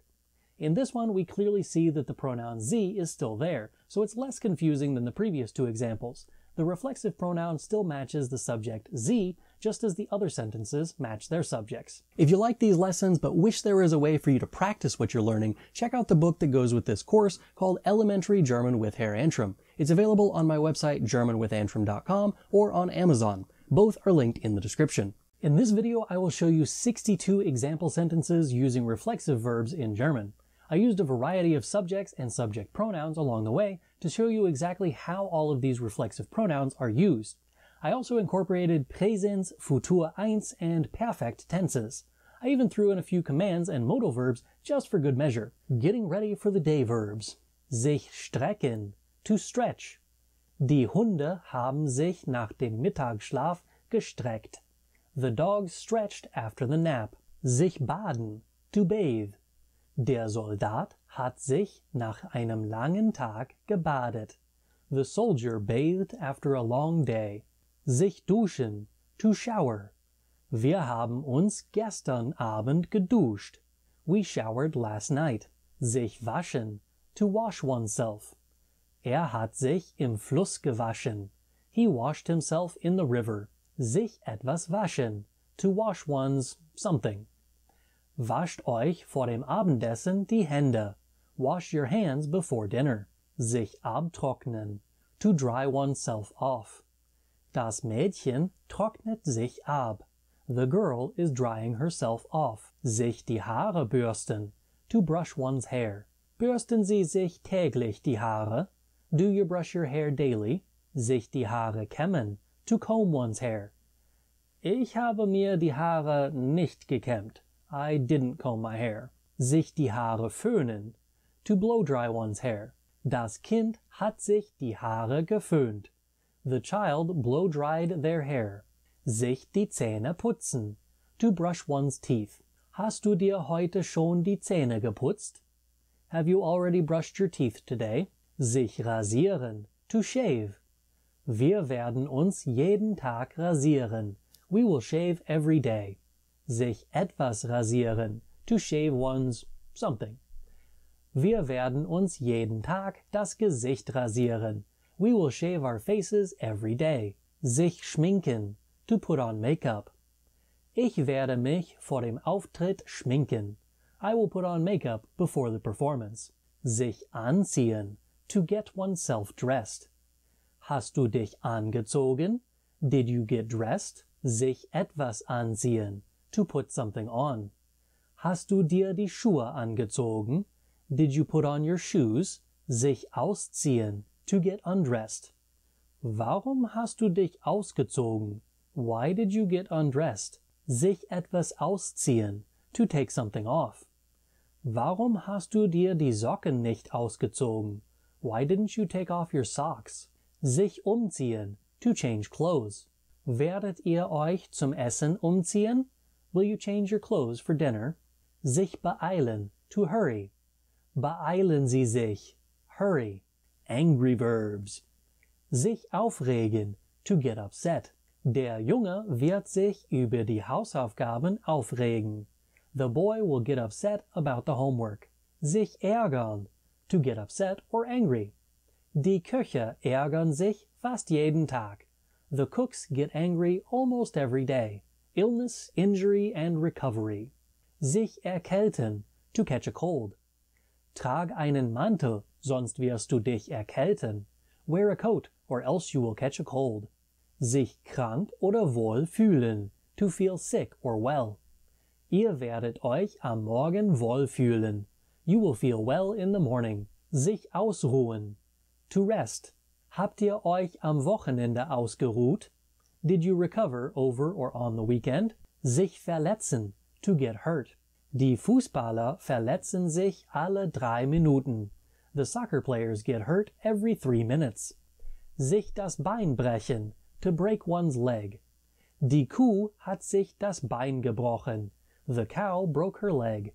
Sich erholen, to recover. Die Astronautin hat sich nach der Mission erholt. The astronaut recovered after the mission. Hin or no hin. Sich legen, to lay down. Wir werden uns auf das Gras legen. We will lay down on the grass. Sich hinlegen, to lie down. Der Patient hat sich hingelegt. The patient laid down. Sich setzen, to sit down. Setzen Sie sich bitte auf den Hocker. Please sit down on the stool. Sich hinsetzen, to sit down. Setzen Sie sich bitte hin. Please sit down. Verbs that aren't usually reflexive but can be. Sich etwas kaufen, to buy oneself something. Der Maler kauft sich neue Bürsten. The painter is buying himself new brushes. Sich etwas kochen, to cook oneself something. Wirst du dir etwas zum Abendessen kochen? Will you cook yourself something for dinner? Sich fragen, to wonder. Ich werde mich später fragen, ob dies eine gute Idee war. I will wonder later if this was a good idea. Prepositions matter. Sich freuen, to be happy or glad. Ich freue mich, Sie kennenzulernen. I am glad to meet you. Sich freuen auf, to look forward to. Der Mechaniker freut sich schon auf das Wochenende. The mechanic is already looking forward to the weekend. Sich freuen über, to be happy about. Die Friseurin wird sich über die neuen Kunden freuen. The hairdresser will be happy about the new customers. Sich vorbereiten auf, to prepare for. Der Fotograf bereitet sich auf den nächsten Fototermin vor. The photographer is preparing for the next photo shoot. Sich konzentrieren auf, to concentrate on. Die Sänger konzentrieren sich auf den Songtext. The singers are concentrating on the song lyrics. Sich fürchten vor, to be afraid of. Die Katze fürchtet sich vor dem Staubsauger. The cat is afraid of the vacuum cleaner. Sich gewöhnen an, to get used to. Die Ärztin wird sich an die neuen Arbeitsstunden gewöhnen. The doctor will get used to the new work hours. Sich interessieren für, to be interested in. Habt ihr euch für Pokémon interessiert? Were you interested in Pokémon? Sich entscheiden für, to decide on. Der Pilot entscheidet sich für die Spätzle.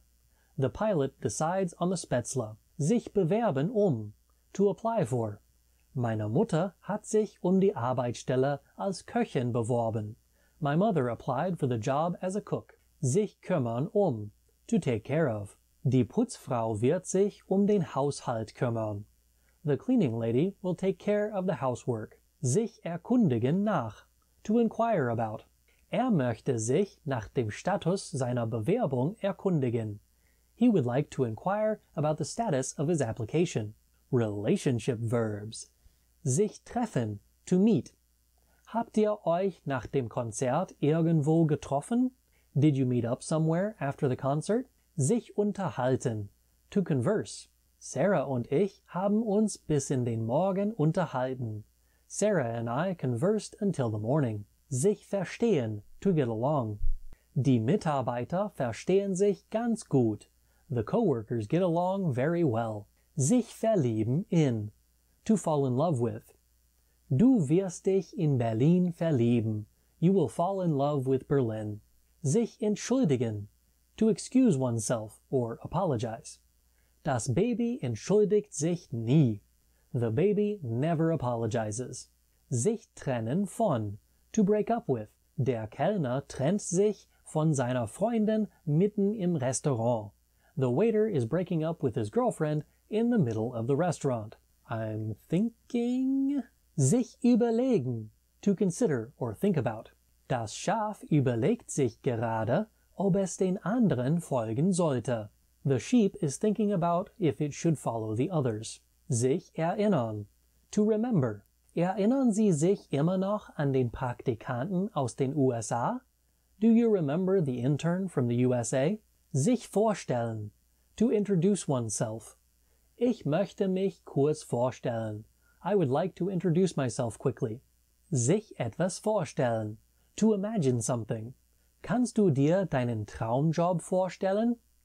Can you imagine your dream job? Sich etwas wünschen. To wish for something. Die Lehrer wünschen sich ein höheres Gehalt. The teachers wish for a higher salary. Sich wundern. To be amazed or surprised. Der Feuerwehrmann wundert sich, dass das Haus nicht mehr brennt. The fireman was amazed that the house was no longer burning. Miscellaneous. Sich benehmen. To behave. Wir haben uns benommen, Mami. We behaved ourselves, Mami. Sich etwas anhören. To listen to something. Habt ihr euch das neue Album von Bastille angehört? Have you listened to the new album from Bastille? Sich etwas ansehen. To look at something. Watch something. Ihr müsst euch diesen Film ansehen. You have to watch this film.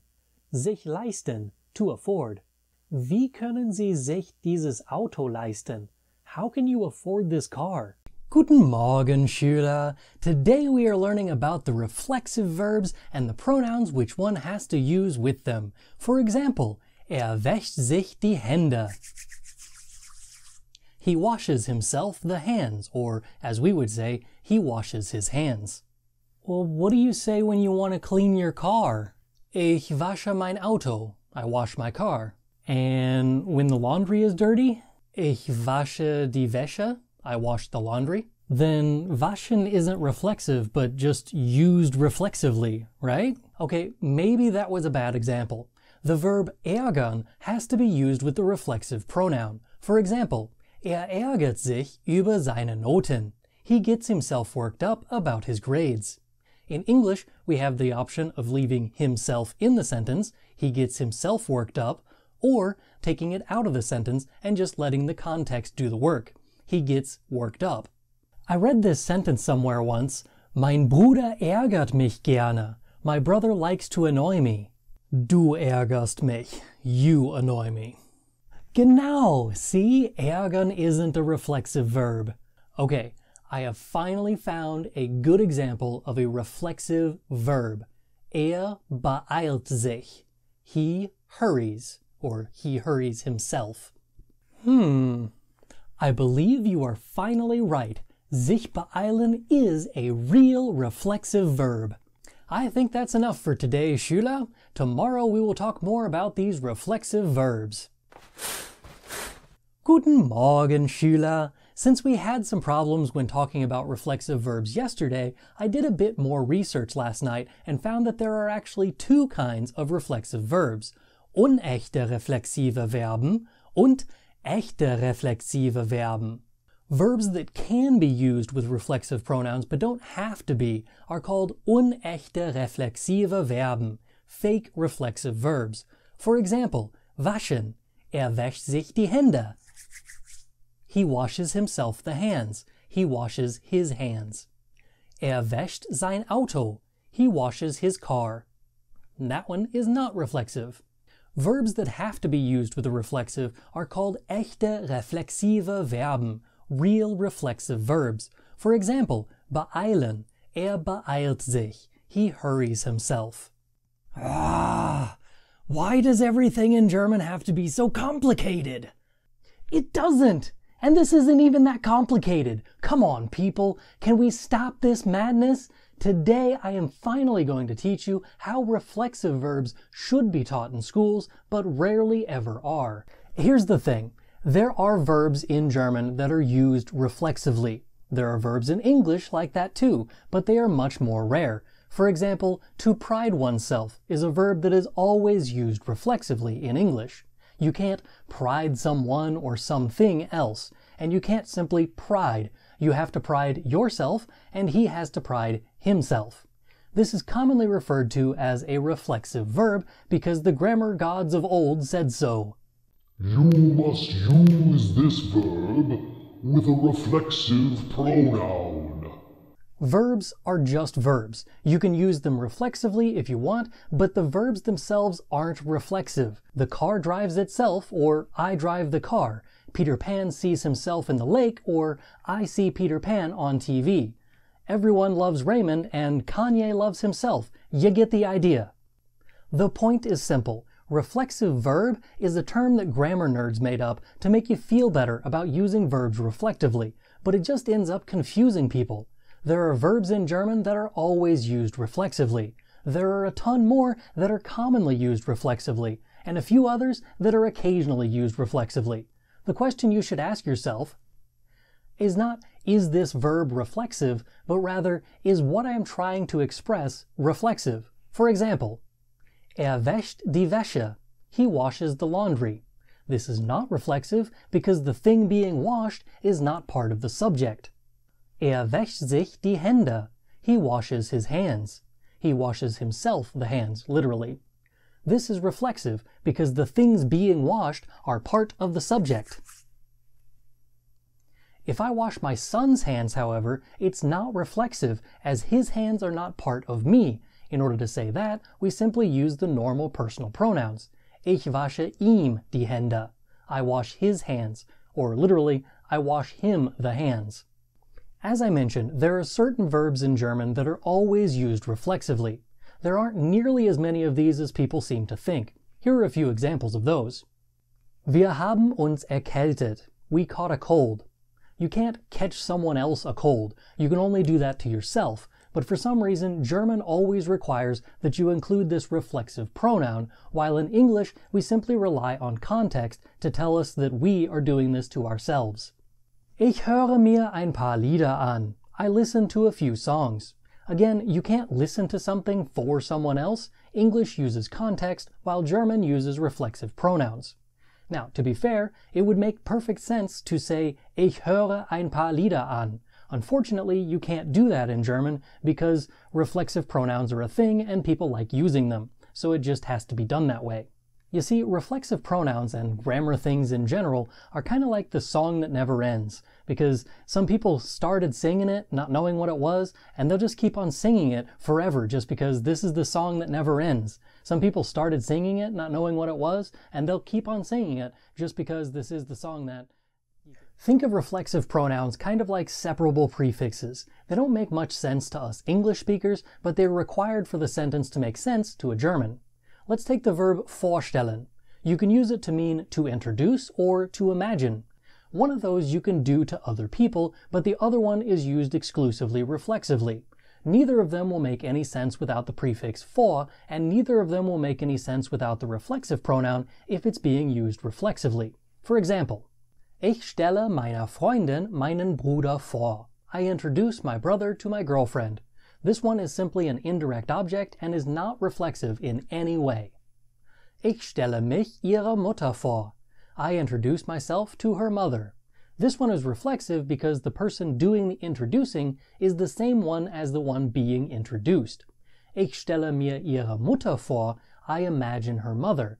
This sentence is definitely going to get you in trouble, so be careful with the difference between the accusative, mich, and mir in the dative. Ich stelle mir den Strand vor. I imagine the beach. You know, while daydreaming during your German class when your mind goes numb trying to understand all this reflexive stuff. This one is reflexive because the one imagining something is the same as the one for whom it is being imagined.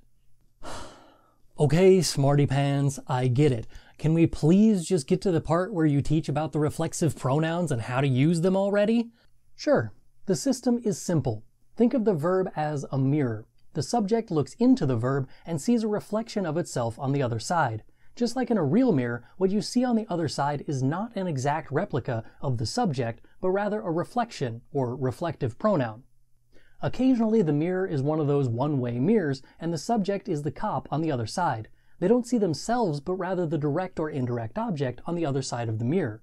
You can, however, see yourself in one of those one-way mirrors if you just focus on yourself instead of looking through the glass. This is what happens when you see a verb that doesn't have to be used reflexively, but you do it anyway. Example time! badet sich. He bathes himself. This one is being used as if you are the criminal in the interrogation room. You can only see yourself. This verb is usually used reflexively. He can only see himself through this verb, as both he and himself are the ones being bathed and the one doing the bathing. Badet seinen Hund. He bathes his dog. This one is being used as if you are the cop on the outside of the interrogation room. The verb is the one-way mirror. He can look straight through the mirror to see his dog on the other side. Du liebst nur dich. You only love yourself. Both of these use the pronoun dich, but only one of them is reflexive. The personal pronoun is the same as the reflexive. So if they're the same, does it really matter which one is reflexive? Yes. Then you can tell when to use sich when it actually does change. Kanye liebt ihn nicht. Kanye doesn't love him. Kanye liebt sich. Kanye loves himself. That being said, it is also helpful to know that if wir is not being used as the subject, it is always uns, regardless of how it's used. Wir sind gute Freunde. We are good friends. Not reflexive, nominative, subject. Meine Mutter mag uns. My mother likes us. Not reflexive, accusative, direct object. Meine Mutter kauft uns die gleiche Kleidung. My mother buys us the same clothes. Not reflexive, dative, indirect object. Wir mögen uns. We like each other. Reflexive, accusative, direct object. Wir kaufen uns die Kleidung. We are buying ourselves the clothes. Reflexive, dative, indirect object. Fine, I get it. There's no such thing as a reflexive verb, just verbs that are used reflexively. Some are used reflexively all the time, and some are just as likely to be used non-reflexively as they are reflexively. Can you at least give me a list of verbs that I can memorize so that I understand which ones are always used reflexively? Of course, but lists are boring, so how about some example sentences and labels that show you if they are always this way or just sometimes? That'll do, donkey. That'll do. Always reflexive. Etwas ansehen, to watch something. Du siehst dir ein paar YouTube-Videos an. You are watching a few YouTube videos. Benehmen, to behave. Mein Bruder benimmt sich in der Schule nicht. My brother doesn't behave himself in school. Beeilen, to hurry. Die Lehrerin beeilt sich in das Klassenzimmer. The teacher hurries into the classroom. Erholen, to recover or recuperate. Das Mädchen erholt sich im Krankenhaus. The girl is recuperating in the hospital. Erkälten, to catch a cold. Wir erkälten uns, wenn wir draußen gehen. We catch a cold when we go outside. Freuen auf, to look forward to, and freuen über, to be happy about. Freut ihr euch auf das Wochenende? Are you looking forward to the weekend? Sie freuen sich über das Ergebnis. They are happy about the result. Gewöhnen, to get used to. Ich habe mich an meine neue Wohnung gewöhnt. I have grown accustomed to my new apartment. Konzentrieren, to concentrate. Konzentrier dich an deine Hausaufgaben. Concentrate on your homework. Verlieben, to fall in love. Das Paar hat sich verliebt. The couple fell in love. Wundern, to be amazed or surprised. Wundert sich, dass noch am Leben ist. He is amazed that he is still alive. Sometimes reflexive, but don't have to be. Aufregen, to get worked up or upset. Immer wenn ich mein Essen zu laut kaue, regt sich mein Vater auf. When I chew my food too loudly, my father always gets worked up. Mein lautes Kauen regt ihn auf. My loud chewing gets him worked up. Erinnern, to remember. Ich erinnere mich an meine schöne Zeit in Deutschland. I remember my beautiful time in Germany. Du erinnerst mich an einen Kürbis. You remind me of a pumpkin. Abtrocknen, to dry off. Nach dem Bad trocknet sich ab.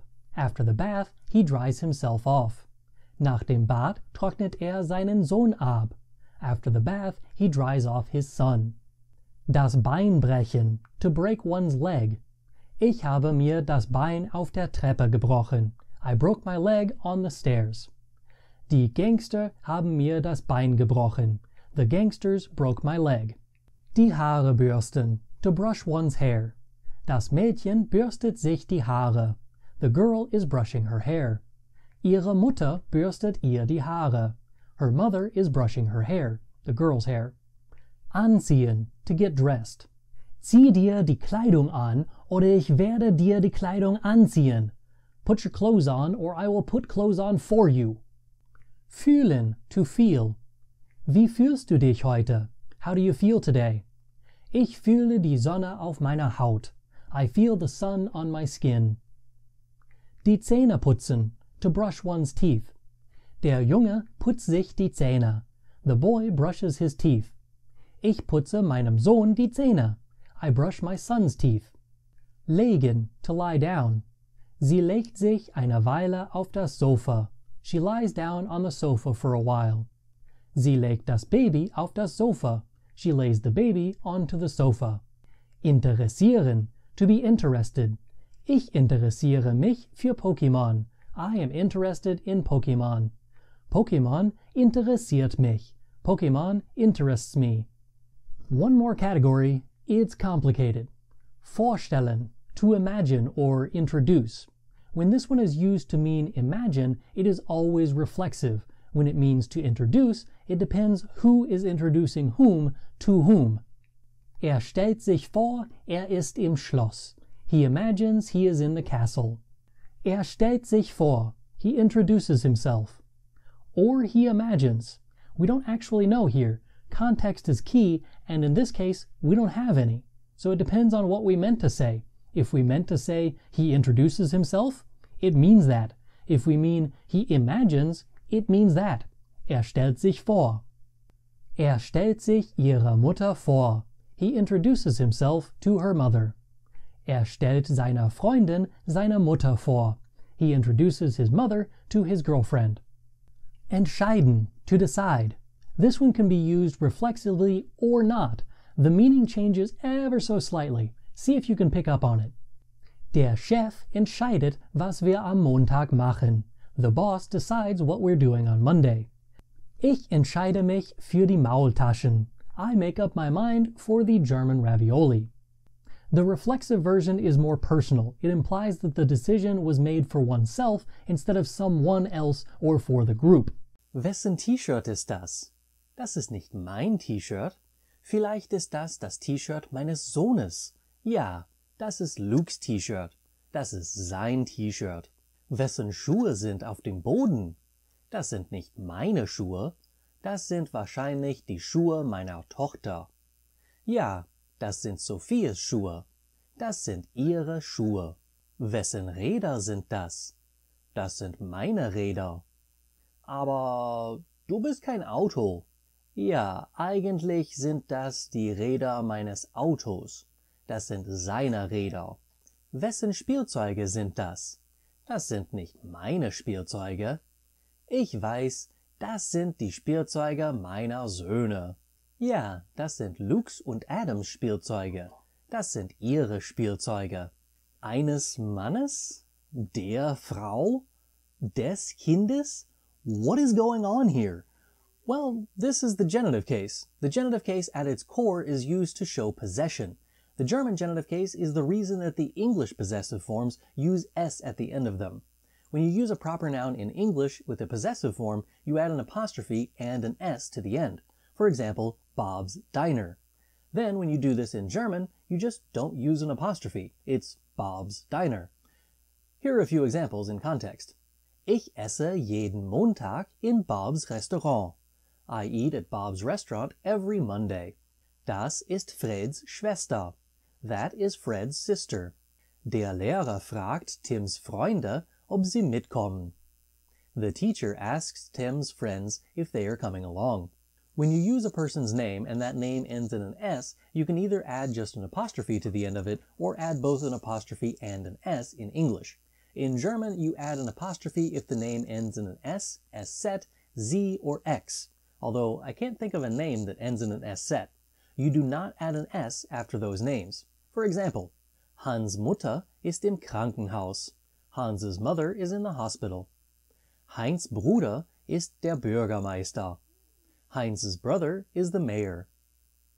Das ist Max' Hemd. This is Max's shirt. Great! Now we can use people's names with possessives, but how do we do this if we don't use a person's name? Now we get into the real genitive stuff. Let's say I want to say the sentence, the man's dog bit me. As you can see in the English sentence, the man is the one that is using the apostrophe and the s. This will also be true in German, but we switch things around a bit. The man will show up after the thing that he owns, in this sentence, the dog. So this sentence looks like this in German. Der Hund des Mannes hat mich gebissen. The man's dog bit me. If this looks confusing to you, it might help to translate the sentence as the dog of the man bit me. This puts the words in the same order, but it also adds in of. You can think of the word des as of the, instead of the other der words which just mean the. You probably also noticed that I added in es to the end of the word Mann. This is another side effect of the genitive case.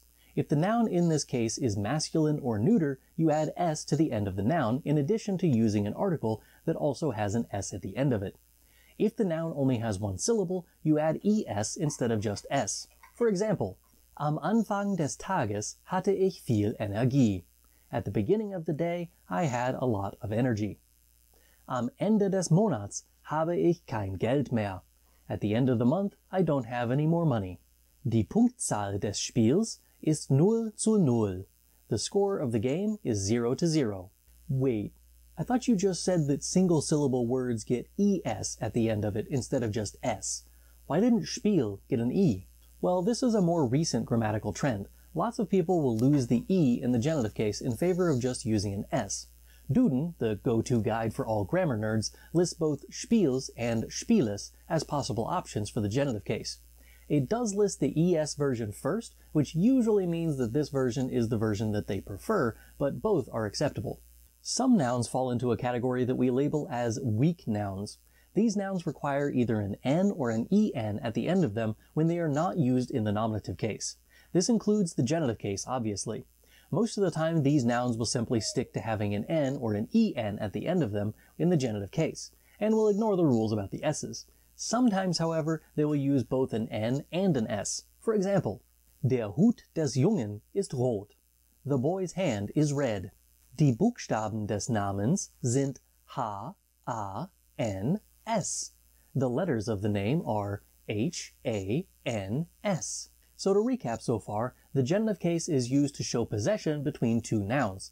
Des is the article that's used for masculine and neuter nouns in the genitive case. You also add an s to the end of the noun. If the noun is only one syllable, you add es instead of just s. Certain nouns are in a category called weak nouns. These nouns require n or en in the cases that are not nominative. Occasionally they add s to the end of the noun after the n, but most of the time they just add an n and not the s. Now for the feminine and plural nouns. They are much easier. The articles in front of these feminine or plural nouns in the genitive case all end with r. There are no letters to be added to the end of the noun, so all you have to do is make sure that your article has an r at the end of it and you are done and good to go. For example, Das Kleid der Frau ist blau. The woman's dress is blue. Warum liegen die Spielzeuge der Kinder auf dem Boden? Why are the children's toys on the floor?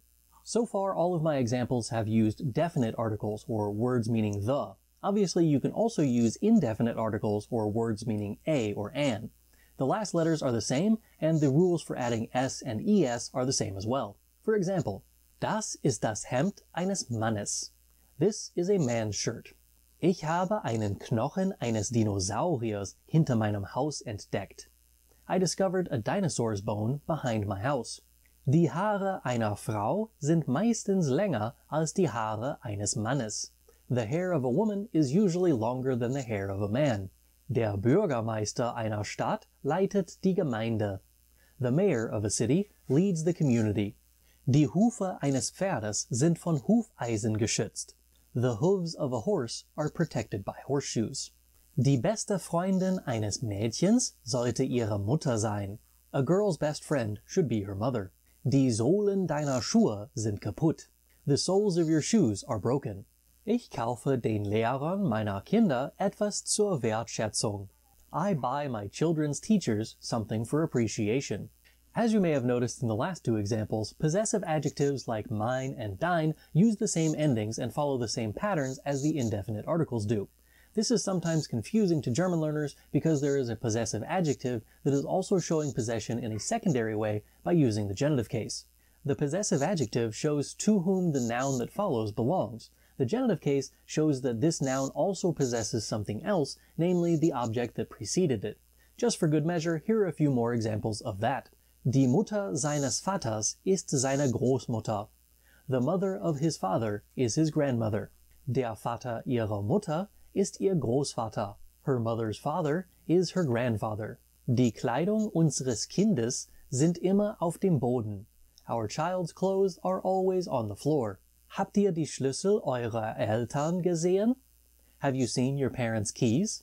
In addition to using a possessive adjective with the genitive case, you can also make a genitive chain. This isn't as common in spoken German, but you might come across it in something that you read. For example, die Autos der Mitarbeiter des Geschäfts dürfen in der östlichen Ecke des Parkplatzes der nördlichen Seite des Gebäudes geparkt werden. The cars of the employees of the company can be parked in the eastern corner of the parking lot of the north side of the building. This is obviously a stretch of how this can be used, but it's something that you should be aware of in case you come across it. The last bit we want to talk about today is something that I mentioned in the opening of this video. The word wessen is used for the genitive question word. In English we say whose, not whose as in W-H-O'-S, but whose, W-H-O-S-E. There is a huge difference, and if you are struggling with the difference here, the one with the apostrophe means who is, while the other one we are concerned with is asking about the ownership of something. This is the last of a series of 4 question words that we have had about people. In the nominative case, we used wer, which translates as who. Wer hat diese Schuhe? Who has these shoes? In the accusative case, we use the question word wen, which is the first whom in German and is used for direct objects and objects of accusative prepositions. Für wen sind diese Schuhe? For whom are these shoes? In the dative case, we use the question word wem, which is used as a secondary whom in German, and it's used for indirect objects, objects of dative verbs, and objects of dative prepositions. Wem gehören diese Schuhe? To whom do these shoes belong? In the genitive case, we use the question word wessen, which translates as whose, and is used to inquire about the owner or possessor of the object that follows. Wessen Schuhe sind das? Whose shoes are these? Now to end this video, I'd like to give some examples like I did at the beginning of this video, which show a series of example sentences all connected to each other, using the genitive case and other ways to show possession next to each other. These examples, however, will have a bit more variety to them instead of the pattern that was followed in the initial examples. Wessen Bruder kaufst du ein Geschenk? Ich kaufe dem Bruder meiner Freundin ein Geschenk. Hat morgen seinen Geburtstag. Das Geschenk ihres Bruders muss nicht teuer sein, aber es sollte cool sein. Wessen Katze ist in diesem Bild? Das ist die Katze seines Nachbarn. Die Katze des Nachbarn ist schon längst tot. Das Fell dieser Katze war sehr weich. Ich vermisse seine Katze. Wessen Blumen sind das? Das sind die Blumen unserer Ärzte. Sie haben sie letztes Jahr gepflanzt. Ich finde die Blumen unserer Ärzte so schön, dass ich sie fotografieren musste. Anstatt eines blöden Videos mache ich heute ein ganz tolles Video wegen des Interesses meines Publikums. Während dieses Videos werde ich euch die Genitivpräpositionen der deutschen Sprache beibringen. Innerhalb der ersten 2 Sätze habt ihr schon 3 davon gesehen. Genitive prepositions are exactly what the name implies. They are prepositions that require the object that follows them to be used with the genitive case. There are upwards of about 16 of these prepositions, but there are usually 4 listed in most German textbooks, as these are the most commonly used ones. I'll start today with those, and then I'll move on to the others. Anstatt, instead of. Anstatt eines Autos kaufe ich ein Fahrrad. Instead of a car, I am buying a bicycle. Der Junge isst einen Apfel statt eines Kuchens. The boy is eating an apple instead of a cake. As you can see with these 2 examples, the object that follows the preposition is in the genitive case, eines Autos and eines Kuchens. You may have also noticed that the second example I gave said statt without the an at the beginning. This is also an acceptable version of this preposition. The meaning does not change whatsoever. It is just a personal preference whether you say statt or anstatt. Trotz, despite or in spite of. Trotz der Kälte steht im Regen. In spite of the cold, he is standing in the rain. Die Lehrerin wiederholt die Anweisungen trotz des Lärms. The teacher repeats the instructions despite the noise. This preposition is used in a very similar way to the English phrase in spite of. It shows a juxtaposition of one thing versus the action taken. Während, during. Während des Sturms gab es einen Stromausfall. During the storm, there was a power outage. Ich bin während des Spiels eingeschlafen. Wer hat gewonnen? I fell asleep during the game. Who won? This one's a bit tricky because there is also the conjunction während, which is used to express very similar concepts. The main thing to remember is that the preposition während is combined with a noun, while the conjunction während is combined with a subordinate clause. Während ich ein Eis esse, isst meine Schwester etwas Brokkoli. While I am eating ice cream, my sister is eating some broccoli. In general, you can translate the sentence in English with the word while when you need the conjunction and not the preposition. When während is used as a preposition, it's almost always translated in English as during. Wegen, because of. Wegen der Inflation kostet mein Kaffee 5 Euro. Because of inflation, my coffee cost 5 euros. Fred darf wegen seines Hausarrests nicht mitkommen. Fred can't come along because of the grounding, or because he was grounded. If you mean to say because followed by a phrase, you probably need to use the conjunction weil, denn, or da instead of the preposition wegen. Ich kann mir keinen Kaffee leisten, weil die Inflation des Euros steigt. I cannot afford a coffee because the inflation of the euro is rising.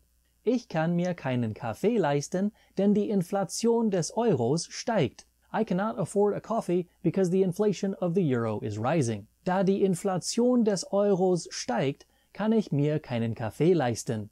Because the inflation of the euro is rising, I cannot afford a coffee. Now is probably an opportune time to mention that you will often hear the genitive prepositions used with the dative case instead of the genitive. This is almost exclusively in spoken German and is more prevalent in certain areas than others. In my mind, it's better to use the genitive case than the dative case, as this is what the official guardians of the German grammar dogma have said it should be. Just know that you might hear someone say wegen seinem Hausarrest instead of wegen seines Hausarrests. The 4 prepositions that I have shown you so far are usually the only ones in textbooks. This is partly because they are the most used ones, but is also partly because there are easier ways to phrase most of the rest of the genitive prepositions. Rather than teaching all of these prepositions in the lower level courses, teachers and textbook creators will opt to leave them for a much later B1, B2 level lesson. I like to be thorough though, so I'm going to teach them to you today anyway. Innerhalb, inside of. Gegenseitiger Respekt ist äußerst wichtig innerhalb eines Geschäfts. Mutual respect is crucial inside of a business.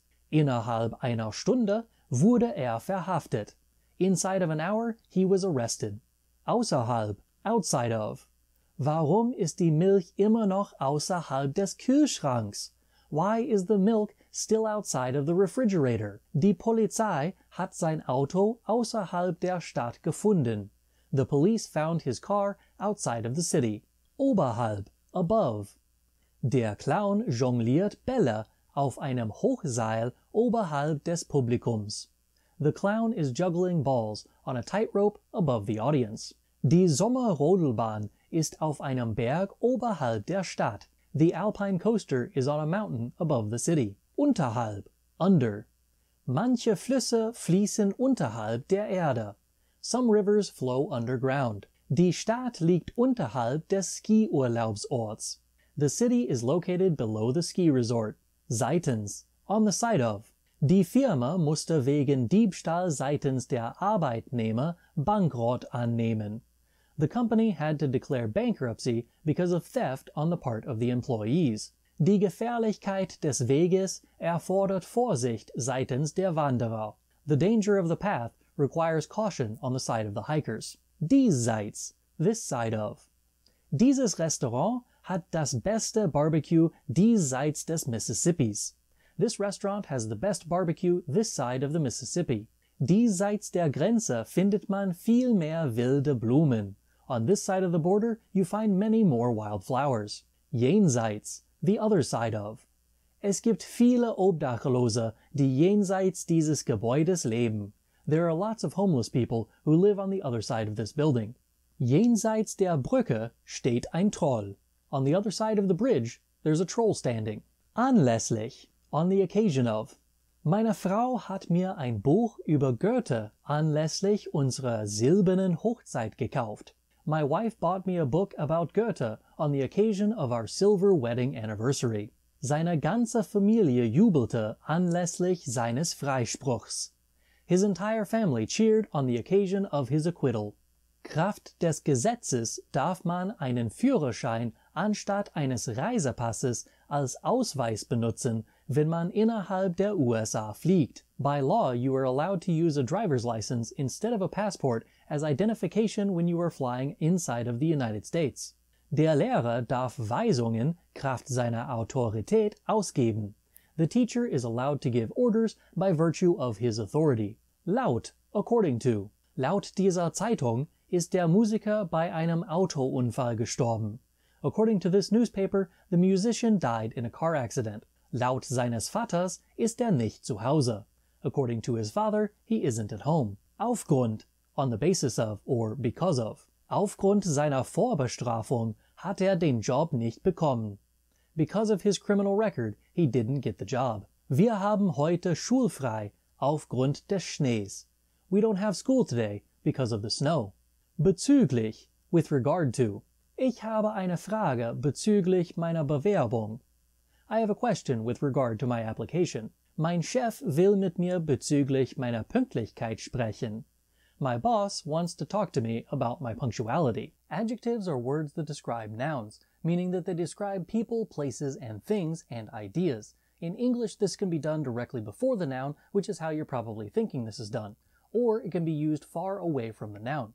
When we use the adjective away from the noun, we call it a predicate adjective.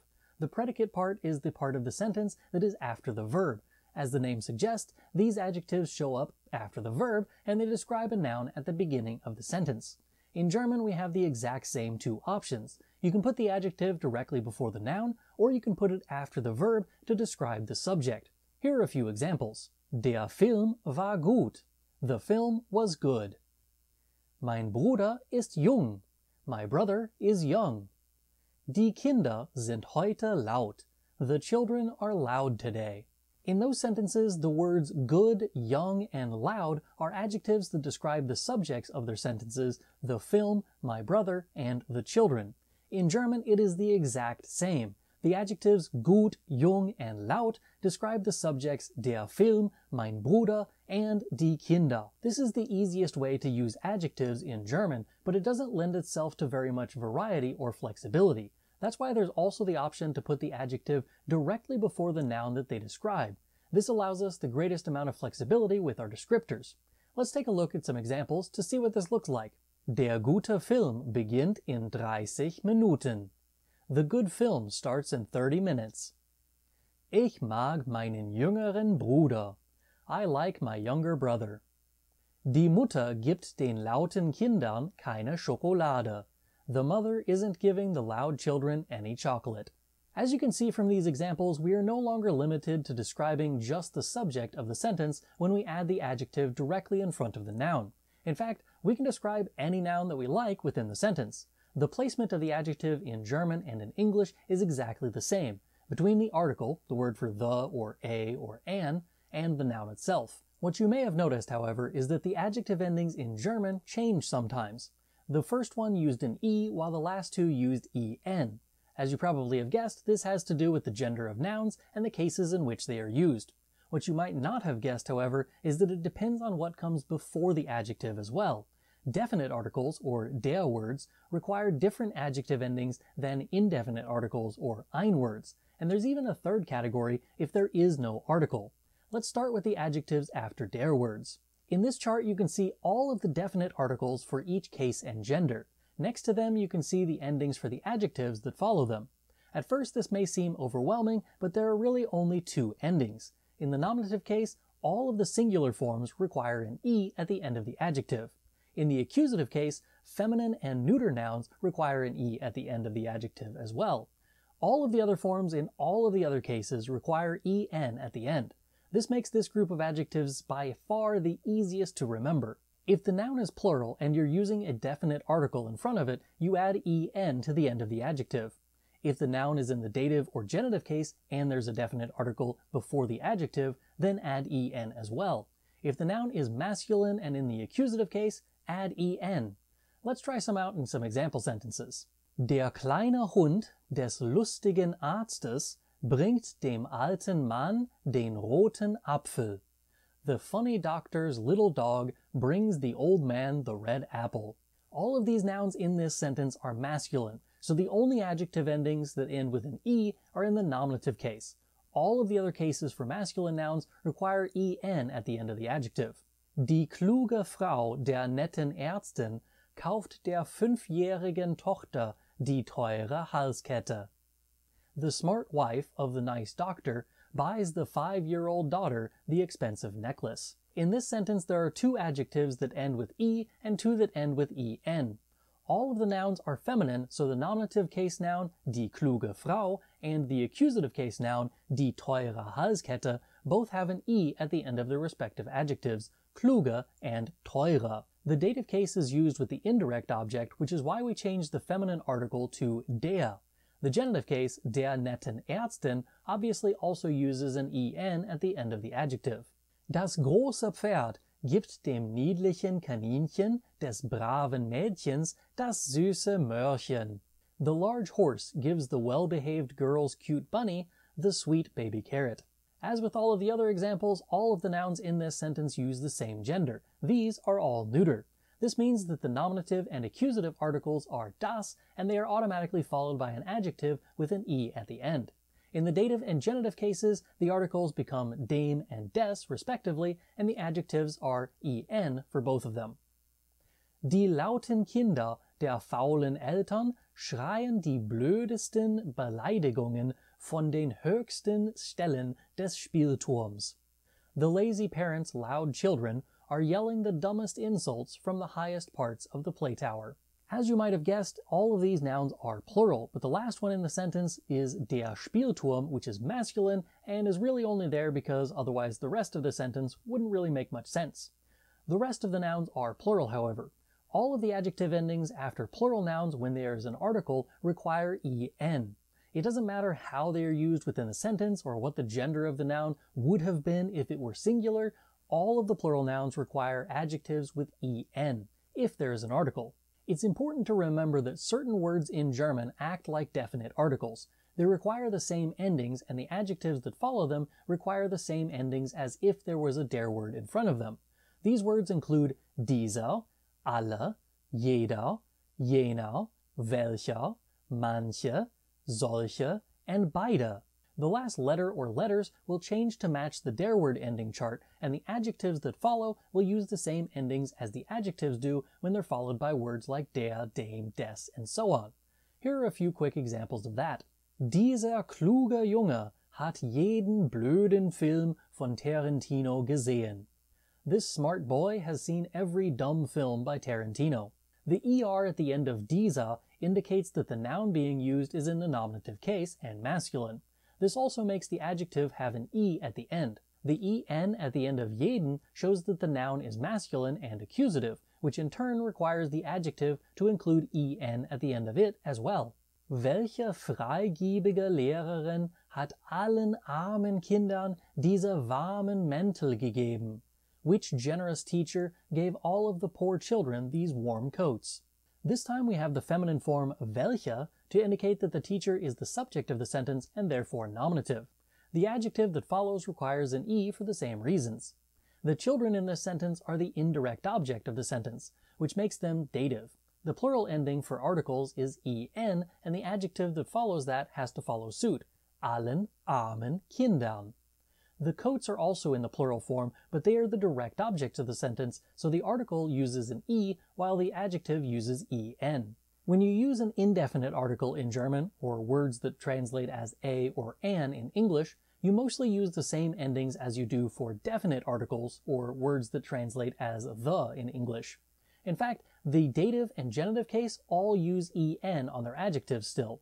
The only change between the adjectives after definite articles and the adjectives after indefinite articles are the masculine and neuter forms in the nominative case and the neuter form in the accusative case.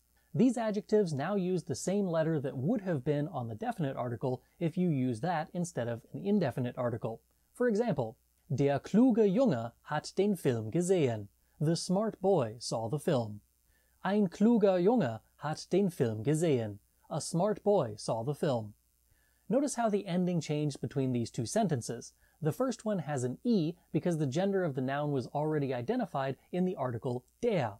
The word ein, however, is used for both masculine and neuter nouns. This makes it so that we have to show the gender through the adjective, which is why the adjective now ends in er. Das große Pferd ist eine Möhre. The big horse is eating a carrot. Ein großes Pferd ist eine Möhre. A big horse is eating a carrot. In the first example, the article das clearly identifies the gender of the noun Pferd as neuter. Therefore, we only need an E at the end of the adjective. Since the article ein could be masculine or neuter in the nominative case, we still have to identify the gender through the adjective, which in this case indicates the neuter form with es at the end of the adjective. The full adjective ending chart for adjectives after indefinite articles looks like this. I know what you're thinking. How is there a plural column for this? While you can't say a books, you can say my books or no books. Both of these are expressed in German with words that act like indefinite articles. All of the possessive adjectives that I taught you a few lessons ago, along with the negative article kein, use the same endings as the indefinite articles do. The adjective endings that follow these words follow the same patterns as the adjectives after indefinite articles do. Ein katholischer Priester, eine methodistische Pastorin und ein braunes Pferd gehen in eine irische Kneipe. A Catholic priest, a Methodist pastor, and a brown horse go into an Irish bar. Besides the obvious lame setup for a joke, this sentence includes one masculine noun, one feminine noun, and one neuter noun in the nominative case. This allows us to follow the endings across all of the genders. Adjectives for masculine nouns get er, feminine takes e, and neuter takes es. The articles for masculine and neuter nouns are both ein, while the feminine article is eine. The last noun in the sentence isn't in the nominative case, but it still requires eine as the article and an e at the end of the adjective to show that this is feminine and accusative. Ich kaufe einen roten Ball, eine gelbe Banane und ein schwarzes Schaf. I am buying a red ball, a yellow banana, and a black sheep. These nouns are all the direct objects of the sentence. The only change from the last sentence as far as the endings are concerned, however, is the masculine form is no longer er, but rather en. This shows us the transition from the nominative to the accusative case for masculine nouns. Feminine and neuter nouns don't change their articles or their adjective endings for the accusative case. Sie spielt Fußball mit meinem alten Vater, meiner jungen Mutter und meinem kleinen Kaninchen. She is playing soccer with my old father, my young mother, and my small bunny. After the preposition mit, we use the dative case, which is indicated by the masculine and neuter articles einem and the feminine article einer. The adjective endings for all of these adjectives in this case are en. As long as there is an article before the adjective in the dative case, the ending on the adjective is en. This works for definite and indefinite articles. Als Glücksbringer bringt der Junge die Münzen seines weisen Vaters, die Ohrringe seiner lieben Oma und die Schuhe seines braunen Pferdes. For luck, the boy brings his wise father's coins, his dear grandma's earrings, and the shoes of his brown horse. While using the genitive case, the article for masculine and neuter nouns ends with s. The adjectives that follow that use en. The feminine articles end with er, but the adjective endings are still en. So far we have 2 of the 3 adjective ending categories covered.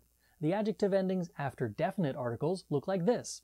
The adjective endings after indefinite articles look like this.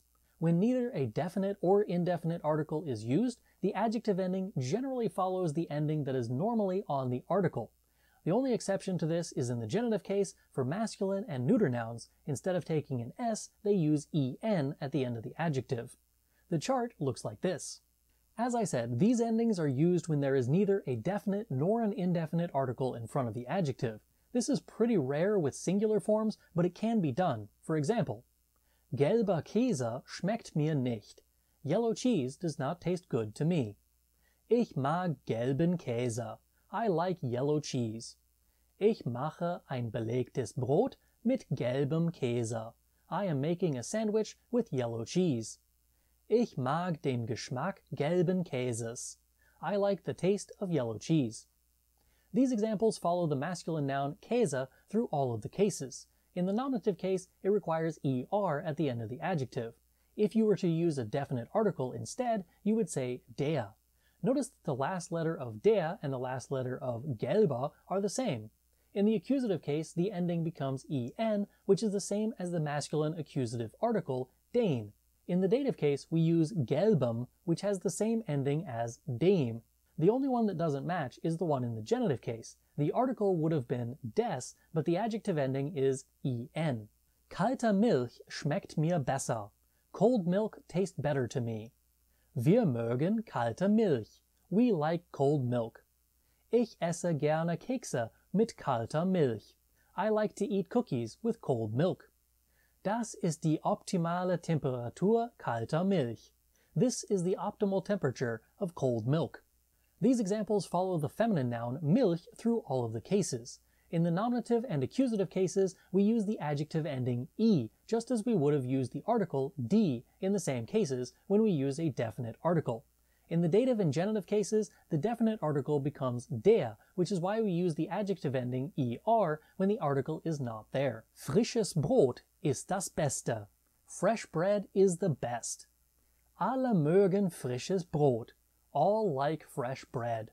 Wir machen unser Mittagessen mit frischem Brot. We are making our lunch with fresh bread. Ich mag den Geruch frischen Brotes. I like the smell of fresh bread. In these examples, we can see how the neuter noun Brot changes between the cases. In the nominative and accusative cases, we use es at the end of the adjective, just as we would have had an s at the end of the word das for the article.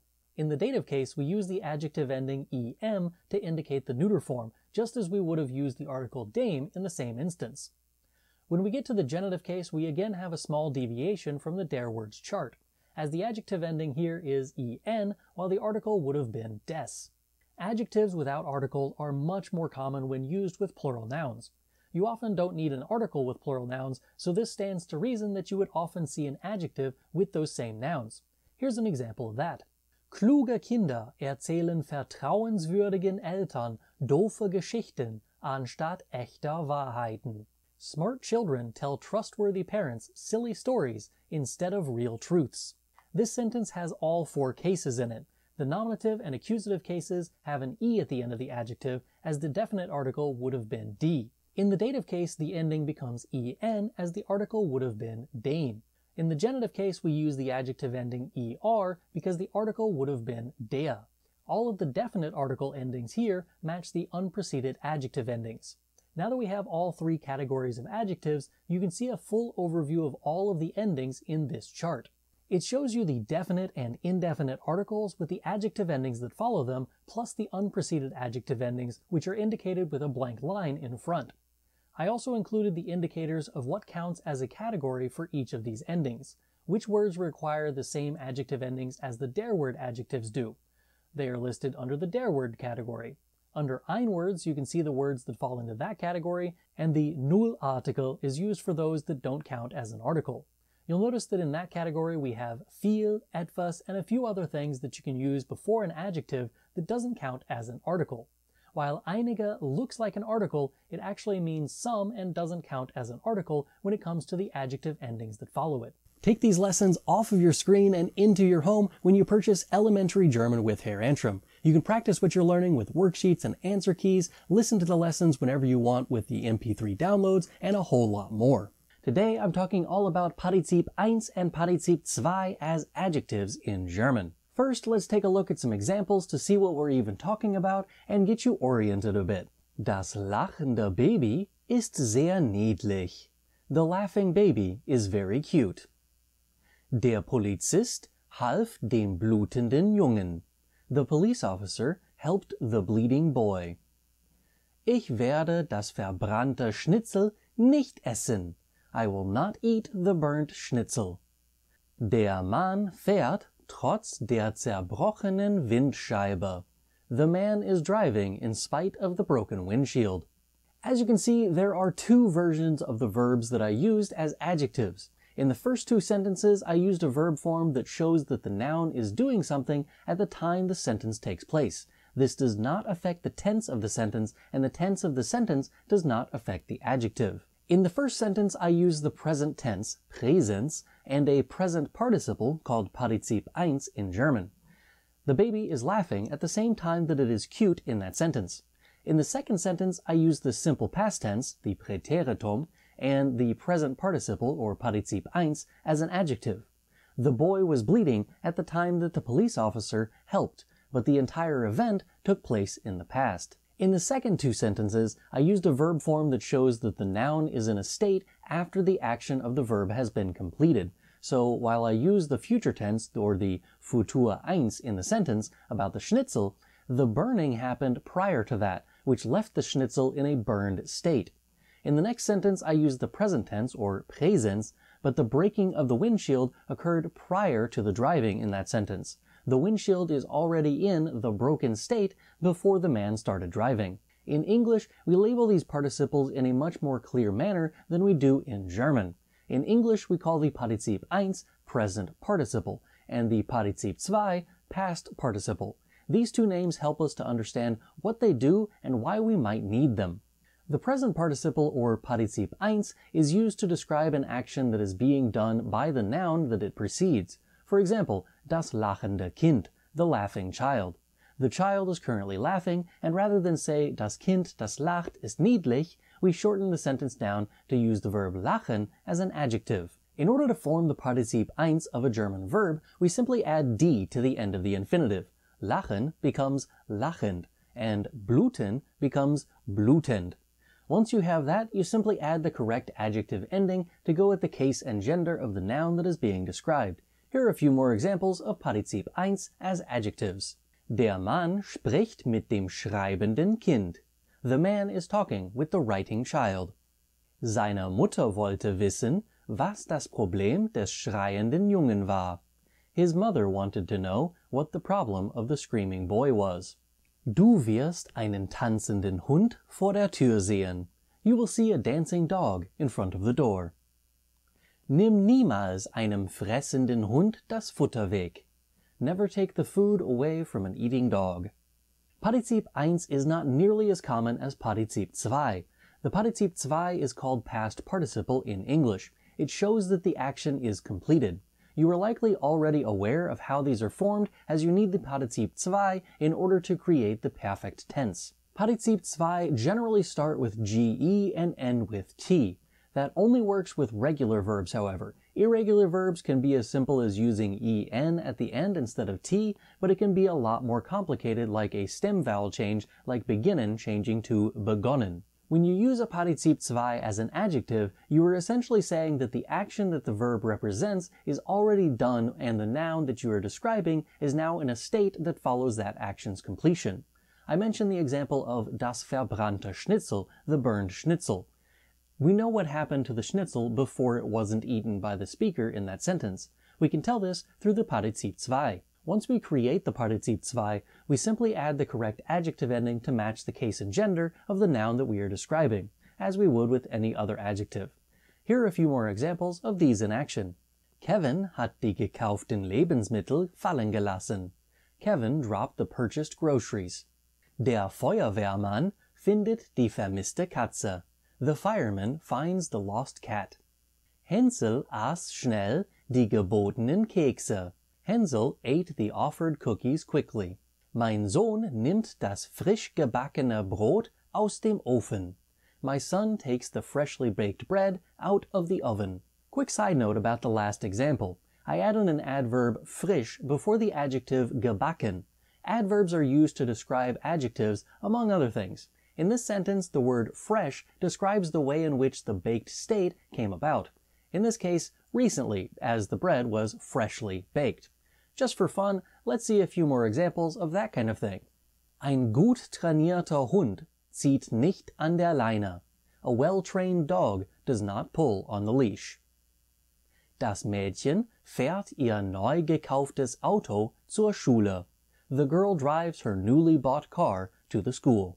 You can actually continue to use these kinds of phrases to make an entire clause out of them. For example, Hänsel aß die von der Hexe gebotenen Kekse. Hänsel ate the cookies that were offered by the witch.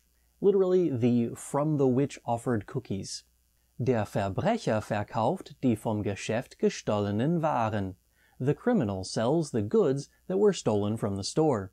Literally, the from store stolen goods. To recap what we've learned so far, Partizip 1 refers to verbs which look like infinitives with d added to the end.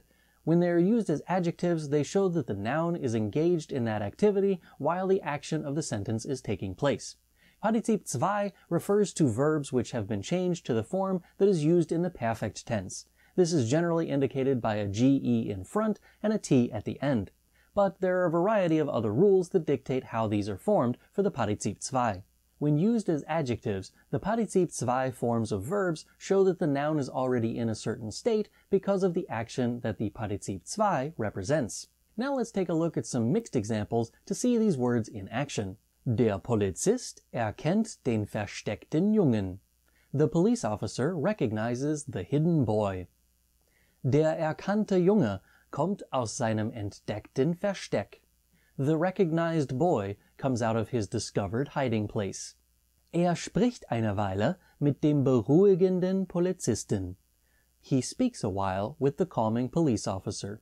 Der erwischte Junge geht mit dem versichernden Polizisten zum Auto. The caught boy goes with the reassuring police officer to the car. Das krabbelnde Baby ist auf dem frisch gefegten Boden. The crawling baby is on the freshly swept floor. Die erschöpfte Mutter liegt auf dem mit ungefalteter Wäsche bedeckten Sofa und schaut zu. The exhausted mother lies on the sofa that is covered with unfolded laundry and watches. Das krabbelnde Baby der erschöpften Mutter zieht sich an dem mit ungefalteter Wäsche bedeckten Sofa hoch und gibt der überraschten Mutter einen wohlverdienten Kuss. The crawling baby of the exhausted mother pulls itself up on the sofa that is covered with unfolded laundry and gives the surprised mother a well-deserved kiss. By the end of this lesson, you will be able to change adjectives and adverbs in German from the original form, called the positive form, into the comparative, higher, further, faster, or the superlative, best or most often form, and use them in a variety of sentences. I'll also help clear up some confusion about these things in English, as some native English speakers sometimes have trouble in certain areas. Let's start with the word schnell, which means fast in English. If you're using an adjective after the verb, we call that part of the sentence the predicate, we call this a predicate adjective. These adjectives, unlike the ones that are used directly before nouns, don't need adjective endings. We simply use them as they are. For example, mein Auto ist schnell. My car is fast. Just like in English, most of the time we add er to the end of the adjective to form the comparative form in German. So fast becomes faster and schnell becomes schneller. For example, sein Auto ist schneller. His car is faster. The superlative in German is similar to the English, but with a slight change. Instead of just saying the fastest, in German we add am in front of the adjective and sten to create the superlative form. So all three forms, including the positive form, the original adjective, the comparative form, the er version, and the superlative, the English est or the German sten version of fast are fast, faster, the fastest, and in German schnell, schneller, am schnellsten. For example, mein Auto ist schnell. My car is fast. Sein Auto ist schneller. His car is faster. Ihre Autos sind am schnellsten. Their cars are the fastest. Just for good measure, let's try that again with langsam. Langsam, langsamer, am langsamsten. Slow, slower, the slowest. Ihre Autos sind langsam. Their cars are slow. Sein Auto ist langsamer. His car is slower. Mein Auto ist am langsamsten. My car is the slowest. In English, we have to remember if a word is being used as an adjective or an adverb, as adverbs generally end with ly. This shifts the way that we make the comparative form as we change slow and slower into slowly and more slowly. For once, German grammar is actually simpler in this aspect. It doesn't matter if we're using the word as a predicate adjective or as an adverb, the comparative and superlative forms are the same. Let's try those examples of langsam again, but this time as adverbs. Langsam, langsamer, am langsamsten. Slowly, more slowly, the slowest. Sie fahren ihre Autos langsam. They are driving their cars slowly. Er fährt sein Auto langsamer. He drives his car more slowly. Ich fahre mein Auto am langsamsten. I drive my car the slowest. German is even more easy. Easier? Whatever. The point is that unlike in English, we don't have to worry about whether to use more or most followed by the original version of certain adjectives or adverbs. In German, it is always er and whateversten with regular adjectives. Of course, there are some irregular ones, but we'll get to that here in a bit. For now, here are a few more examples of adjectives that follow the most basic of standard comparative and superlative formation. Eng, enger, am engsten. Tight, tighter, the tightest. Dick, dicker, am dicksten. Fat, fatter, the fattest. Dünn, dünner, am dünnsten. Thin, thinner, the thinnest. Steil, steiler, am steilsten. Steep, steeper, the steepest. The rules for comparative and superlative don't change if you use them as adjectives before nouns. The only thing that changes is that you also add the adjective endings based on the case, gender, and article with the noun. Just be aware that if you're using the comparative form of something, you add er, and sometimes your adjective ending will also be er, which means you have er twice in a row. This is not incorrect, even if it sounds weird. Neu, neuer, am neuesten. New, newer, the newest. Ich fahre den neuen Sportwagen. I am driving the new sports car. Ein neuerer Sportwagen ist mir lieber.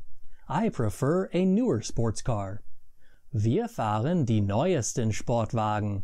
We drive the newest sports cars. Occasionally you'll need to modify the adjective or adverb that you're using to make it easier to pronounce. Words that have an E directly before an R or an L require you to remove that E before you add any ending that starts with a vowel. This means most of them, but not the superlative, as it starts with an S. For example, teuer, teurer, am teuersten, expensive, more expensive, the most expensive. Dieses Buch ist teuer. This book is expensive. Es ist ein teures Buch. It is an expensive book. Dieses Buch ist teurer. This book is more expensive. Es ist ein teureres Buch. It is a more expensive book. Dieses Buch ist am teuersten. This book is the most expensive. Es ist das teuerste Buch. It is the most expensive book. Dunkel, dunkler, am dunkelsten. Dark, darker, the darkest. Dieses Foto ist dunkel. This photo is dark. Ich habe ein dunkles Foto gemacht. I took a dark photo. Welches Foto ist dunkler? Dieses oder dieses? Which photo is darker? This one or this one? Siehst du das dunklere Foto? Do you see the darker photo? Dieses Foto sieht am dunkelsten aus. This photo looks the darkest. Das ist das dunkelste Foto, das ich je gesehen habe. That is the darkest photo that I have ever seen. If an adjective or adverb ends with D, SZ, SCH, T, TZ, X, or just a Z, you'll need to add an E between the adjective and the ST in the superlative. For example, blöd, blöder, am blödesten. Stupid, stupider, the stupidest. Süß, süßer, am süßesten.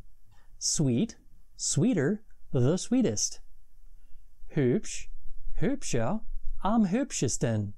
Handsome, more handsome, the most handsome. Weit, weiter, am weitesten. Far, farther, the farthest. Fix, fixer, am fixesten. Quick, quicker, the quickest. Spitz, spitzer, am spitzesten. Sharp, sharper, the sharpest. Stolz, stolzer, am stolzesten. Proud, prouder, the proudest. Heiß, heißer, am heißesten. Hot, hotter, the hottest. Of course, every rule has to have an exception, which is why the word groß exists. Groß, größer, am größten. Big, bigger, the biggest. When an adjective or adverb has one syllable and a letter that can take an umlaut, it almost always does in the comparative and superlative forms. For example, jung, jünger, am jüngsten. Young, younger, the youngest. And now, quite possibly the most confusing set of sentences in this entire video. Ich bin jung. I am young. Ich bin jünger als du. I am younger than you. Ich bin am jüngsten. I am the youngest. Ich bin ein junger Junge. I am a young boy. Ich bin ein jüngerer Junge. I am a younger boy. Ich bin der jüngste Junge. I am the youngest boy. Alt, älter, am ältesten. Old, older, the oldest. Ich bin alt. I am old. Ich bin älter als er. I am older than he. A quick side note here, most native English speakers would say him instead of he in that sentence. Most grammar nerds will tell you that he is the correct form, as the pronoun is a predicate nominative. More about that in my video about sign, linked in the description. While this is true, I'm a proponent of language usage defining what is grammatically correct, and not the grammar rules defining how the language should be used. No one I have ever met would say I am older than he unless they finish the sentence with is. I am older than he is. But I am older than him. In German, the nominative pronoun er is used, which indicates that the German version would be more closely related to the correct English version. I only point this issue out so that you know that the German pronoun here needs to be in the nominative case. I'll get to some examples later that don't use the nominative case, so you know when to use the nominative and when to vary from that pattern. Ich bin am ältesten. I am the oldest. Ich bin ein alter Alter. I am an old dude.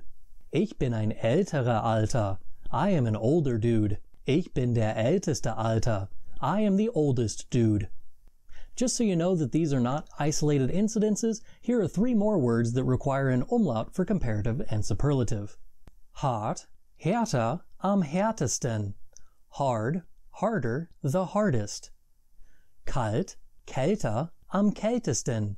Cold, colder, the coldest. Lang, länger, am längsten. Long, longer, the longest. You don't always add an umlaut with single-syllable adjectives that can take umlauts. For example, flach, flacher, am flachsten.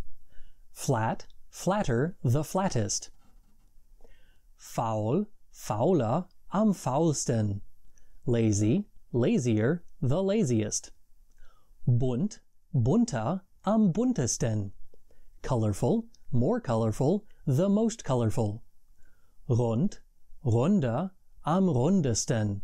Round, rounder, the roundest. All of these are only one syllable, and the vowel in the middle could take an umlaut. They just don't because, I don't know, comment if you know, because I have no idea. Even more confusing are the rare occasions when it's acceptable for you to choose if you want the umlaut or not. For example, nass, nasser or nessa, am nassesten or nessesten. Wet, wetter, the wettest. Krumm, krummer or krömer, am krummsten, am krömsten. Crooked, more crooked, the most crooked. Certain adjectives and adverbs are simply irregular. This means they don't follow any discernible pattern. This happens in English a lot as well. Usually a good rule of thumb is when an adjective or adverb is irregular in English, it probably is irregular in German. For instance, much, more, the most in German is viel, mehr, am meisten. Meine Mutter nervt mich viel. My mother annoys me a lot. Meine Mutter nervt meinen Bruder mehr als mich. My mother annoys my brother more than me. Meine Mutter nervt meine Schwester am meisten. My mother annoys my sister the most. Notice in the second sentence, meine Mutter nervt meinen Bruder mehr als mich. My mother annoys my brother more than me. I use the accusative pronoun mich instead of ich, the nominative pronoun. This is because we aren't using a predicate nominative this time. Let's take a closer look at the previous one. Ich bin älter als er. I am older than he. As I kind of alluded to in my explanation of why the English makes no sense, if you finish the sentence, you would say, Ich bin älter als er ist. I am older than he is. If we finish the new example, meine Mutter nervt meinen Bruder mehr als mich, my mother annoys my brother more than me, you would say, meine Mutter nervt meinen Bruder mehr als sie mich nervt. My mother annoys my brother more than she annoys me. This makes it clear that the pronoun that's being used is the direct object in that part of the sentence. Therefore, we have to use the accusative case. Ich bin größer als dich. Ja, du bist größer als ich, aber offensichtlich nicht klüger. Es sollte heißen, ich bin größer als du. Du bist nicht größer als mich. Das Verb sein verlangt kein Akkusativobjekt. Wenn du deinen Satz ergänzt, siehst du ganz klar, was ich meine. Ich bin größer als dich bist, ist offensichtlich nicht richtig. Natürlich nicht. Ich bin größer als du bist. Na, endlich hast du es verstanden. Another point that's a bit odd about viel, mehr, and am meisten is that you can't use meisten in front of a noun without having an article, like you can in English. In English, it's possible to say most people or most students without having the in front. In German, you need the article. For example, die meisten Deutschen wohnen in Deutschland. Most Germans live in Germany. Die meisten US-Amerikaner wohnen in den USA. Most US Americans live in the USA. Let's take a look at another irregular adverb or adjective and some more examples that don't have nominative case at the end. Gern, lieber, am liebsten. Like more, like the most. Mein Bruder isst gern Pizza. My brother likes eating pizza. Meine Schwester isst Pizza lieber als diesen Rinderbraten. My sister likes to eat pizza more than this roast beef. Meine Mutter isst am liebsten Knödel. My mother likes to eat dumplings the most. In the second sentence, the word Rinderbraten is in the accusative case, as it is used in the same way that pizza is. If you complete the sentence, you would say, Meine Schwester isst Pizza lieber als sie diesen Rinderbraten isst. My sister likes to eat pizza more than she likes to eat this roast beef.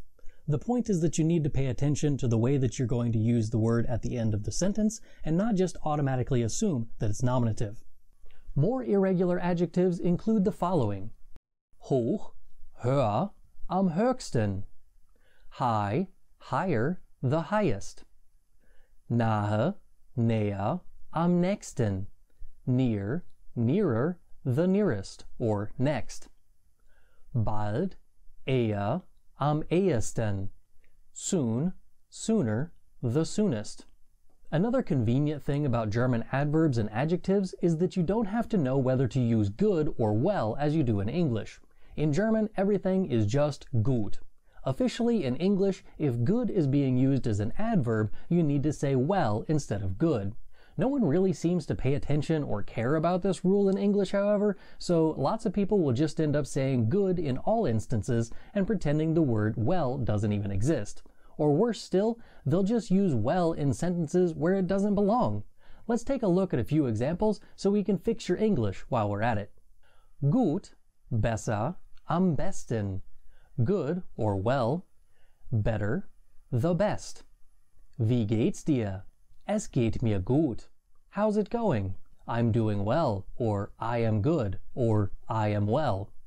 This is the example that everyone claims the other person is doing wrong. The claim is that you can't say I am well unless it's in reference to a prior illness or being used as an adverb. Well is supposed to be used as a reference to your health or an adverb. This means that it modifies the verb of the sentence and not the noun or pronoun. When you are saying I am good, the pronoun I is being modified by good. That makes it an adjective. When you say I am doing well, the word well is modifying the way in which you are doing. That makes it an adverb and therefore has to be well. Again, the usage should define what is correct and what is not correct. Half the people I know say I am well. The other half of the people say I am good. I personally prefer good in that sentence, but I accept well as well. Enough about the English. You came here for the German, so let's get back to those examples. Mein Bruder spielt Fußball gut. My brother plays soccer well. Er ist ein guter Fußballer. He is a good soccer player. Meine Schwester spielt besser Fußball als er. My sister plays soccer better than him, or he. Sie ist eine bessere Fußballerin. She is a better soccer player. Mein Vater spielt Fußball am besten. My father plays soccer the best. Er ist der beste Fußballer. He is the best soccer player. Now that we know how to make the comparative and superlative of adjectives and adverbs, we need to know how to use them properly. If two things are the same amount of something, we confusingly say in English as something as. For instance, as comfortable as. In order to say two things are the same in German, we use the word so in front of the adjective and wie after it. For example, so bequem wie, as comfortable as. When you want to compare two things directly, you need the word als, which is used like the English word than. For example, bequemer als, more comfortable than. Bequem, bequemer, am bequemsten. Comfortable, more comfortable, the most comfortable. Das ist ein bequemes Bett. This is a comfortable bed. Dieses Bett ist so bequem wie mein Bett zu Hause. This bed is as comfortable as my bed at home. Das zweite Bett ist ein bequemeres Bett. The second bed is a more comfortable bed. Das zweite Bett ist bequemer als mein Bett zu Hause. The second bed is more comfortable than my bed at home. Das letzte Bett ist am bequemsten. The last bed is the most comfortable. Das letzte Bett ist das bequemste Bett, in dem ich je geschlafen habe. The last bed is the most comfortable bed that I have ever slept in.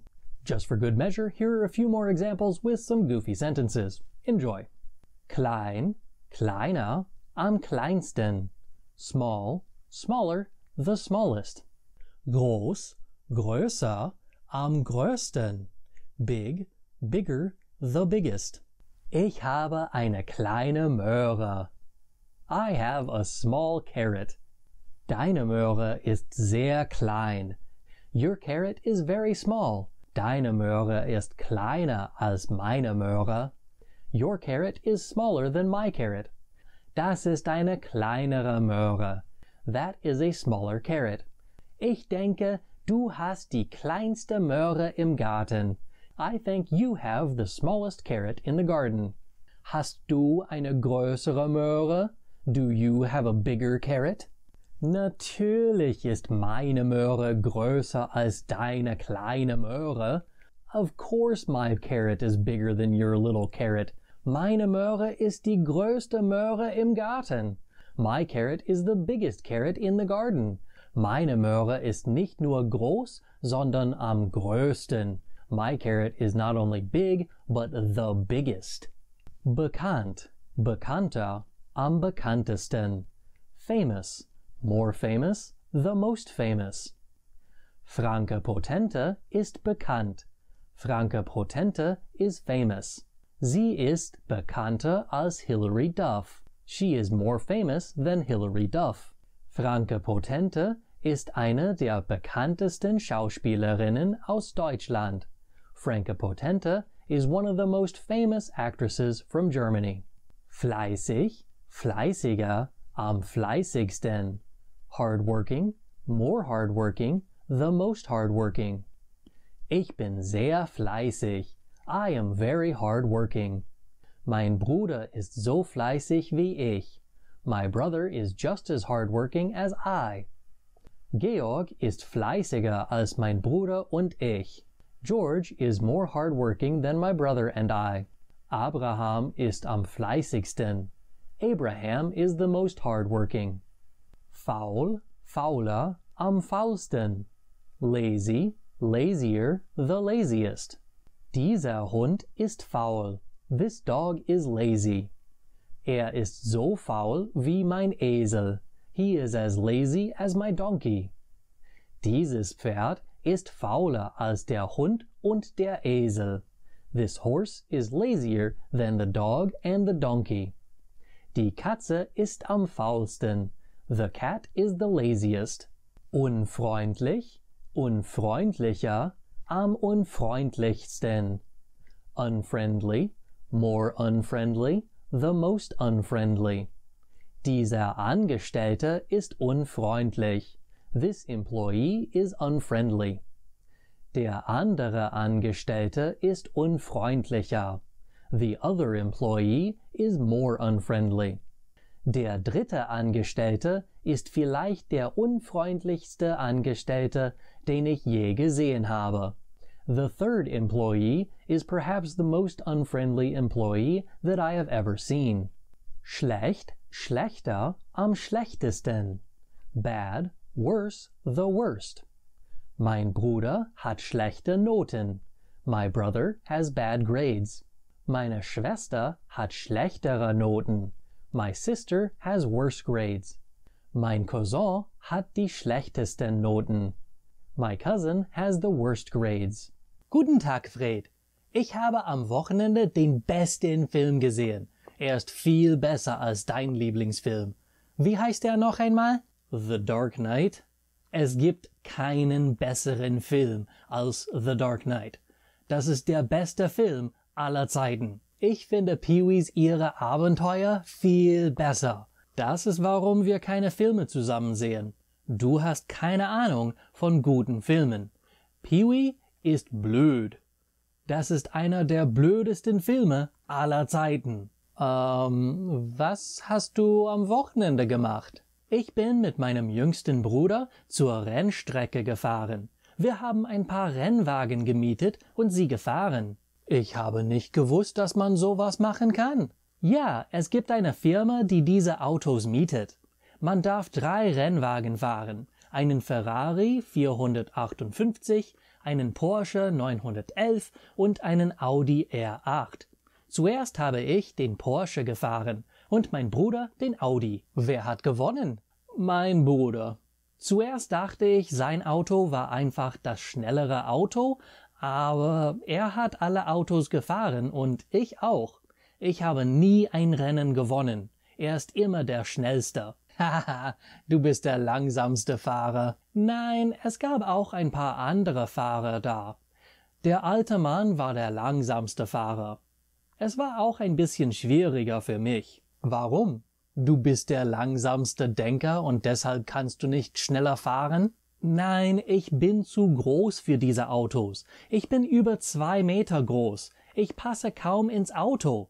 Ich kann meine Arme nicht bewegen. Alles ist zu klein. Ja, du bist der Größte. Oh, danke. Nein, ich meine, du bist mein größter Freund. Du bist größer als all meine anderen Freunde. Meine jüngere Schwester ist noch größer als ich. Sie ist die größte meiner Geschwister. Sie muss den Kopf einziehen, wenn sie durch eine Tür geht. Meine ganze Familie muss größere Autos kaufen, denn darin können wir passen. Du könntest auch mit einem billigeren Auto fahren. Du musst einfach das Dach abschneiden. Oder du kannst ein Cabrio fahren. Und jetzt die Erklärung des Komparativs und des Superlativs. Der Komparativ hat ER am Ende, der Superlativ ST. Danach fügt man auch noch eine Adjektivendung hinzu. Diese Endungen habe ich in der letzten Lektion schon erklärt. Und jetzt ein paar Beispiele mit Erklärungen. Das Auto ist schnell. Das ist ein schnelles Auto. This car is fast. This is a fast car. Dieses Auto ist schneller. Das ist ein schnelleres Auto. This car is faster. This is a faster car. Dieses Auto ist am schnellsten. Das ist das schnellste Auto. This car is the fastest. This is the fastest car. In jedem dieser Beispiele zeige ich zuerst das Adjektiv ohne Endung am Ende des Satzes. Das Wort schnell am Ende des Satzes beschreibt das Auto am Anfang des Satzes. Wenn man das Adjektiv direkt vor dem Substantiv sagt, braucht man auch noch es am Ende, um das Genus und den Kasus zu zeigen. In der zweiten Satzgruppe hat der erste Satz den Komparativ von schnell, schneller. Wenn man dieses Wort vor dem Substantiv verwendet, braucht man auch noch es am Ende. In der dritten Satzgruppe hat der erste Satz den Superlativ von schnell, am schnellsten. Wenn man den Superlativ ohne ein Substantiv verwendet, braucht man am vor dem Adjektiv und en nach dem st. In dem zweiten Satz habe ich einen bestimmten Artikel verwendet, deshalb brauche ich einfach ein am Ende des Adjektivs. So einfach ist es normalerweise. Fügt er am Ende des Adjektivs an, um den Komparativ zu bilden. Dann fügt die Adjektivendung hinzu, wenn das Adjektiv vor dem Substantiv steht. Fügt st am Ende des Adjektivs an, um den Superlativ zu bilden. Dann fügt die Adjektivendung hinzu, wenn das Adjektiv vor dem Substantiv steht. Nicht vergessen, es gibt manche Adjektive, die unregelmäßig sind oder zumindest ein bisschen komplizierter als fügt einfach er oder st am Ende hinzu. Das Adjektiv verlangt einen Umlaut, wenn es nur eine Silbe hat und der Vokal einen Umlaut bekommen kann. Zum Beispiel: Heute ist es warm. Morgen wird es wärmer sein. Übermorgen wird es am wärmsten sein. Today it is warm. Tomorrow it will be warmer. The day after tomorrow it will be the warmest. Heute ist ein warmer Tag. Morgen wird ein wärmerer Tag sein. Übermorgen wird es der wärmste Tag sein. Today is a warm day. Tomorrow it will be a warmer day. The day after tomorrow will be the warmest day. Bob spielt gut. Fred spielt besser. Johann spielt am besten. Bob plays well. Fred plays better.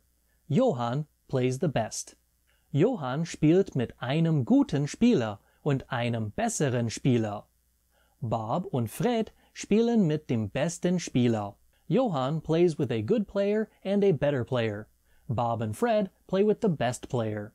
Dieses Buch ist teuer. Dieses Buch ist teurer. Dieses Buch ist am teuersten. This book is expensive. This book is more expensive. This book is the most expensive. Das ist ein teures Buch. Das ist ein teureres Buch. Das ist das teuerste Buch. This is an expensive book. This is a more expensive book. This is the most expensive book. If you like these lessons but wish there was a way for you to practice what you're learning, check out the book that goes with this course called Elementary German with Herr Antrim. It's available on my website germanwithantrim.com or on Amazon. Both are linked in the description. Conjunction, junction, what's your function? Hooking up words and phrases and clauses. Conjunction, junction, what's your function? Hooking up words and phrases and clauses.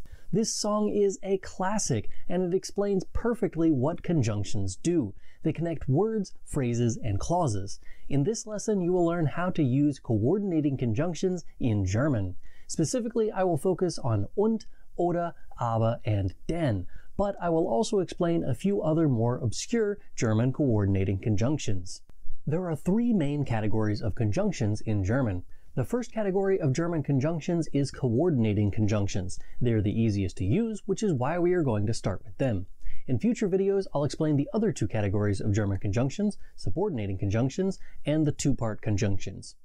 Coordinating conjunctions are easier to use than other German conjunctions because they do not affect word order. Subordinating conjunctions require word order changes, and two-part conjunctions require you to understand where to put both parts. Coordinating conjunctions are super easy, barely an inconvenience. As I mentioned in the intro, conjunctions are words that connect parts of sentences together, including words, phrases, and clauses. The difference between each of the conjunctions is how they connect them. Sometimes they connect them into a list. Other times the connection is showing that the words on each side of the conjunction are not in the same group. You'll understand more what I mean when we go through this lesson, but think about that each time we talk about a new conjunction. What is this conjunction saying about the connection between these words, phrases, or clauses? The first and most common coordinating conjunction in German is und. It means and is used just like in English. This conjunction shows you that the words, phrases, or clauses that are connected with it are in the same group. This is great for building lists. You simply add it before the last thing on the list, and now you have a connection between the things on your list. Let's try some examples. Ich habe eine Katze, einen Hund und einen Fisch. I have a cat, a dog, and a fish. In this sentence, I connected three words with the conjunction und. It shows you that I don't just have a dog or a cat or a fish, I have all three. You'll notice that I use the article in front of each noun. This is necessary to show the gender and case like you normally would. Also, notice that there is no comma between the second to last word and und. This is what we call an Oxford comma in English, and in German this does not exist. When making a list of words or phrases in German, don't add a comma before und. You can also connect a phrase or clause with und. Ich bringe meinem Hund Wasser und meiner Katze Milch. I am bringing my dog water and my cat milk. Here we connected the phrase meinem Hund Wasser with meiner Katze Milch. These two phrases are more than just one word, which is what we connected in the previous example. Mein Hund trinkt das Wasser und meine Katze leckt sich. My dog drinks the water and my cat licks itself. This sentence connects two full sentences, which we classify as clauses when they're pushed together like this. You can do this with the conjunction und. These are just a few of the examples of how you can use this conjunction.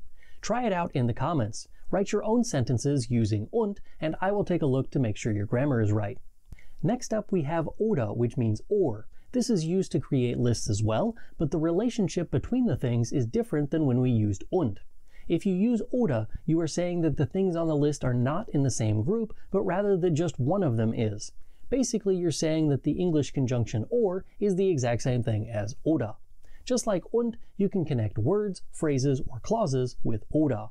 Möchten Sie eine Cola, ein Bier oder ein Glas Wein? Would you like a soda, a beer, or a glass of wine? Möchtest du einen Kaffee trinken, einen Film sehen oder baden gehen? Would you like to drink a coffee, see a film, or go swimming? Wollt ihr mit uns fahren oder sollen wir alleine fahren? Would you like to drive with us or should we drive alone? Another conjunction that is often left off of lists like this one is beziehungsweise. It's one of the most commonly used conjunctions, but it's also somewhat difficult to really understand all of the nuances of it. If you break apart the word, you can see what its real use is. Beziehung is a relationship. Weise is a manner or a way in which you do something. This word shows a relationship between two or more things. This definition gives the word the flexibility needed to fit all of the definitions that I'm about to give you. You will often see beziehungsweise abbreviated as BZW. Ich habe 3 Kinder, beziehungsweise 2 Söhne und eine Tochter. I have 3 children, more precisely, 2 sons and a daughter. You can also use beziehungsweise to mean something like as the case may be. Man muss die Wörter kennen, sie zu sagen beziehungsweise zu schreiben. You have to know the words in order to say them or to write them, as the case may be. Sometimes you translate it as respectively. Heute verkaufe ich Erdbeeren und Bananen. Sie sind rot beziehungsweise gelb. Today I am selling strawberries and bananas. They are red and yellow respectively. One of the most useful conjunctions, and one I personally believe is underutilized by German learners, is denn. It means because. All of the other conjunctions in German that mean because are subordinating conjunctions, which means they change the word order. If you are just starting to learn German, you should definitely acquaint yourself with the word denn, because it can cure you of your lack of a way to say because in German. Denn cannot connect single words. It is used to connect clauses. It shows a reasoning for the other clause. Here are a few examples of denn. Ich muss jeden Tag arbeiten, denn ich brauche das Geld. I have to work every day because I need the money. Macht sich keine Sorgen, denn weiß, dass die finstere Stunde kurz vor der Dämmerung erscheint. He isn't worried because he knows that the darkest hour comes just before the dawn. Sie ist traurig, denn ihr Hund ist gestern gestorben. She is sad because her dog died yesterday. All of the rest of the conjunctions for today mean but. They each have their own subtle differences and specific uses. The first one is by far the most commonly used and the most versatile of them all. This word is aber. Ich habe einen Hund und einen Fisch, aber keine Katze. I have a dog and a fish, but no cat. Mein Bruder möchte gute Noten in der Schule bekommen, aber macht seine Hausaufgaben nicht. My brother would like to get good grades in school, but he doesn't do his homework. Wir haben unsere Nachbarn eingeladen, aber keiner ist gekommen. We invited our neighbors, but none came. Hat kein Geld, aber kauft trotzdem ein neues Auto. He doesn't have any money, but is buying a car in spite of that. Another conjunction in German that means but is sondern. This word is a bit more than just but, however. It includes a connotation of rather. It shows that the thing mentioned before the conjunction is being negated by the thing after it. This means that the conjunction sondern must be used after a negation of some sort. For example, ich bin nicht hässlich, sondern mittelmäßig. I'm not ugly, but rather mediocre. Das ist keine Katze, sondern ein Hund. This isn't a cat, but rather a dog. Die Frau fährt nicht mit dem Bus, sondern mit dem Zug. The woman isn't riding the bus, but rather the train. Mein Bruder studiert nicht Mathe, sondern arbeitet als Mechaniker. My brother isn't studying math, but rather works as a mechanic. Next up, we have allein. When this isn't used as a conjunction, this word means alone. This gives you a little insight into how this is used as a conjunction. It's like saying, but with this one exception. It's pretty rare to see this used as a conjunction, but I wanted to include it on my list to make sure that it was complete. Personally, I remember the meaning of this conjunction from a line in Rapunzel. When the man goes to the witch's garden to steal the Rapunzel plant for the third time, the witch catches him and says she will let him go with one exception. The line is as follows. Verhält es sich so, wie du sagst, so will ich dir gestatten, Rapunzel mitzunehmen, so viel du willst. Allein ich mache eine Bedienung. Du musst mir das Kind geben, das deine Frau zur Welt bringen wird. If it is as you say, I will allow you to take as much Rapunzel with you as you like. But I make one request or condition. You have to give me the child that your wife will bring to the world. This was the first instance when I encountered allein as a conjunction, and it reminds me that this is kind of elevated speech, or at the very least not commonly used. You might equate it with the English alas to help you get the idea of how it's used. Here are a few more examples from Goethe's tragic play Faust. Die Botschaft höre ich wohl, allein mir fehlt der Glaube. I hear the message, alas, I lack the belief. Die Kraft ist schwach, allein die Lust ist groß.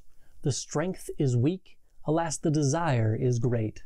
A common but sometimes confusing conjunction that also means but is doch. Doch is more closely related to the English conjunction however. It shows a contrast between what comes before the conjunction and what comes after it.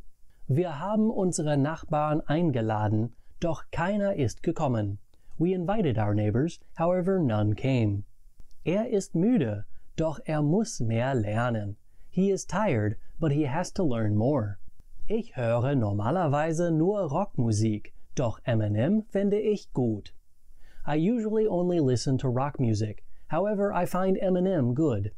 A slightly more emphatic version of doch is jedoch. It has pretty much the same meaning as doch, but adds a little bit of strength to the meaning. It isn't technically a conjunction, however, it's an adverb. Not that the terminology really matters, but the effect it has on the sentence does. Since it's an adverb, it bumps the subject to the other side of the verb, just like any other time you start a sentence or a clause with anything other than the subject. Der General wurde verletzt. Jedoch zeigte es seinen Truppen nicht. The general was injured, however he doesn't show it to his troops. Das Konzert war großartig, jedoch auch sehr laut. The concert was great, however also very loud. Er behauptet, wir haben gewonnen, jedoch haben wir gar nicht angefangen. He claims we have won, however we haven't even started. Not only will I explain the word order and sentence structure rules for these subordinating conjunctions, but I will also explain how to use each of the subordinating conjunctions, including als ob, bevor, bis, da, damit, das, eher, falls, indem, nachdem, ob, gleich, obschon, obwohl, seit, seitdem, sobald, so dass, so lange, so oft, während, weil, wenn, and wohingegen.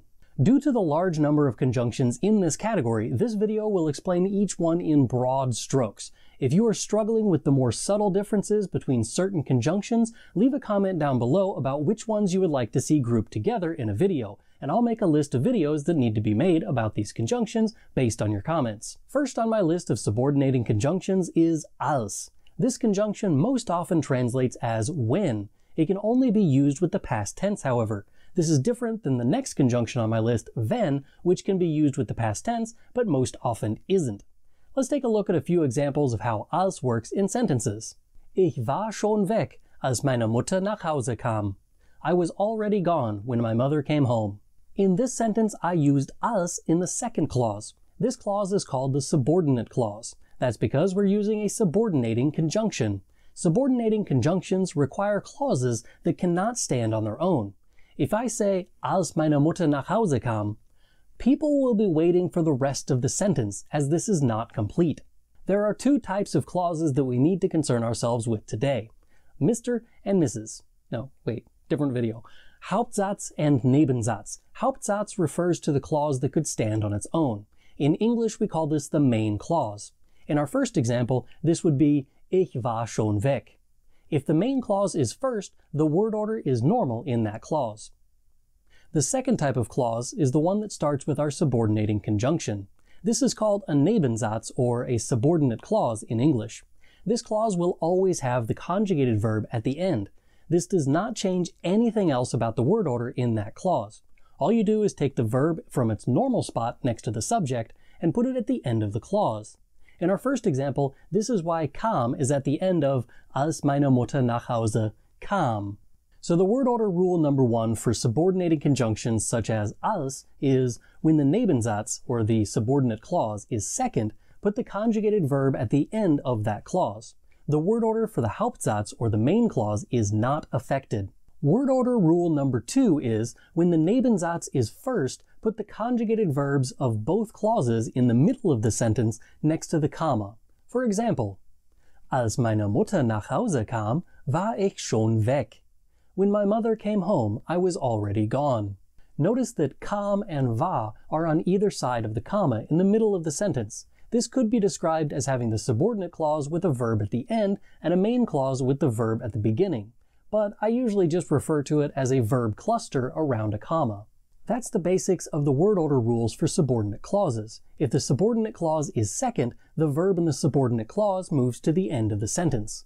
If the subordinate clause is first, the verbs in both clauses are placed next to the comma in the middle of the sentence. Let's go back to some practice examples of als. Als die Schulglocke ertönte, gingen die Schüler nach Hause. When the school bell rang, the students went home. Als das Mädchen das Klavier zum Strand gebracht hat, haben die Strandbesucher gestarrt. When the girl brought the piano to the beachgoers stared. Die Strandbesucher waren erstaunt, als sie das gesehen haben. The beach visitors were surprised when they saw that. Pinocchio wurde erschreckt, als der Wal ihn verschluckte. Pinocchio was scared when the whale swallowed him. While als can only be used in the past, the conjunction wenn can be used with all of the tenses. If you want to use it with the past, however, you're probably going to need a qualifier before wenn. You should indicate how often it occurred in the past when you use wenn. For example, immer wenn ich Kekse aß, aß ich sehr viele. Always when I ate cookies, I ate a lot. Jedes Mal, wenn ein blaues Auto sah, schlug mich. Every time when he saw a blue car, he hit me. Some websites will tell you that wenn is used in 4 different ways. 1. To show a condition. Wenn es regnet, spiele ich im Haus. When it rains, I play in the house. Number 2. Temporal use. Jedes Mal, wenn ich einen Hund sehe, muss ich ihn streicheln. Every time when I see a dog, I have to pet him. Number 3. Concession. Wenn auch nicht klar ist, was man machen sollte, even if it's not clear what is to be done. Number 4. Wishes. Wenn ich wüsste, hätte ich etwas anderes gemacht. If I had known, I would have done something different. Most of this is nonsense. The reason you use qualifiers like immer or jedes Mal in front of when it's used in the past tense is that it introduces a condition. This is the only thing it ever does. It cannot have anything to do with the temporal part of the sentence, as this is explained by adverbs and tenses. It doesn't have anything to do with wishes. This part is done by the verbs that are used. It simply introduces a condition. Depending on this condition and whether or not it is met dictates the rest of the sentence. The condition introduction aspect of this conjunction is why wenn is often translated as if. Let's take a look at a few more examples and examine the true purpose of this conjunction. Immer wenn ich Geburtstag hatte, sah ich meinen Vater, aber wenn es nicht mein Geburtstag wäre, hätte ich ihn nicht gesehen. Always when I had a birthday, I saw my father, but if it weren't my birthday, I wouldn't see him. Here we have two different uses of this conjunction. Some would say that the first shows the temporal use and the second shows the conditional, meaning that it triggers the subjunctive mood. In reality, both simply introduce a condition. The first condition being that I had a birthday, and the second condition being that it were not my birthday. The use of the subjunctive mood or the lack thereof is not dependent upon the use of the conjunction, but rather whether or not what we want to express is contrary to reality. As for the temporal use of the first clause, it's actually the word immer and the use of the past tense that tells you when this happened. The conjunction simply gives us the condition. A synonym to wenn is falls. Unlike wenn, however, falls cannot be translated as when. It is more closely related to in case. As with wenn, it introduces a condition. Unlike wenn, it doesn't lend itself very well to Konjunktiv 2 or the subjunctive mood in German. Let's look at a few examples to help you see what I mean. Falls du Hunger hast, gibt es Essen im Kühlschrank. In case you have hunger or are hungry, there is food in the refrigerator. Wenn du Hunger hast, gibt es Essen im Kühlschrank. If you have hunger or are hungry, there is food in the refrigerator. In these sentences, there is practically no difference between wenn and falls. To me, falls draws more attention to the condition than wenn does, but that's about the only difference between them. Wir haben ein Babyphone im Kinderzimmer, falls das Baby aufwacht. We have a baby monitor in the nursery in case the baby wakes up. Wir haben ein Babyphone im Kinderzimmer, wenn das Baby aufwacht. We have a baby monitor in the nursery if the baby wakes up. This time there is a bigger difference. When we use falls, it indicated that the baby monitor was always there, so that on the occasion that the baby wakes up, we would hear it. In the sentence with wenn, it indicates that we would own a baby phone if the baby wakes up. As long as the baby is asleep, there is no baby phone. If the baby wakes up, suddenly there's a baby phone. Seems counterproductive. To be fair, most people would interpret wenn as the same as falls in this instance, as putting the baby monitor in the room after the baby wakes up would be dumb. But it would be much better to simply use falls in this instance so that there is no confusion. Here are some more examples of falls. Falls meine Mutter anruft, bin ich nicht zu Hause. In case my mother calls, I'm not at home. Ich habe einen Leibwächter, falls ich Carol Baskin treffe. I have a bodyguard in case I meet Carol Baskin. Next up is another conjunction that translates as if. This conjunction is ob, but unlike the flexibility that is allowed by wenn, this conjunction can only be used with yes-no type of phrases. This does not mean that the answers that you can use are only yes or no, but that there are only a clear set of options. For example, meine Mutter will wissen, ob du bis zum Abendessen bleibst. My mother wants to know if you will stay for dinner. This sentence doesn't include yes or no, but the response to it does. Ja, ich bleibe. Yes, I'm staying. Nein, ich bleibe nicht. No, I'm not staying. Ob wirklich ein Pilot ist, wissen wir nicht. If he is really a pilot, we don't know. Again, we have two options for the response. Ja, ist Pilot. Yes, he is a pilot. Nein, ist kein Pilot. No, he is not a pilot. As was shown in the last example, we don't actually need to know the answer, and we don't need to list both options in order to use ob. If the second option isn't just a negated version of the first option, however, you do need to include it in the sentence. For example, wir haben uns noch nicht entschieden, ob wir ins Kino oder zum Abendessen gehen. We haven't yet decided if we are going to the movies or to dinner. It doesn't have to be limited to just two options, you can also add more. Wir haben uns noch nicht entschieden, ob wir ins Kino, nach Hause oder zum Abendessen gehen.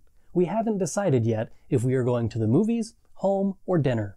Although ob means if, it is not interchangeable with wenn or falls. For instance, ich habe ihn gefragt, ob mitkommt. I asked him if he is coming along. Ich habe ihn gefragt, falls mitkommt. I asked him in case he is coming along. The first one indicates that we simply asked if he was coming along or not. The second option says that we asked him the question, but it was somehow dependent upon him coming along. For instance, if he were in a group of others, some of whom were going to the beach, but you weren't sure which ones, you could ask the entire group whatever the question was, just in case some of them went and you needed the answer to your question.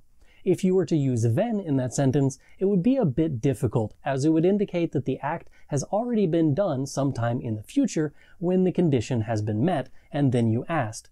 Anyway, the point is, ob, falls, and wenn are not interchangeable. To bring it all full circle, there is also als ob, which combines the first conjunction I explained, als, and ob, which I just explained.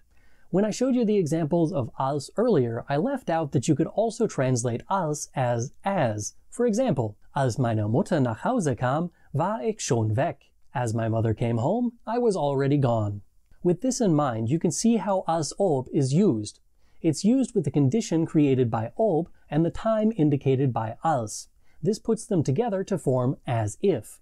This makes it so you assume the condition set up by ob was met. For example, küsst sie, als ob sie liebt. He kisses her as if he loves her. Tanzt wild herum, als ob seine Hose brennt. He dances wildly about as if his pants were on fire. Legt mir Handschellen an, als ob ich ein Verbrecher wäre. He cuffed me, or put handcuffs on me, as if I were a criminal. As you can see, contrary to what some believe, you can use als ob with or without the Konjunktiv 2 or subjunctive mood in German. Ob is also used at the beginning of other conjunctions. There are 3 of these: obgleich, obschon, and obwohl. Most German learners will only be familiar with obwohl, as obgleich and obschon aren't as widely used. The meaning is exactly the same no matter what. I would personally recommend that you simply learn how to use obwohl and just keep in the back of your mind that obgleich and obschon are just archaic ways of saying the same thing. All of them just mean although. Here are a few examples. Obwohl DC Comics bessere Figuren hat, macht Marvel bessere Filme. Although DC Comics has better characters, Marvel makes better films. Batman wird in Filmen nur als Rohling dargestellt, obwohl höchst intelligent ist. Batman is portrayed only as a brute in films, although he is highly intelligent. Obwohl der Schlüssel in das Türschloss passt, kann ich die Tür nicht öffnen. Although the key fits into the door lock, I can't open the door. The conjunction weil is one of the most popular German subordinating conjunctions, as it means because. It is used mostly like the English word, but obviously it changes the word order, as I mentioned at the beginning of this video.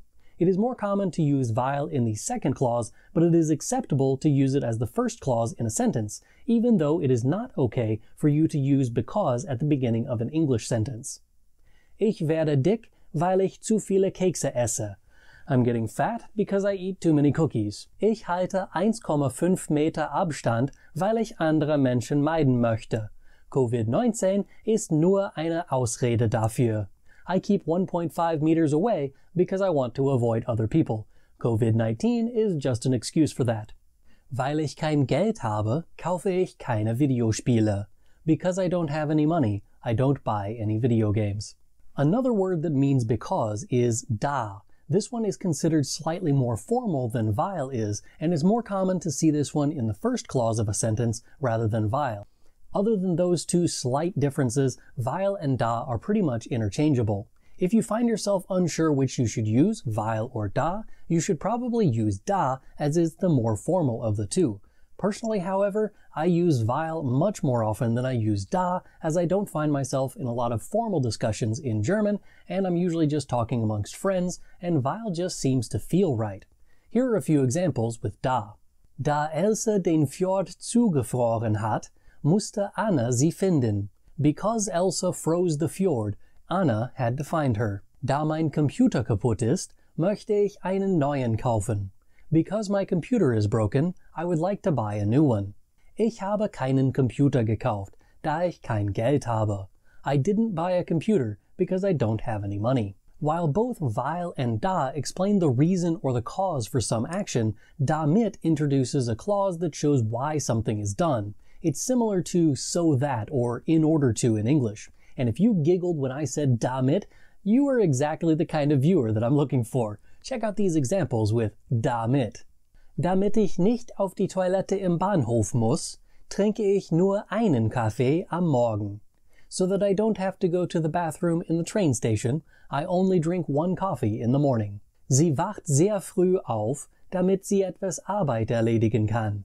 She wakes up very early so she can get some work done. Ich trage eine Fliege, damit ich cool aussehe. I wear a bow tie so that I look cool.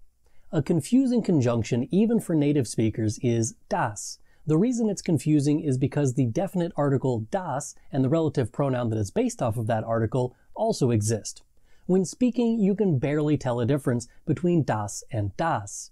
Technically, das has two s's and a short vowel sound, while das has a long vowel sound and one s.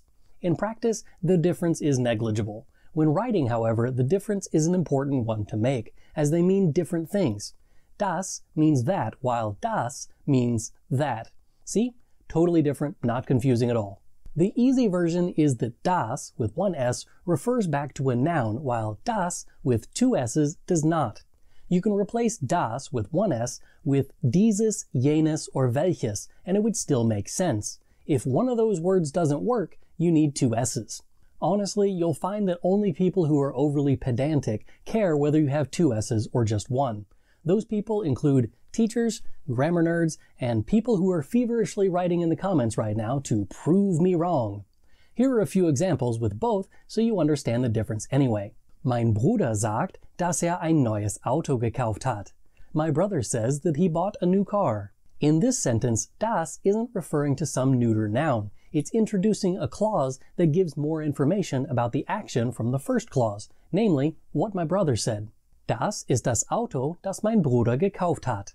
This is the car that my brother bought. In this sentence, das refers back to das Auto, which is a neuter noun, which is why we chose this version with only one s. Mein Bruder sagt, dass das Auto gekauft hat, das mein Vater einmal besaß. My brother says that he bought the car that my father once owned.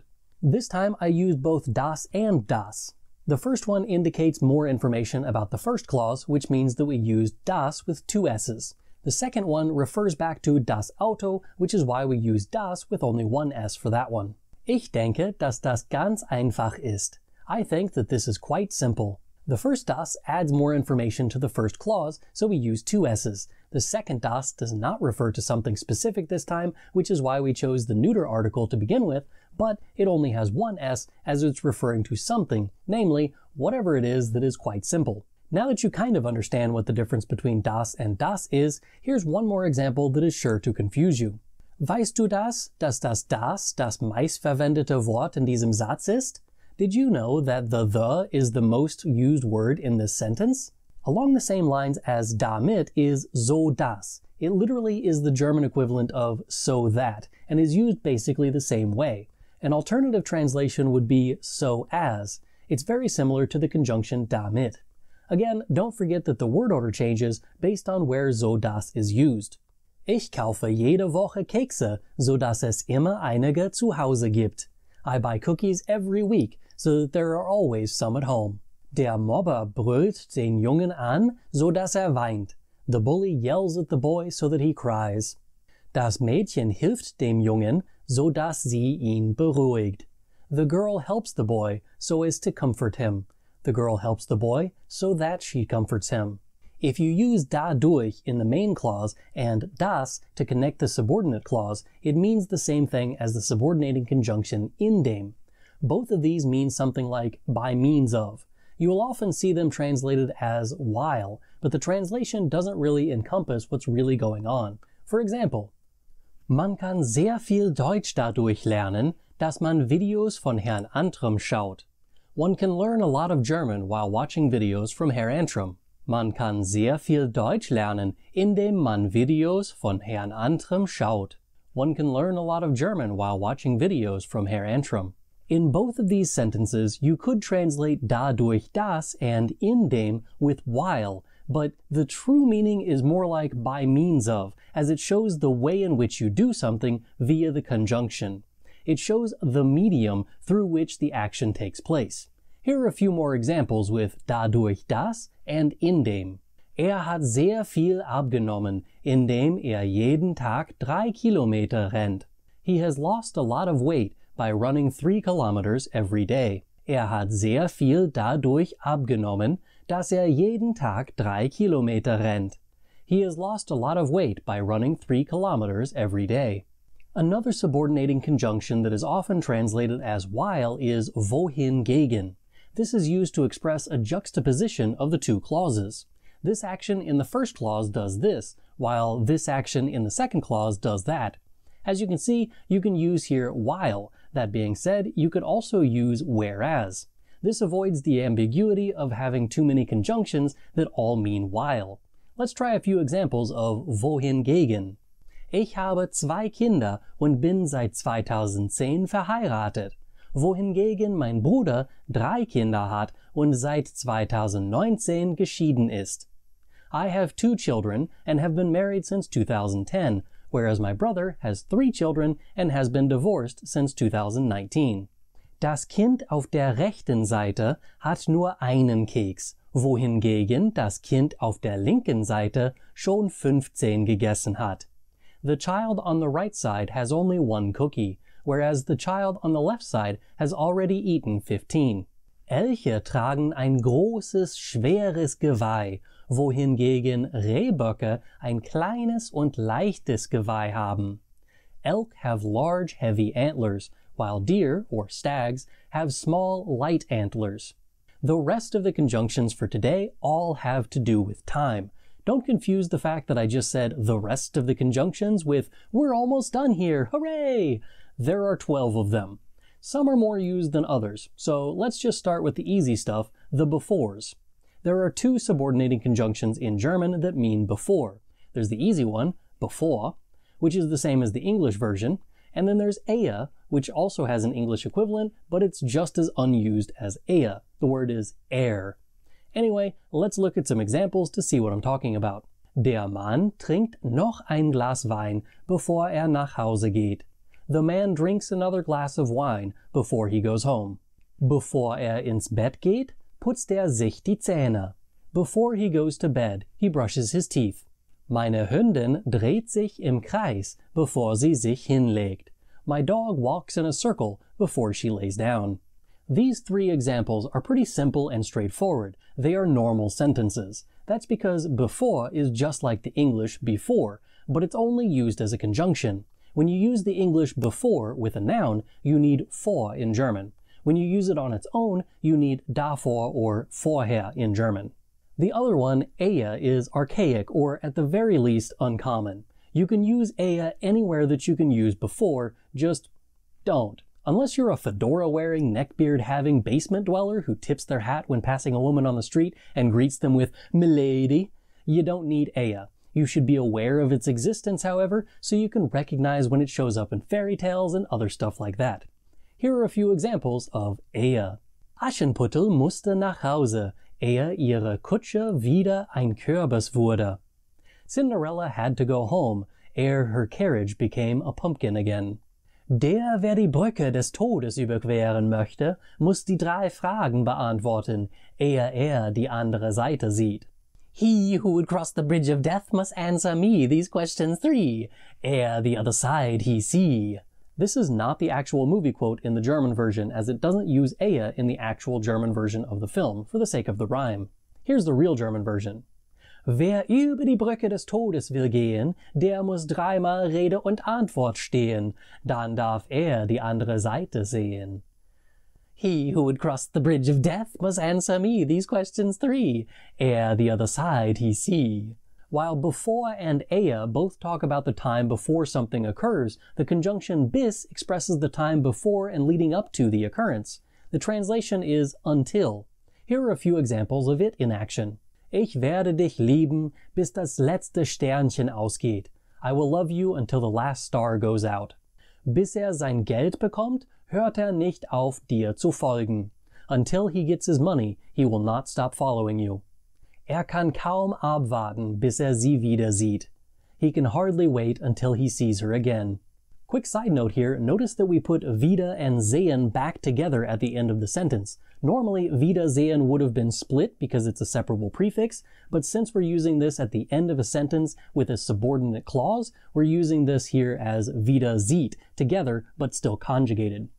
When you want to use while in the traditional sense, not the other ways that I've already mentioned in this video, you need während. Yes, this is another one that doubles as a genitive preposition. Again, the easy way to tell if this is a preposition or a conjunction is where it's located within the sentence and what words are around it. If there is a noun attached to während, you are working with a preposition, and that noun should be in the genitive case. If you have what is essentially an entire sentence with a verb at the end, you're working with a conjunction. Here are a few examples of während as a conjunction. Während mein Bruder schläft, rasiere ich ihm die Haare. While my brother is sleeping, I shave his hair. Was hast du gemacht, während ich den ganzen Haushalt erledigt habe? What did you do while I did all of the housework? Das Böse triumphiert, während gute Menschen nichts tun. Evil triumphs when good men do nothing. So lange translates as long as, but it could be another word that means while. It works in the same way that the English does as well. Just keep in mind that if you can't say as long as when you say while, you need one of the other conjunctions that I've mentioned previously in this video. Here are a few examples of so lange. Solange ich meinen Kaffee bekomme, wird niemand verletzt werden. As long as I get my coffee, no one will get hurt. Der Tiger ist ganz nett, solange Don nicht mit ihm im Käfig ist. The tiger is quite nice, so long as Don isn't in the cage with him. Diese Tür können Sie für 30 Euro kaufen, solange sie auf Lager ist. You can buy this door for 30 euros as long as it is still in stock. If you need a way to say as soon as in German, use the subordinating conjunction sobald. Here are a few examples of that. Sobald ich zu Hause bin, nehme ich die Fliege ab. As soon as I am at home, I take off the bow tie. Die Gottesanbeterin frisst ihren Partner, sobald die Paarung zu Ende ist. The praying mantis eats her partner as soon as the mating is over. This is actually sort of a myth. They're simply cannibals. They eat each other all the time. Males eat other males, or they'll eat females. Females will eat either males or females. It doesn't really matter. When it happens isn't even that important either. Sometimes they'll eat each other while still mating. The more you know. Sobald sein Gehalt bekommt, gibt es aus. As soon as he gets his paycheck, he spends it. You can use so oft to mean as often as or whenever.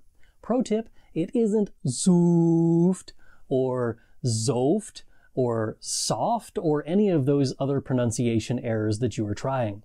The correct pronunciation is two completely separate, different sounding O's.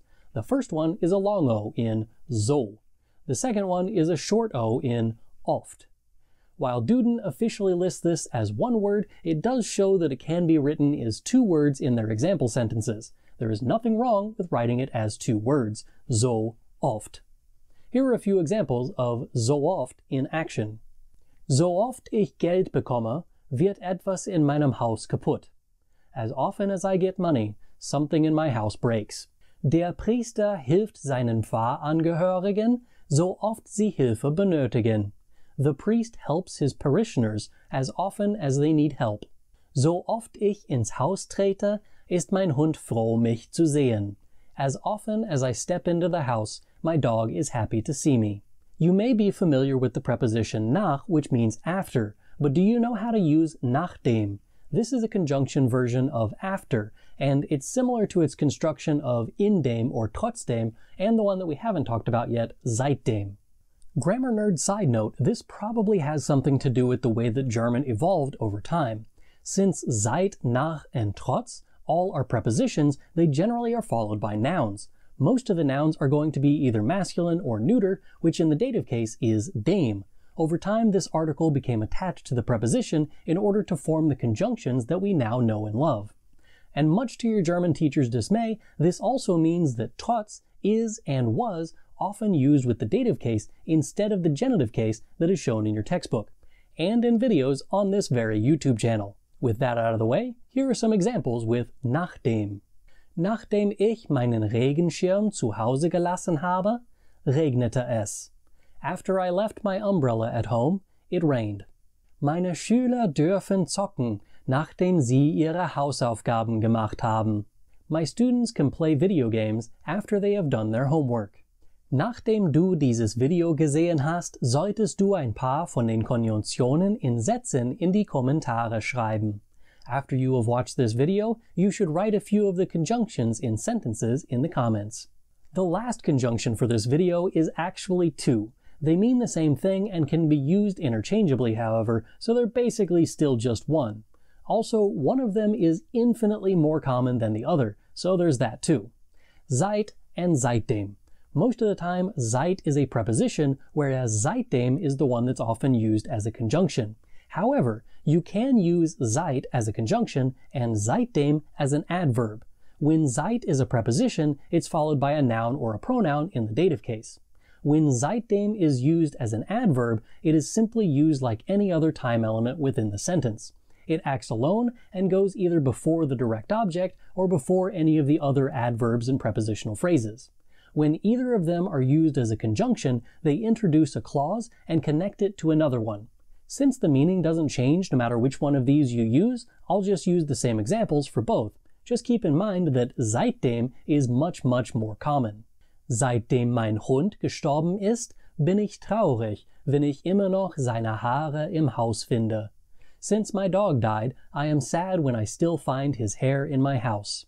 Yep, you can use more than one subordinating conjunction in a single sentence, and you can make both of them use different versions of the word order rules that I mentioned at the beginning of this video. The first part uses the subordinating conjunction first, which pushes the conjugated verbs to the middle by the comma. The second part introduces another clause with another subordinating conjunction, which pushes the conjugated verb in that clause to the end of the clause. There is a lot going on in that sentence. Seitdem du weg bist, kann ich zum ersten Mal durchatmen. Since you've been gone, I can breathe for the first time. Seit du weg bist, kann ich zum ersten Mal durchatmen. Since you've been gone, I can breathe for the first time.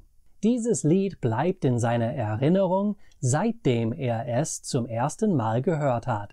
This song stays in his memory since he first heard it. What are two-part conjunctions? Well, as the name implies, they are conjunctions that are used in two parts. That's a terrible definition. How about they are words that connect other words, phrases, or clauses, but require you to put one piece in one half of the sentence and another piece in another half? That's a bit wordy, but at least it's more precise. Basically, these are words that we use in two different parts of a sentence to connect words, phrases, and clauses within that sentence. Luckily for everyone involved, most of these conjunctions are considered coordinating. That means that they don't change the word order. The most difficult part about using them is knowing where to put them. Once you have that down and you know what they mean, you can use them with no problem. First up is the combination of entweder and oder. In English, we use either and or. This conjunction connects two or more options and sets them up so that you can only have one. You know, like that Venn diagram that shows you your options as a student. Good grades, enough sleep, or a social life, choose two. In order to use this conjunction and others on this list that are also coordinating two-part conjunctions, you put entweder, or whatever the first part is, in front of the first option or the first half. Then you put oder, or the second half of the conjunction, before you start the second option or the second half of the sentence. You can use these two parts to introduce an entire clause or simply a word or two. Let's start with a couple of words. Ich möchte entweder einen Foxterrier oder einen Schäferhund. I would like either a fox terrier or a German shepherd. Hätte entweder gern einen Tee oder einen Kaffee. He would like either a tea or a coffee. When you use a two-part conjunction to connect two complete clauses, you need to have each part at the beginning of the respective clause, meaning that the first half of the conjunction goes at the beginning of the first half of the sentence, and the second half of the conjunction goes at the beginning of the second half of the sentence. For example, entweder du stirbst als Held oder du lebst lang genug der Böse zu werden. Either you die a hero or you live long enough to see yourself become the villain. Harvey Dent. Entweder schreib etwas Lesenswertes oder tue etwas Schreibenswertes. Either write something worth reading or do something worth writing. Benjamin Franklin. An alternative version of this quote could be Schreib entweder Dinge, die lesenswert sind, oder tue Dinge, die schreibenswert sind. Either write something worth reading or do something worth writing. Benjamin Franklin. In this version, you see that entweder isn't at the beginning of its clause. This is due to the special nature of entweder. I can put it at the beginning of the sentence or just after the verb. I could have said it with entweder as the first word and it would have still been correct. Just don't forget that while oder can be used on its own, entweder cannot. It must be used in conjunction with oder. You can have more than two options with entweder oder. For example, ich möchte entweder einen Hund, eine Katze oder einen Goldfisch. I would like a dog, a cat, or a goldfish. Entweder du räumst dein Zimmer auf, du spülst das Geschirr, oder du reinigst das Bad. Either you clean your room, you wash the dishes, or you clean the bathroom. Next up is the negated version of entweder oder, weder noch. In English, we simply add n to the beginning of each word, and now we have neither nor instead of either or. In German, we remove the ent and swapped oder for noch. The end result is the same. You have several options, but you can't have any of them. This usually is limited to just two options, but just like entweder oder, you can have more than just the two options. Here are a few examples of it in action. Ich habe weder eine Katze noch einen Hund. I have neither a cat nor a dog. Möchte weder Kaffee trinken noch einen Keks essen. He would like neither to drink coffee nor to eat a cookie. Wir dürfen weder ins Kino gehen noch in die Disco, weil ich Hausarrest habe. We can neither go to the movies nor to the club because I am grounded. Wer sich weder durch Lob verführen noch durch Tadel in Verwirrung bringen lässt, der besitzt großen Herzensfrieden. Great tranquility of heart is his who cares neither for praise nor blame. Thomas à Kempis. Literally speaking, who is neither led astray by praise nor is allowed to be brought into dismay by reproach, he has great tranquility of heart. Weder noch also does something weird. If you have two full clauses that you want to combine, weder pushes the subject to the other side of the verb. This happens with adverbial conjunctions, which is a topic for next week. This basically says that the adverb is acting like a conjunction, which means that it pushes the subject to the other side of the verb, just like any other adverb. For once, the English word order actually mirrors this, and therefore pushes the subject to the other side of the verb as well. For example, weder darf ins Kino, noch kann es ihm leisten. Neither can he go to the movies, nor can he afford it. Weder arbeite ich heute, noch muss ich in die Schule. Neither do I have to work today, nor do I have to go to school. On the other end of the continuum, we have nicht nur, sondern auch. This combination means not only, but also in English. It indicates that both the first thing and the other thing are true. Unlike the conjunctions mentioned so far, the nicht nur part of the sentence does not start with nicht nur. Instead, you put nicht nur after the verb in the first clause. Sondern auch is also a bit odd in that it can be split with extra words in between sondern and auch. You do start the second clause with sondern, however. Let's start by combining just a few words and work our way up to full clauses. Hat nicht nur einen Hund, sondern auch eine Katze. He has not only a dog, but also a cat. Trinkt nicht nur einen Kaffee, sondern auch ein Glas Wasser. He isn't drinking just a coffee, but also a glass of water. Wir fahren nicht nur in die Stadt, sondern kaufen auch ein. We are not only driving into town, but also shopping. Sie bringt nicht nur Wein für meinen Eltern, sondern gibt den Kindern auch Schokolade. She is not only bringing wine for my parents, but also bringing chocolate for the children. How do you know where to put auch? Sometimes it's next to sondern, but more often there are a few words between sondern and auch. How many words? Is there a limit? The auch in these sentences acts kind of like a placement for nicht in other sentences. If you reword the clause into a standalone sentence with nicht, you can find the placement for auch. For example, wir kaufen nicht ein. We are not shopping. Wir kaufen auch ein. We are also shopping. Sie gibt den Kindern nicht Schokolade. Or sie gibt den Kindern keine Schokolade. She isn't giving the children chocolate. Sie gibt den Kindern auch Schokolade. She is also giving the children chocolate. A synonym for nicht nur sondern auch is sowohl als auch. It still translates as not only but also in English, but there is a very subtle difference between the two. Nicht nur sondern auch indicates a sort of standard versus surprise or unusual juxtaposition, whereas sowohl als auch means that both things are the same.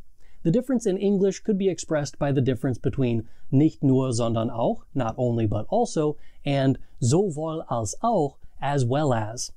For example, sowohl mein Bruder als auch meine Schwester haben blonde Haare. My brother as well as my sister have blonde hair. If you switch the brother and the sister in this sentence, nothing happens, nothing changes in the meaning. Sowohl meine Schwester als auch mein Bruder haben blonde Haare. My sister as well as my brother have blonde hair. If you try to switch them when you're using nicht nur sondern auch, you change the meaning ever so slightly. Nicht nur mein Bruder, sondern auch meine Schwester haben blonde Haare. Not only my brother, but also my sister has blonde hair. My brother was expected to have blonde hair, but it's somewhat surprising that another family member, namely my sister, also has blonde hair. Nicht nur meine Schwester, sondern auch mein Bruder haben blonde Haare. Not only my sister, but also my brother has blonde hair. Sister was expected to have blonde hair, but it's somewhat surprising that another family member, namely my brother, has blonde hair. The difference can be more striking in other situations. The examples previously didn't really make much of a difference, but it would make a big difference in the following example. Ich führe sowohl meinen Hund Gassi als auch meine Katze. I walk my dog as well as my cat.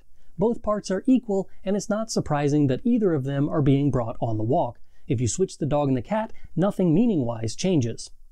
Ich führe nicht nur meinen Hund Gassi, sondern auch meine Katze. I don't only take my dog for a walk, but also my cat. It's pretty standard to take your dog for a walk. Cats, on the other hand, aren't big fans of leashes, so this is a bit odd. Therefore, we used nicht nur, sondern auch. If you switch the dog and the cat in this example, the difference is much bigger, as people don't normally walk their cat. Generally speaking, you can use sowohl als auch, where you could use und, which is why it's not very common to see full clauses connected by sowohl als auch, and why you didn't see any in my example sentences. Next up is zwar aber, which basically is like, yeah, but. It indicates the first thing is true, but there is some additional information that is needed to contextualize this information. Here are a few examples. Zwar habe ich genügend Geld, aber ich möchte es nicht ausgeben. It's true that I have enough money, but I don't want to spend it. You can also move zwar to the adverb position. Ich habe zwar genügend Geld, aber ich möchte es nicht ausgeben. It is true that I have enough money, but I don't want to spend it. Zwar kann ich Deutsch sprechen, aber ich bin kein Deutscher. It's true that I can speak German, but I am not a German. Ich kann zwar Deutsch sprechen, bin aber kein Deutscher. It is true that I can speak German, but I'm not German. This time I move not only the word zwar, but also the word aber. This is not necessary, but again possible. Moving zwar or aber simply makes it a stylistic choice and has little difference on the meaning. If you start a sentence with zwar, you are drawing attention to the it's true part of the sentence. If you move zwar, it could be better translated in English by adding vocal emphasis on the helping word. Sometimes this is a form of being, but it can also be a modal verb, like in these examples. Ich kann zwar Deutsch sprechen, aber ich bin kein Deutscher. I can speak German, but I'm not a German. Ich habe zwar genügend Geld, aber ich möchte es nicht ausgeben. I do have enough money, but I don't want to spend it. When you move aber, it's more like adding the word however to the English translation. Ich kann zwar Deutsch sprechen, bin aber kein Deutscher. I can speak German, am however not a German. Ich habe zwar genügend Geld, möchte es aber nicht ausgeben. I do have enough money, wouldn't like to spend it however. There are a few ways to compare and contrast the clauses that are in a sentence. The first on my list is einerseits, andererseits. This is mostly related to the English on the one hand and on the other hand. For example, einerseits brauchen wir Lehrer, andererseits wollen wir sie nicht gut bezahlen. On the one hand, we need teachers, but on the other hand, we don't want to pay them well. Einerseits finde ich sie ganz nett. Andererseits kann sie manchmal nervig sein. On the one hand, I find her quite nice. On the other hand, she can be quite annoying sometimes. You don't always have to have einerseits in order to use andererseits. It can be used as a normal adverbial coordinating conjunction. This means that the subject is pushed to the other side of the verb when you use andererseits at the beginning. For example, du hast vermutlich recht. Andererseits könnte einfach Hallo sagen wollen. You probably are correct. On the other hand, he could just want to say hello. You do have to have andererseits in order to use einerseits, however. While einerseits can't stand on its own, you can put both einerseits or andererseits in an adverbial position in the sentence and the conjunction still works. For example, wollte sich einerseits berühmt machen. Andererseits hat sein Publikum sehr genervt. He wanted to make himself famous on the one hand, but he annoyed his audience a lot. The combination of einerseits and andererseits is great for showing the two sides of an argument. Einerseits sollte seine Hausaufgaben machen. Andererseits sagen seine Eltern, dass sein Zimmer aufräumen sollte. On the one hand, he should do his homework. On the other hand, his parents say that he should clean his room. If you want to say that sometimes an event goes this way while at other times it goes that way, you need the word mal, twice. On its own, mal generally translates as once or sometime. When you put it at the beginning of each clause, it pushes the subject to the other side of the verb and shows the contrast between sometimes this and sometimes that. For example, mal bist du der Vogel, mal der Wurm. Sometimes you're the bird, sometimes the worm. Mal ist mein Sohn sehr süß und lustig, mal schreit nur. Sometimes my son is very sweet and funny, other times he just screams.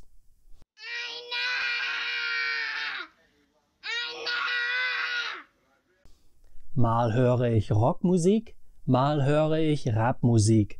Sometimes I listen to rock music, sometimes I listen to rap music. Along the same lines is tiles. This one is another conjunction that simply repeats itself, but instead of sometimes, tiles means partly or in part. Again, it's used like an adverb, meaning that it moves the subject to the other side of the verb if you use it first. But it's also possible to move tiles to a normal adverb spot. For example, teils war der Film interessant, teils war langweilig. The film was partly interesting, partly it was boring. Mein Frühstück besteht teils aus Cornflakes, teils aus Milch. My breakfast consists partly of cornflakes, or cereal, partly of milk. All of the conjunctions so far for today have been coordinating conjunctions, meaning that they don't change the word order, or they're adverbial conjunctions, meaning that they move the subject to the other side of the verb. The last few that I want to talk about today are subordinating conjunctions that are split into two parts. The first of these is by far the most common of them, je, desto. This is a weird one for me to translate, as in English it simply means the. It's followed by a comparative form of an adjective or an adverb. Je mehr ich esse, desto dicker werde ich. The more I eat, the fatter I become. Je früher ich aufwache, desto mehr Arbeit kann ich erledigen. The earlier I wake up, the more work I can get done. Je älter ich werde, desto weniger weiß ich. The older I get, the less I know. Notice that the verb goes after the comparative form in the second clause. This is why werde is after dicker. When a subordinating conjunction is used in the first clause, as je is in these examples, the conjugated form of the verb in both clauses is next to the comma in the middle of the sentence. But since we have two parts to our conjunction this time, we have to put the conjunction first, which then has to be followed by its comparative form of the adjective, and then our verb. So the word order is first half of the subordinating conjunction, in these examples, je, subject, whatever is after that in the sentence, conjugated verb, comma, second half of the subordinating conjunction, in this case, desto, comparative form of the adverb or adjective, conjugated verb, subject, and then the rest of the stuff in the sentence.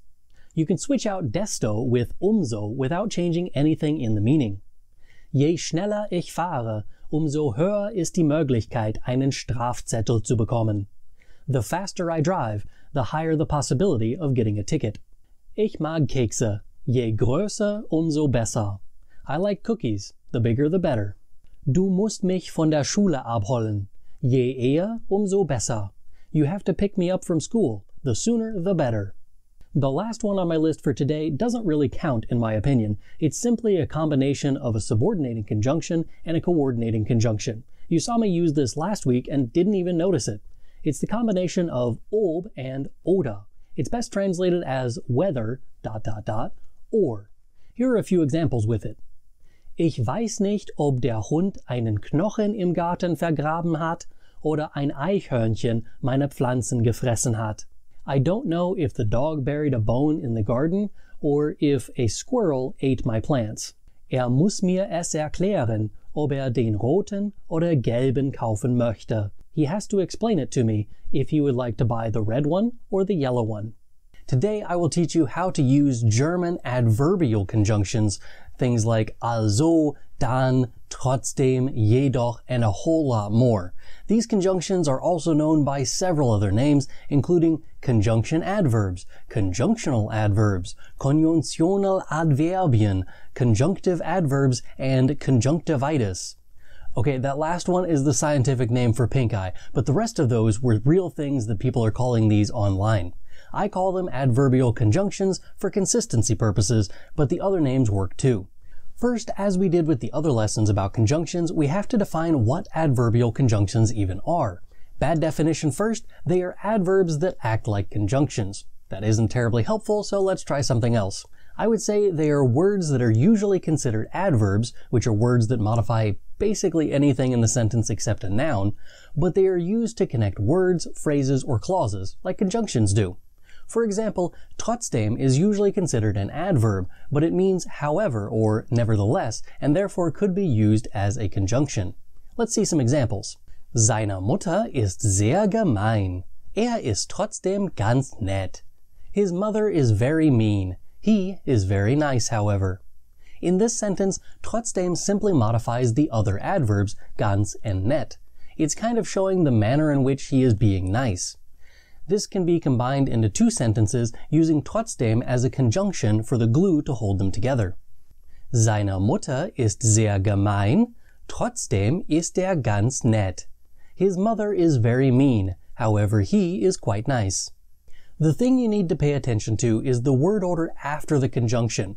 With the coordinating conjunctions, the word order was not affected at all. This would put the verb after but that isn't what happened here. Subordinating conjunctions would require you to move the verb to the end of the sentence or the end of the clause, which is also not what happened here. We simply started the clause with trotzdem and moved our subject to the other side of the verb, ist. This is the same thing that happens if you start any sentence with any other adverb. The most common way to do this is to start with the time element at the beginning of the sentence and then move the subject to the other side of the verb. For example, Ich gehe heute ins Kino. I am going to the movie theater today. Heute gehe ich ins Kino. Today I am going to the movie theater. So adverbs can be placed at the beginning of a sentence or at the beginning of a clause and move the subject to the other side of the verb. Some of these adverbs can be used as conjunctions as they connect one clause to another. This is what we call adverbial conjunctions. Let's get into the list. There are a ton of adverbs that can be used to connect clauses to each other, but there are only a handful of them that are actually used in everyday conversations. I'm going to focus on the ones that are actually used in normal conversations in German, and then at the end I'll show you a big list of the other ones and how they are used. There are 5 main adverbs that basically mean therefore, that's why, or hence. They are daher, darum, deshalb, deswegen, and somit. Each of them have their own subtleties and differences, however. I could spend an entire video talking about the differences between the whys, wieso, weshalb, warum, and their answers, but this video already has enough going on in it without diving into the deep end of that. Instead, I'll try and explain them in a broader sense, but don't take this explanation as the only thing you need to know in order to master these words, as that is not the case. Daher is like saying from that, or hence, or as a result. It shows the origin of the event. For example, Der Schüler hat nichts gelernt, daher hat die Prüfung nicht bestanden. The student didn't learn anything, or study. As a result, he didn't pass the test. Ich trinke jeden Tag 4 Liter Wasser. Daher muss ich oft auf die Toilette. I drink 4 liters of water every day. Hence, I have to go to the bathroom a lot. Darum is similar to daher in that it could be translated as because, but darum carries with it the connotation of around that or about that. Sein Hund ist gestorben. Darum ist traurig. His dog died. That's why he's sad. Die Studentin liest jeden Tag 2 Bücher. Darum ist sie sehr klug. The student reads 2 books every day. That's why she is very smart. Deshalb and deswegen are difficult to tell apart. If you can reword the sentence to include the preposition wegen instead of the adverbial conjunction deswegen, you can probably use deshalb or deswegen. Ich bin mit dem Auto meines Vaters gegen einen Baum gefahren. Deswegen darf ich sein Auto nicht mehr fahren. I drove my father's car into a tree, so I am not allowed to drive his car anymore. Wegen des Unfalls darf ich sein Auto nicht mehr fahren. Because of the accident, I am not allowed to drive his car anymore. Deswegen darf ich es nicht fahren. That's why I'm not allowed to drive it. The last one on my list of similar meanings is the furthest removed from the others. Somit indicates that something was done in order to accomplish something else. It is similar in that it shows the cause of the action, but it could be translated as so that or in order to. It's important to note that somit is used in a main clause or Hauptsatz, but there's also so dass, which has a similar meaning, but is a subordinating conjunction and therefore uses a subordinate clause. Here are some examples of somit. Die Knicks haben noch einmal verloren. Somit erreichen sie dieses Jahr die Playoffs nicht. The Knicks lost again, hence they missed the playoffs again. Sam hat die meisten Punkte, somit hat sie gewonnen. Sam has the most points, with that she won. There are a few ways to say however or nonetheless in German. I talked about one in my coordinating conjunction video, doch. There are 2 others that I want to talk about today, allerdings and trotzdem. Allerdings is more of a feeling of all things considered, or however, while trotzdem is more like in spite of that. The difference is subtle, but the main point is that trotzdem feels stronger than allerdings. Here are a few examples of them. Die Reise durch Deutschland war anstrengend, allerdings war sie auch sehr schön. The trip through Germany was exhausting or demanding, nonetheless it was very beautiful. Die Interesse der Schüler schwindet. Allerdings ist das nicht außergewöhnlich, da es schon 14 Uhr ist. The interest of the students is waning, however this is not out of the ordinary as it is already 2 p.m. Mein Bruder hat schon zu Abend gegessen, trotzdem möchte mit uns essen gehen. My brother already ate dinner, in spite of that he would like to go to dinner with us. Das Wasser ist grün, trotzdem schwimmt sie. The water is green, in spite of that she is swimming. The most common and most widely used way to say in addition to or likewise in German is außerdem. The preposition außer means besides. When you add dem to the end of it, it's like saying besides that or in addition to that. With this in mind, you can use this as a conjunction. Here are a few examples of that. Diese Schuhe sind zu klein. Außerdem fallen sie auseinander. These shoes are too small. Besides that, they are falling apart. Ich möchte noch nicht essen. Außerdem mag ich keinen Fisch. I would not like to eat yet. Besides that, I don't like fish. If you would like to say otherwise in German, sonst is a good option. For example, der Bär muss keinen Hunger haben. sonst hätte dich gefressen. The bear must not be hungry, otherwise he would have eaten you. Das erste Schwein musste gefressen werden wollen, sonst hätte sein Haus aus Stein gebaut. The first pig must have wanted to get eaten, otherwise he would have built his house out of stone. These are nowhere near the entire list of adverbial conjunctions in German. In fact, there are more than 50 of them. In this chart, you can see a list of the different adverbs that can be used as conjunctions. These are separated based on their use. Instead of giving you examples of each one individually, I will simply explain what each category means and what that means for the adverbs in that group. Copulative refers to the fact that something adds to something else in the first clause. This is why you see außerdem, besides that, in that group. Other examples would include weiter, further or furthermore, ebenso, equally or as well as, and darüber hinaus, beyond that. Lokal refers to the location of something. Daneben, for example, would be next to that, but it can also take on a more figurative meaning of that phrase. You'll notice that all of them on this list are da compounds. This is pretty common for a lot of adverbial conjunctions, as da compounds lend themselves to this kind of use very well. For more on da compounds, you can watch the video that I have linked in the description for that. Temporal expresses a time. Davor, for example, means before that, and währenddessen means during that. These are great transitional conjunctions if you're writing an essay or for use on a written part of a German exam. I would highly recommend that you learn how to use all of these well, as they will come in handy. Since they are so helpful, I wrote example sentences for most of them, with the exception of indessen, because it's not very widely used. Meine Hündin riecht die Schildkröte. Davor hat sie keine gesehen. My dog is smelling the turtle. Before that, she hadn't seen one. Meine Mutter geht einkaufen. Währenddessen bleibe ich zu Hause und zocke. My mother is going shopping. During that time, I am staying home and playing video games. Wir haben zusammen zu Abend gegessen. Danach sind wir ins Kino gegangen. We ate dinner together. After that, we went to the movies. Spricht zuerst mit seiner Familie, anschließend mit seinem Chef. He is speaking with his family first, and after that, with his boss. Next up is causal, which, as you might guess, is the cause of something. They are almost all translated as that's why or because. The most popular ones were mentioned at the beginning of this video.